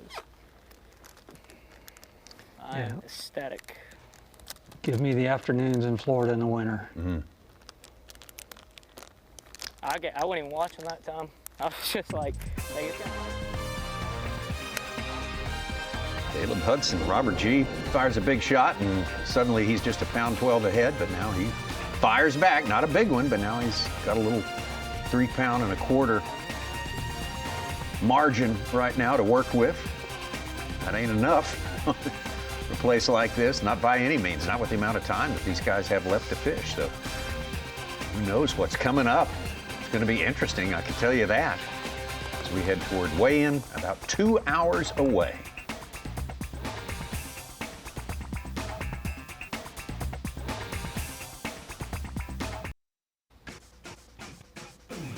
We're on Lake Okeechobee here, 35 miles long, 29 miles wide. A lot of residents that look sort of like that right there. We're here for the Nitro Bassmaster Elite Qualifier, final day of the season here on this legendary water. And we got a great battle down the stretch here going on right now. You got 2 more hours to fish minus travel time, so it's probably in most cases significantly less than 2 hours of fishing time.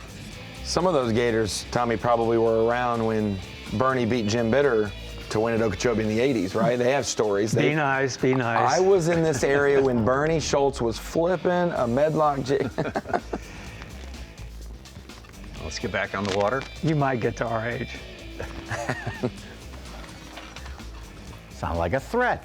Hey, I'm all good. Whatever you got to do. The final hour of our 2025 Bassmaster Live season. Yeah. Big finish. We're going to bring out a 12-foot alligator for Bernie to wrestle. I hadn't heard about that. Well, sounds excellent. It's a surprise. Take 9th in the tournament, 9th in the points race. And this could be keeper number, I think 5 for him. Yeah. Good recovery. No, that'll be 4. That's right. Yeah, but 4 in the last hour and a half, Tommy. Yeah. Like, man, we just talk about. Yeah, he was at 0 not that long ago. Made 2 or 3 adjustments to try to figure out where these fish are going shallower or if they're off. Yeah, he's 13. Giant ones. Get back out there. If he does go to the outer reed edge, Bernie, it just takes 1 flip for him to catch an 8 and be a good limit. Could happen. It's happened all Count week. these things. Make sure I don't end up with 6 of them in here. He's had some big fish. A 7.3 on day 1, a 6.5 pounder yesterday. I think, but he only had 3 yesterday. Right, That's the huge thing, man. He had a 4.8 as well. 1, 2, 3, 4. Maybe he does have a limit, Tommy. He's checking. I don't know what he's throwing out. Weeds. Don't ask. No, that is a Just 4 4. fish bouquet right there. What in the world is going on there? 1. Sorry. They're 1 pounders. They're 13 inches long, every one of them.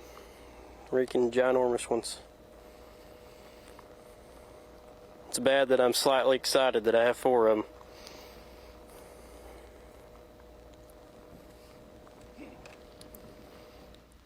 Could be enough to allow him to fish on the Elite Series next year. That's the plan anyway. I'm approaching 5 pounds.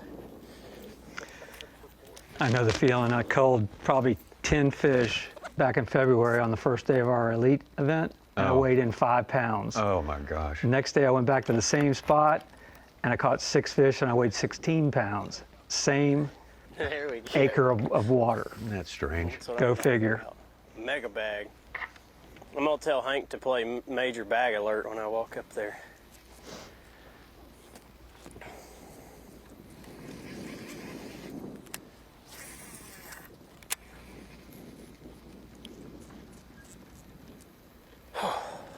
One more, please.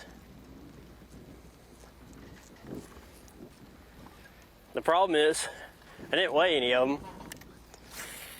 So if I stay in here and catch more of them, I'm going to waste a ridiculous amount of time trying to figure out which one of the little rats I have to throw back.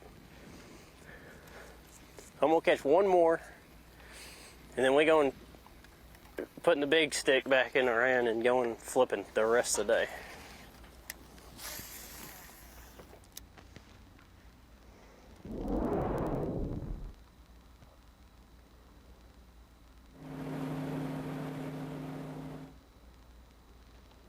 1 and 2, Robert G., Caleb Hudson.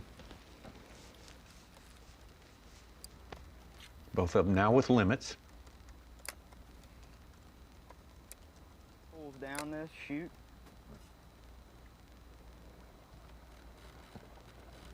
The number for G now is he needs a 4-pounder. He's in search mode. He's got that thing on pretty brisk speed there.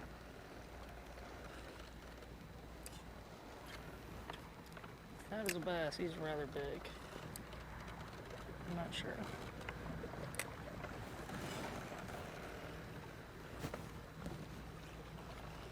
Caught his last one on a hair jig.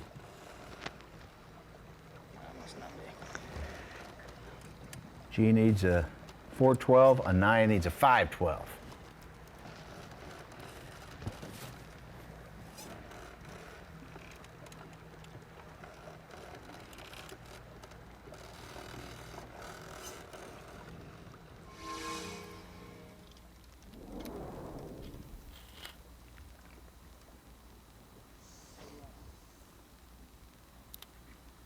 I'm getting swerved a bunch right now for some reason. They done got smart. They bit this morning pretty good, and then it's kind of went downhill since then. So trying to just grind it out in here and get one more bite, but who knows if it ever come.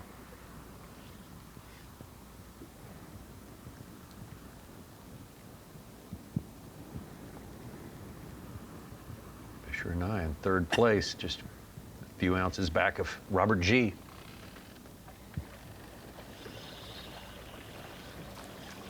There's his bridge. Yeah, there. Figured he had to get back there at some point.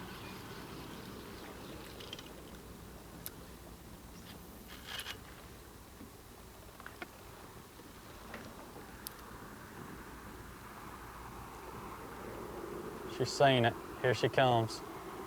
It's a big one. Bite that thing. Come on, bite it. I know you're hungry. Golly. It just won't commit. It gets their attention.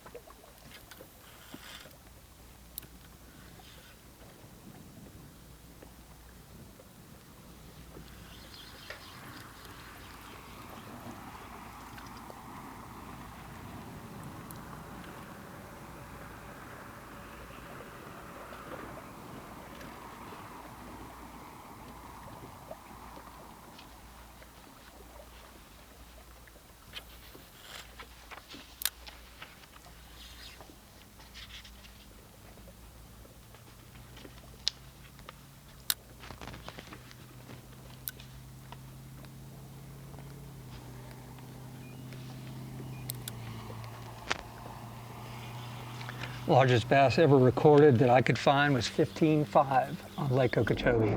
15.5. 15.5. I was just about to ask you what your biggest there was, Bernie Schultz. I caught a 9-pounder in practice one time. Caught it on a weed wing, if you know what that is. It's a spoon combination buzz bait. I caught it down on the east wall. Uncle Joe's cut, and this is where I've been today, the last 2 days. And, you know, I've caught some frogfish. You know, there were some other competitors in here too, but I don't know, just got an hour and 30 left. I'm just gonna spend the rest of the day in here and try to get, you know, 1 or 2 big bites on a frog. Be pretty cool to end the week with a big one on a frog.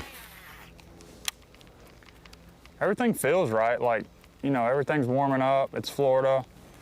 It was 67 degrees in here yesterday, and it's 69 in here today. So, I mean, it's got all the right ingredients.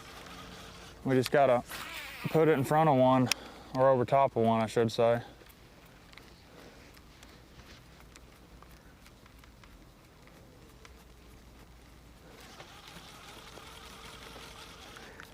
My next biggest was several 8-pounders. One of those in the 28-pound bag, or? 2 of them. 2 of them. 2 of them. I had another one close. Yeah, there was a lot of big fish swimming around that little patch of grass that 2 years ago, I guess it was. I mean, Kennedy caught an 8 on a frog too. Yeah. Right there. And Cobb, I think, had an 8. Yeah, he was just farther north than you. Yeah, he was back closer to weigh in near first point.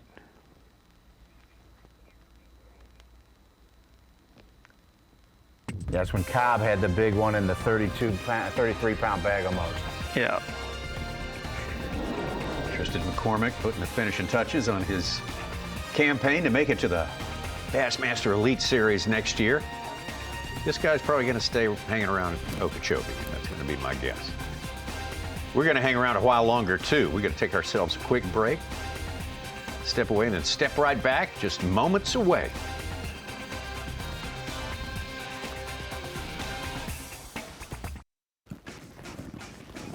'25 Nitro Bassmaster EQ from Lake Okeechobee in Clewiston, Florida is sponsored by Toyota, by Nitro Boats, and by Humminbird. Great to have you along. Thanks for spending some of your Saturday here. A lot of places around the country. It's a beautiful Saturday. Certainly is one down here at Lake Okeechobee. Got some warm temps now. Cold weather seems to be a memory now, but still feeling a few of the effects of it on the fish population here, and the fishing population. Caleb Hudson of Georgia hanging on to his lead there. Not getting a lot of breathing room, though. The likes of Robert G. and Fisher Anaya right behind him. Put Austin Cranford in that group as well. As we are far from settled on this day. Got about an hour and a half fishing time, more like an hour and a quarter. Or less, depending on their travel time. Let's get it back out to Pake South, trying to hang on to that 9th spot in points, which would assure him a spot. And really just scrambling, trying to put something together. It seems like my fish have left, or I just didn't land on them right. That's a good one.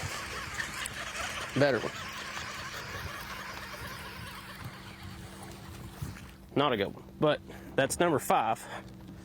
Finally. It's been a long time. Finally got a limit. Bleeding a little bit. Spray some buzzer rocks on him. And quit bleeding.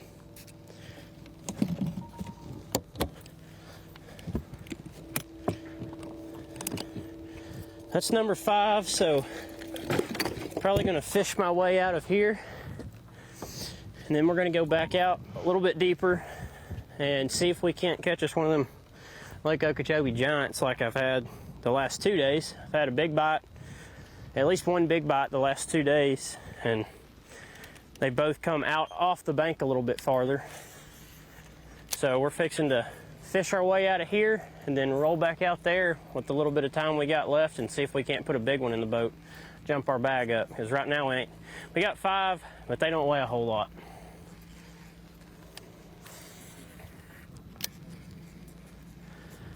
I think no matter which place I get today, I think even if I don't bump up in the standings, I think I'm still in. Really just, I want to walk across that stage with the limit. And I finally just put number 5 in there, thankfully. Praise the Lord for that. But obviously I would like to bump myself. I think if I can bump up a little bit in the tournament, gain a few more points, I might be able to move up a spot or 2 in AOY, which really just makes me a little bit more money with the AOY payouts. So kind of my goal today is just to bump up a couple of spots in the AOI deal and win a little bit more money. Peg South, our only Texas angler among the group out fishing today. From Winsboro, Texas. Not far from Lake Fork.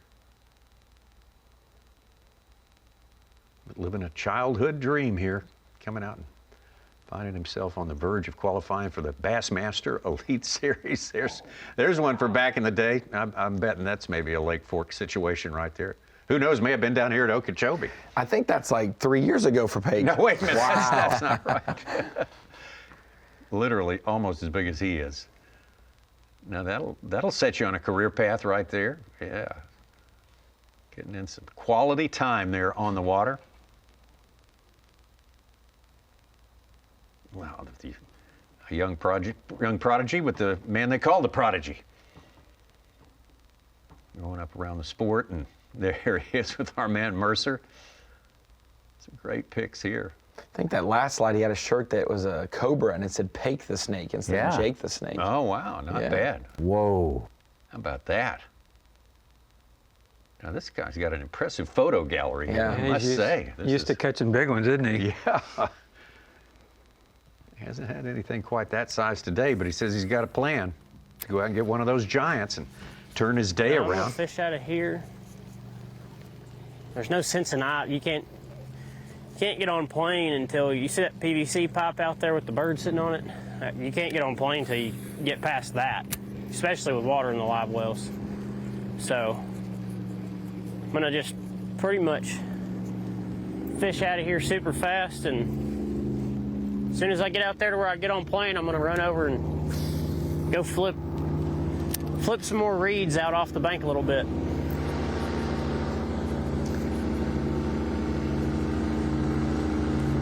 Tommy, airboats are like jet skis.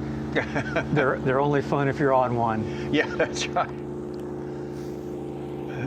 Kissimmee seems to me to be the headquarters for those things. Yeah, I don't know why. Airboat mecca. Oh my gosh. They're only fun if you're on one. That's a great way to describe a jet ski. And after about my one-time experience, about after 20 minutes of that, that's no fun. Yeah. That's work. I know a lot of people feel differently about that, but.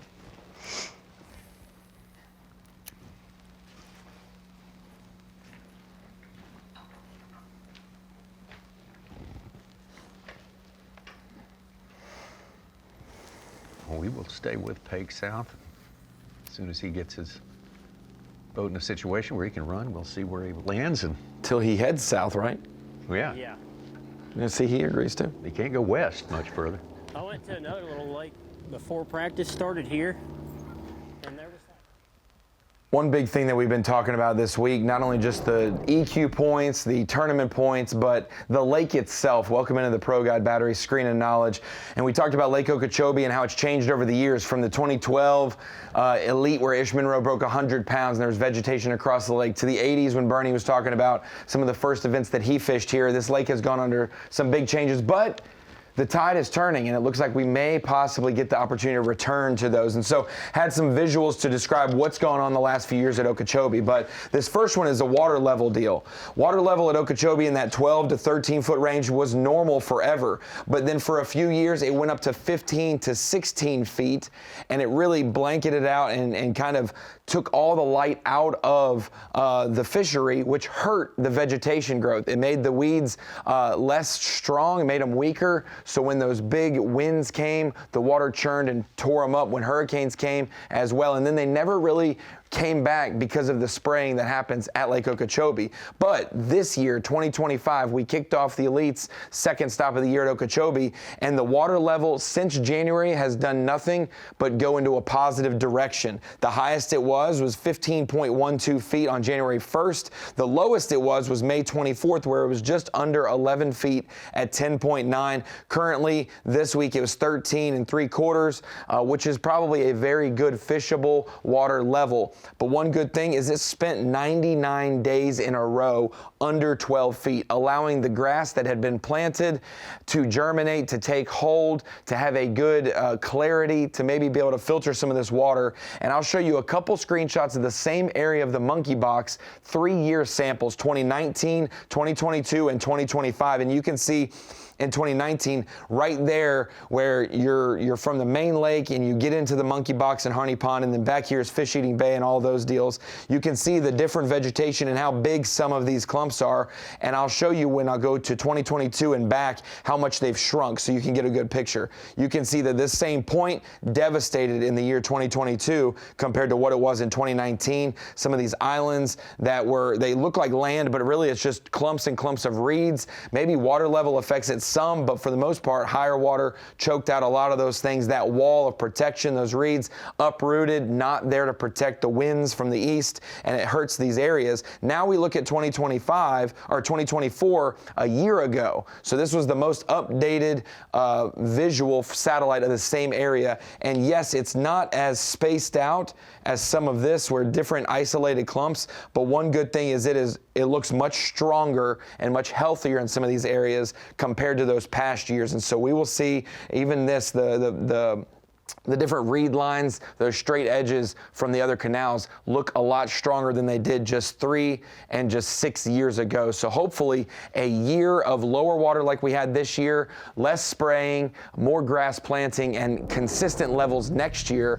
2 years of positive water levels and all those other variables, all the hard work of guys and gals in the Okeechobee region can put this lake back on the map for the next decade like it was previously. More light penetration, stronger grass. Better spawns, and all of that. All that.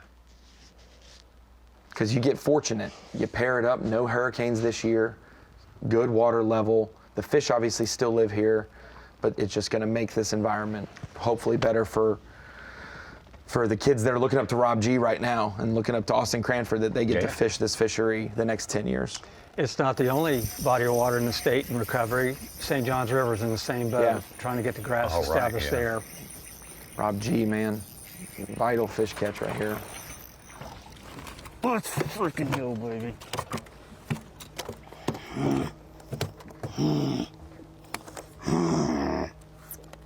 Growling at them. Yeah. Got a pound and a half in there. That'll call out a 1 something.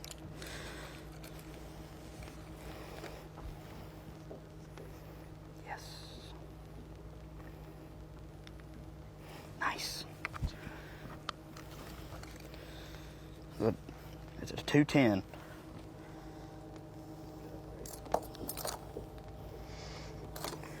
Pound 2 ounce cull. Estimated. Inches you closer. Yeah, he needed a 412 to take the lead, but Tommy, the more he chips away by half a pound to a pound, that swing of the bat, you don't need a home run, you can get a double and be able to get it, you know? That's a good way to put it.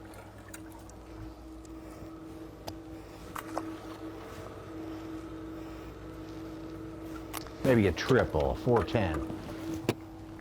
He's seeing them. I mean, they're in the area. He's got a chance. Let's go, baby. I didn't see whether he caught that one on the hair jig or not. I should have been looking. Kind of breathed a little life into his game when he picked that up. Get earlier. Well, it gets a little tighter and a little tighter. He's going to pick up a pound change there. Get him a little bit closer to Caleb Hudson, a little bit farther ahead of Fisher Anaya, who's right behind him. You wouldn't count out that young man to happen somehow on a big one.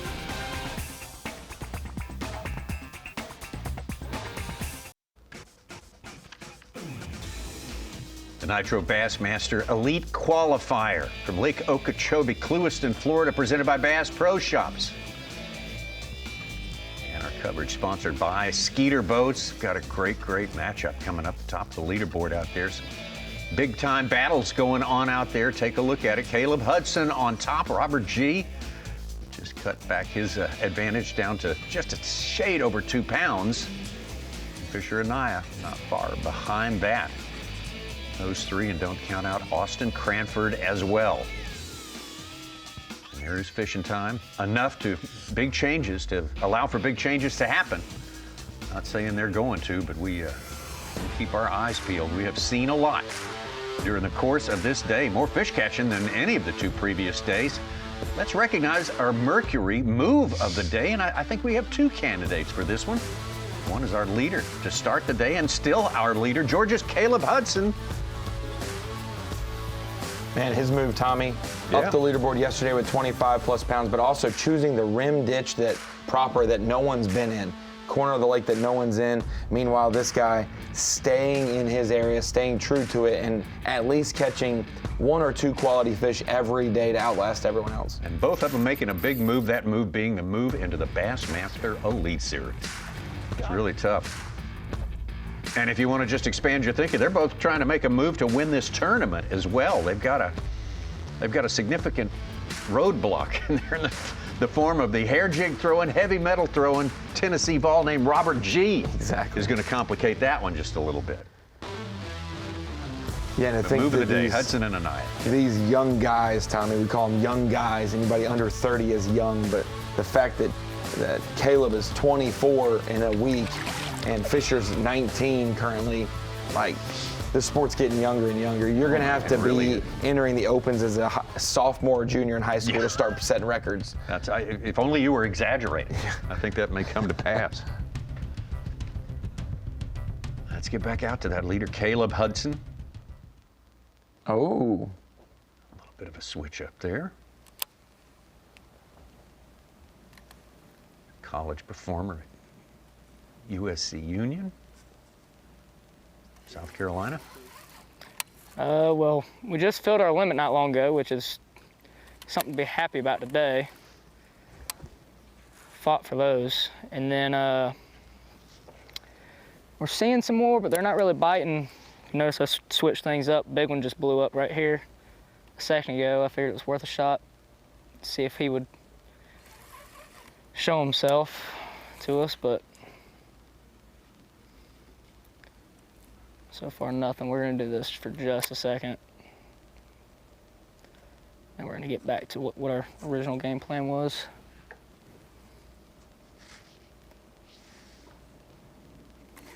They are getting a little bit braver though. I did just have, I think I had 2 bites right back there. And it's been a while since they've been nipping, so.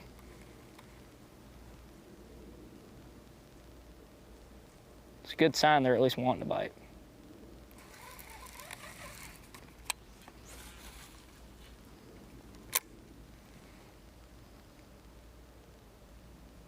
Yeah, last cast right there. Get back out here.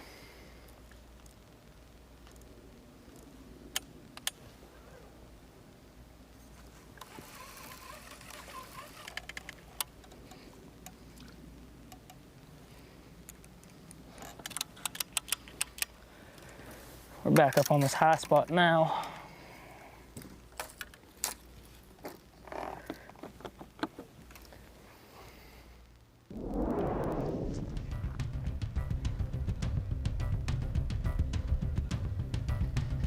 .23 in the points from first place. Great climb from 20th to start this event in the EQ points. It's tough today. Austin Cranford. 1 little bite window is what we got our weight. No biggins. Still got an itty bitty one in there. So I got an hour and a half to get back. It takes me an hour from the lock. So it takes me 15 minutes to get through the lock, 15 minutes to spare. In case something happens, 12 pounds. I guess this week it was a good bag, but not for like in the top 10, it's not a good bag. All right, we got a bunch of grass we got to plow through.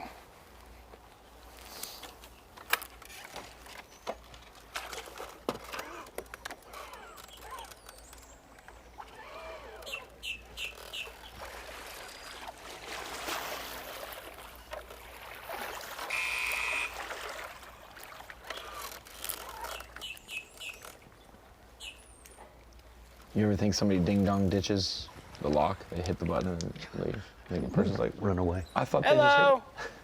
they just hit. I'm good.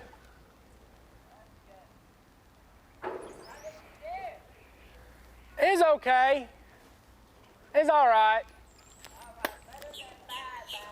Yeah, it wasn't bad. It wasn't good. I've done worse. Got 5. You don't see any snakes, do you?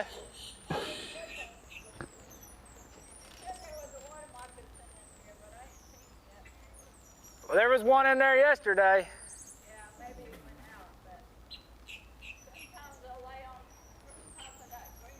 Yeah.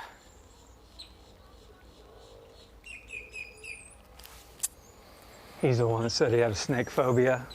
Oh, did he? I didn't hear Yeah. that. No. As yesterday, yeah. Scared of him. Sorry.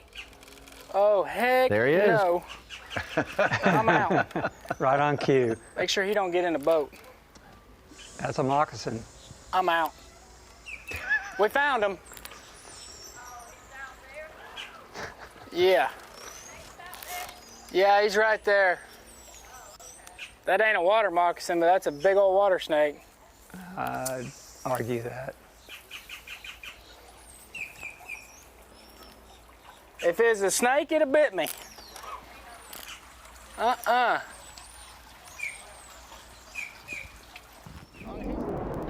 Some of his future competitors on the Elite Series are already looking into rubber snake purchases, you know, to go in live wells and stuff like that. Isn't the bands around Help with the his mouth, initiation. Bernie, that you could tell a moccasin from a water snake, the bands? They're all moccasins if you're in doubt. That's the way I look at it. Tommy, I thought you were saying a good look at his future competitors, like all the elite guys are snakes. No. Wow, Tommy. No, I said they're looking into purchasing rubber snakes in order to. That's been done. Oh, yes, I That's know. been I'm done. aware.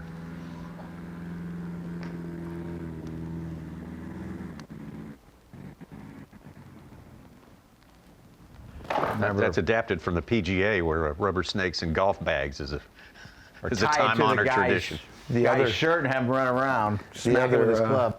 The other prank that everyone likes to do is after a night of hanging out together and having a good time, they just take all the cans and put them in someone's live well, so at check the next day, it's just cans in their live well. What is this?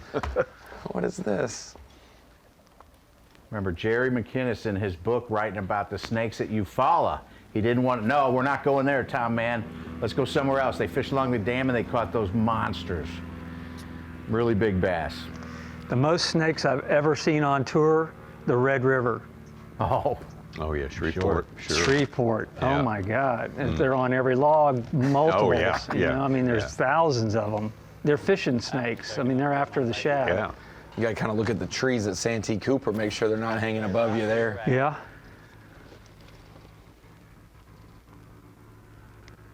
Find some snakes around here down the Arkansas River, Bernie, if you want to go. Thanks.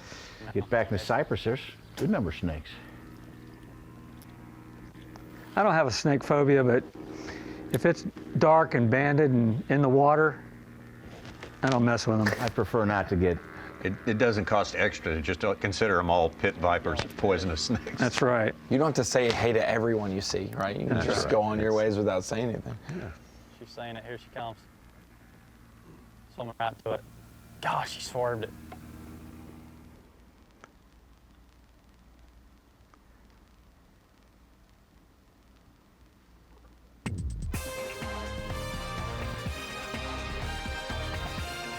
Fisher Naya. One big one.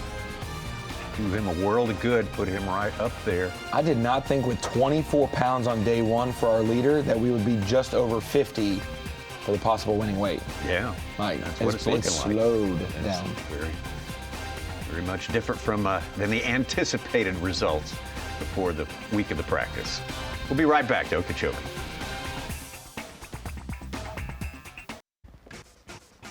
Getting very close to the final hour of competition. Nitro Bassmaster EQ, the elite qualifier, final day, championship Saturday from Lake Okeechobee.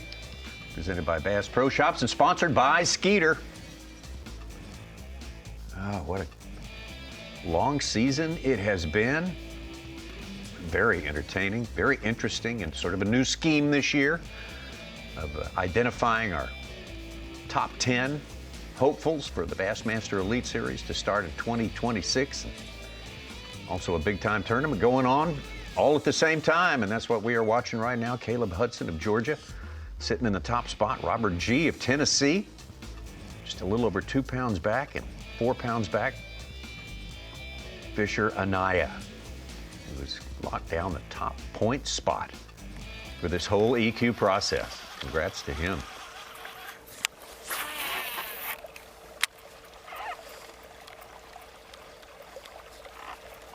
Tristan McCormick got his spot secured as well. So got some fish. Keep it going. Don't leave them bite.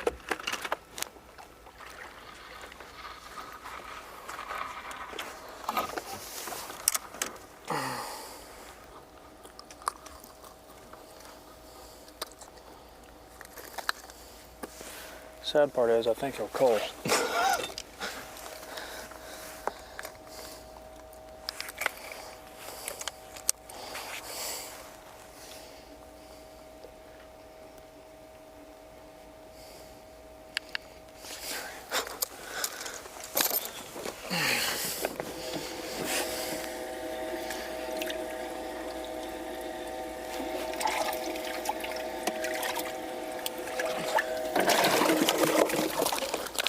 Longest drought of anyone. 9:52. Really, that long? Everyone's For caught Tristan? one since noon or 11. But Oh, we got a frog blow up finally. 9:52. Wow. Ronnie, maybe not as long on the opens as John Garrett, but I think a little similar career trajectory. Yeah, for absolutely. Tristan McCormick. Absolutely. Okay, we've got just a little bit more time to spend with you, but these guys are going to be fishing till 3 o'clock. We underline that again, and right after that begins the weigh-in and all the final reckoning. Everything becomes official, and they put it away. So one more little moment to spend with you here in the Bassmaster Studio, sponsored by Marathon, primarily to thank our extra special guest, the great Bernie Schultz, legendary guy, hero to all, and a perfect person to call this Florida event, especially when it's tough.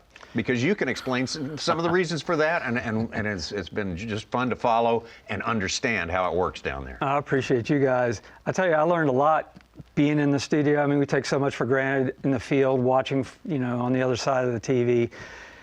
It's amazing what you guys do. I mean, you're both pros and fluid at every aspect of this thing, and it suits you included.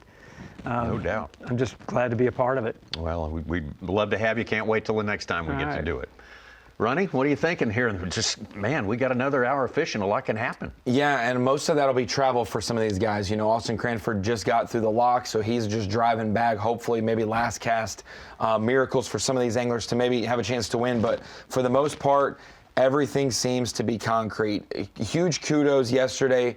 You really don't know what you're made of. When everything's going well and you're fishing good, you're making great decisions. But day one, Matt Messer and Aaron Jagdfeld didn't fish well. Dropped way down in the leaderboard and out of the EQ qualifiers for the elites.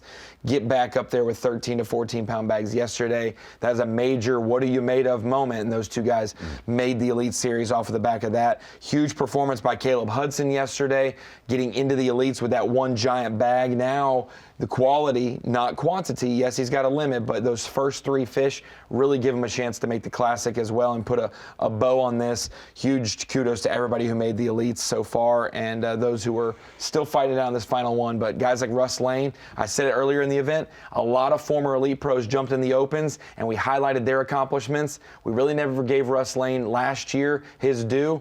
He rose above them all, and he is the first one returning out of that group 2 years ago that made the chance to come back. So congrats to Russ Lane. Played it very smart down here, that is for sure. Such, you just pointed out the last hour, the last day of live Bassmaster Live for this year, and I know you're anxiously waiting till Monday morning when we get our assignments, a to-do list for the Bassmaster Classic, so it never ends. No rest for the wicked, as they say.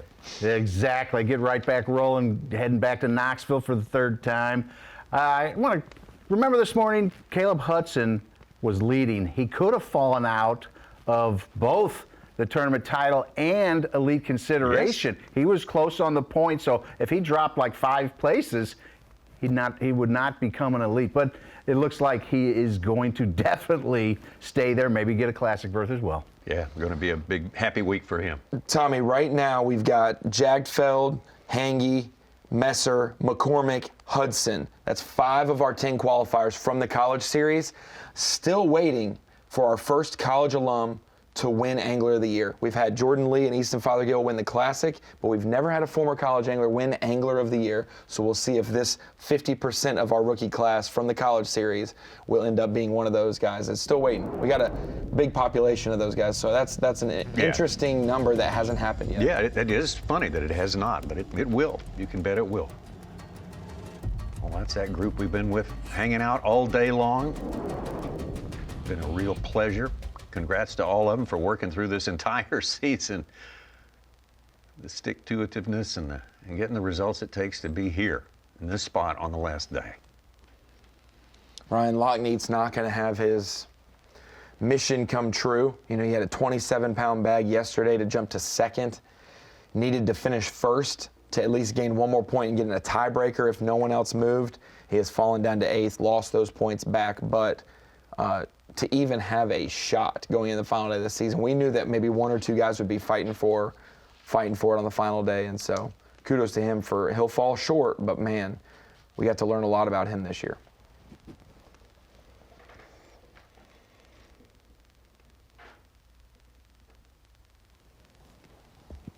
Ty Faber been laboring long and hard for this goal here, and he has acquitted himself well this year. It's going to be a little bit short on making the Elite Series.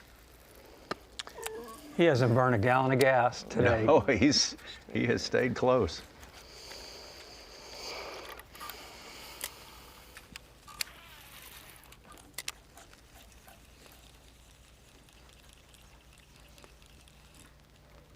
From Pagosa Springs, Colorado, all the way down to South Florida. He's got a game that can travel for sure.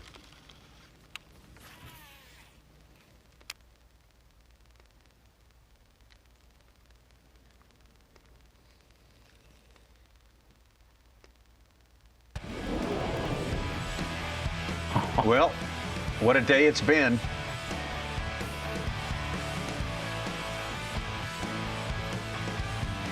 Big fish bites, hard fights right up next to the boat.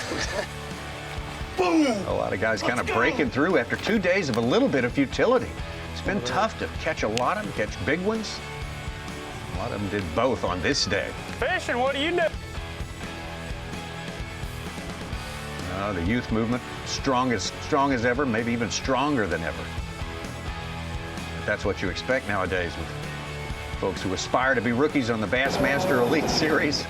You start to see the same kind of things we talk about at Okeechobee. 1 or 2, 3 good years ends up making the next decade great. We're seeing that even with our anglers. 1 or 2 or 3 good years pushing from these college and high school series makes for a next decade of great anglers.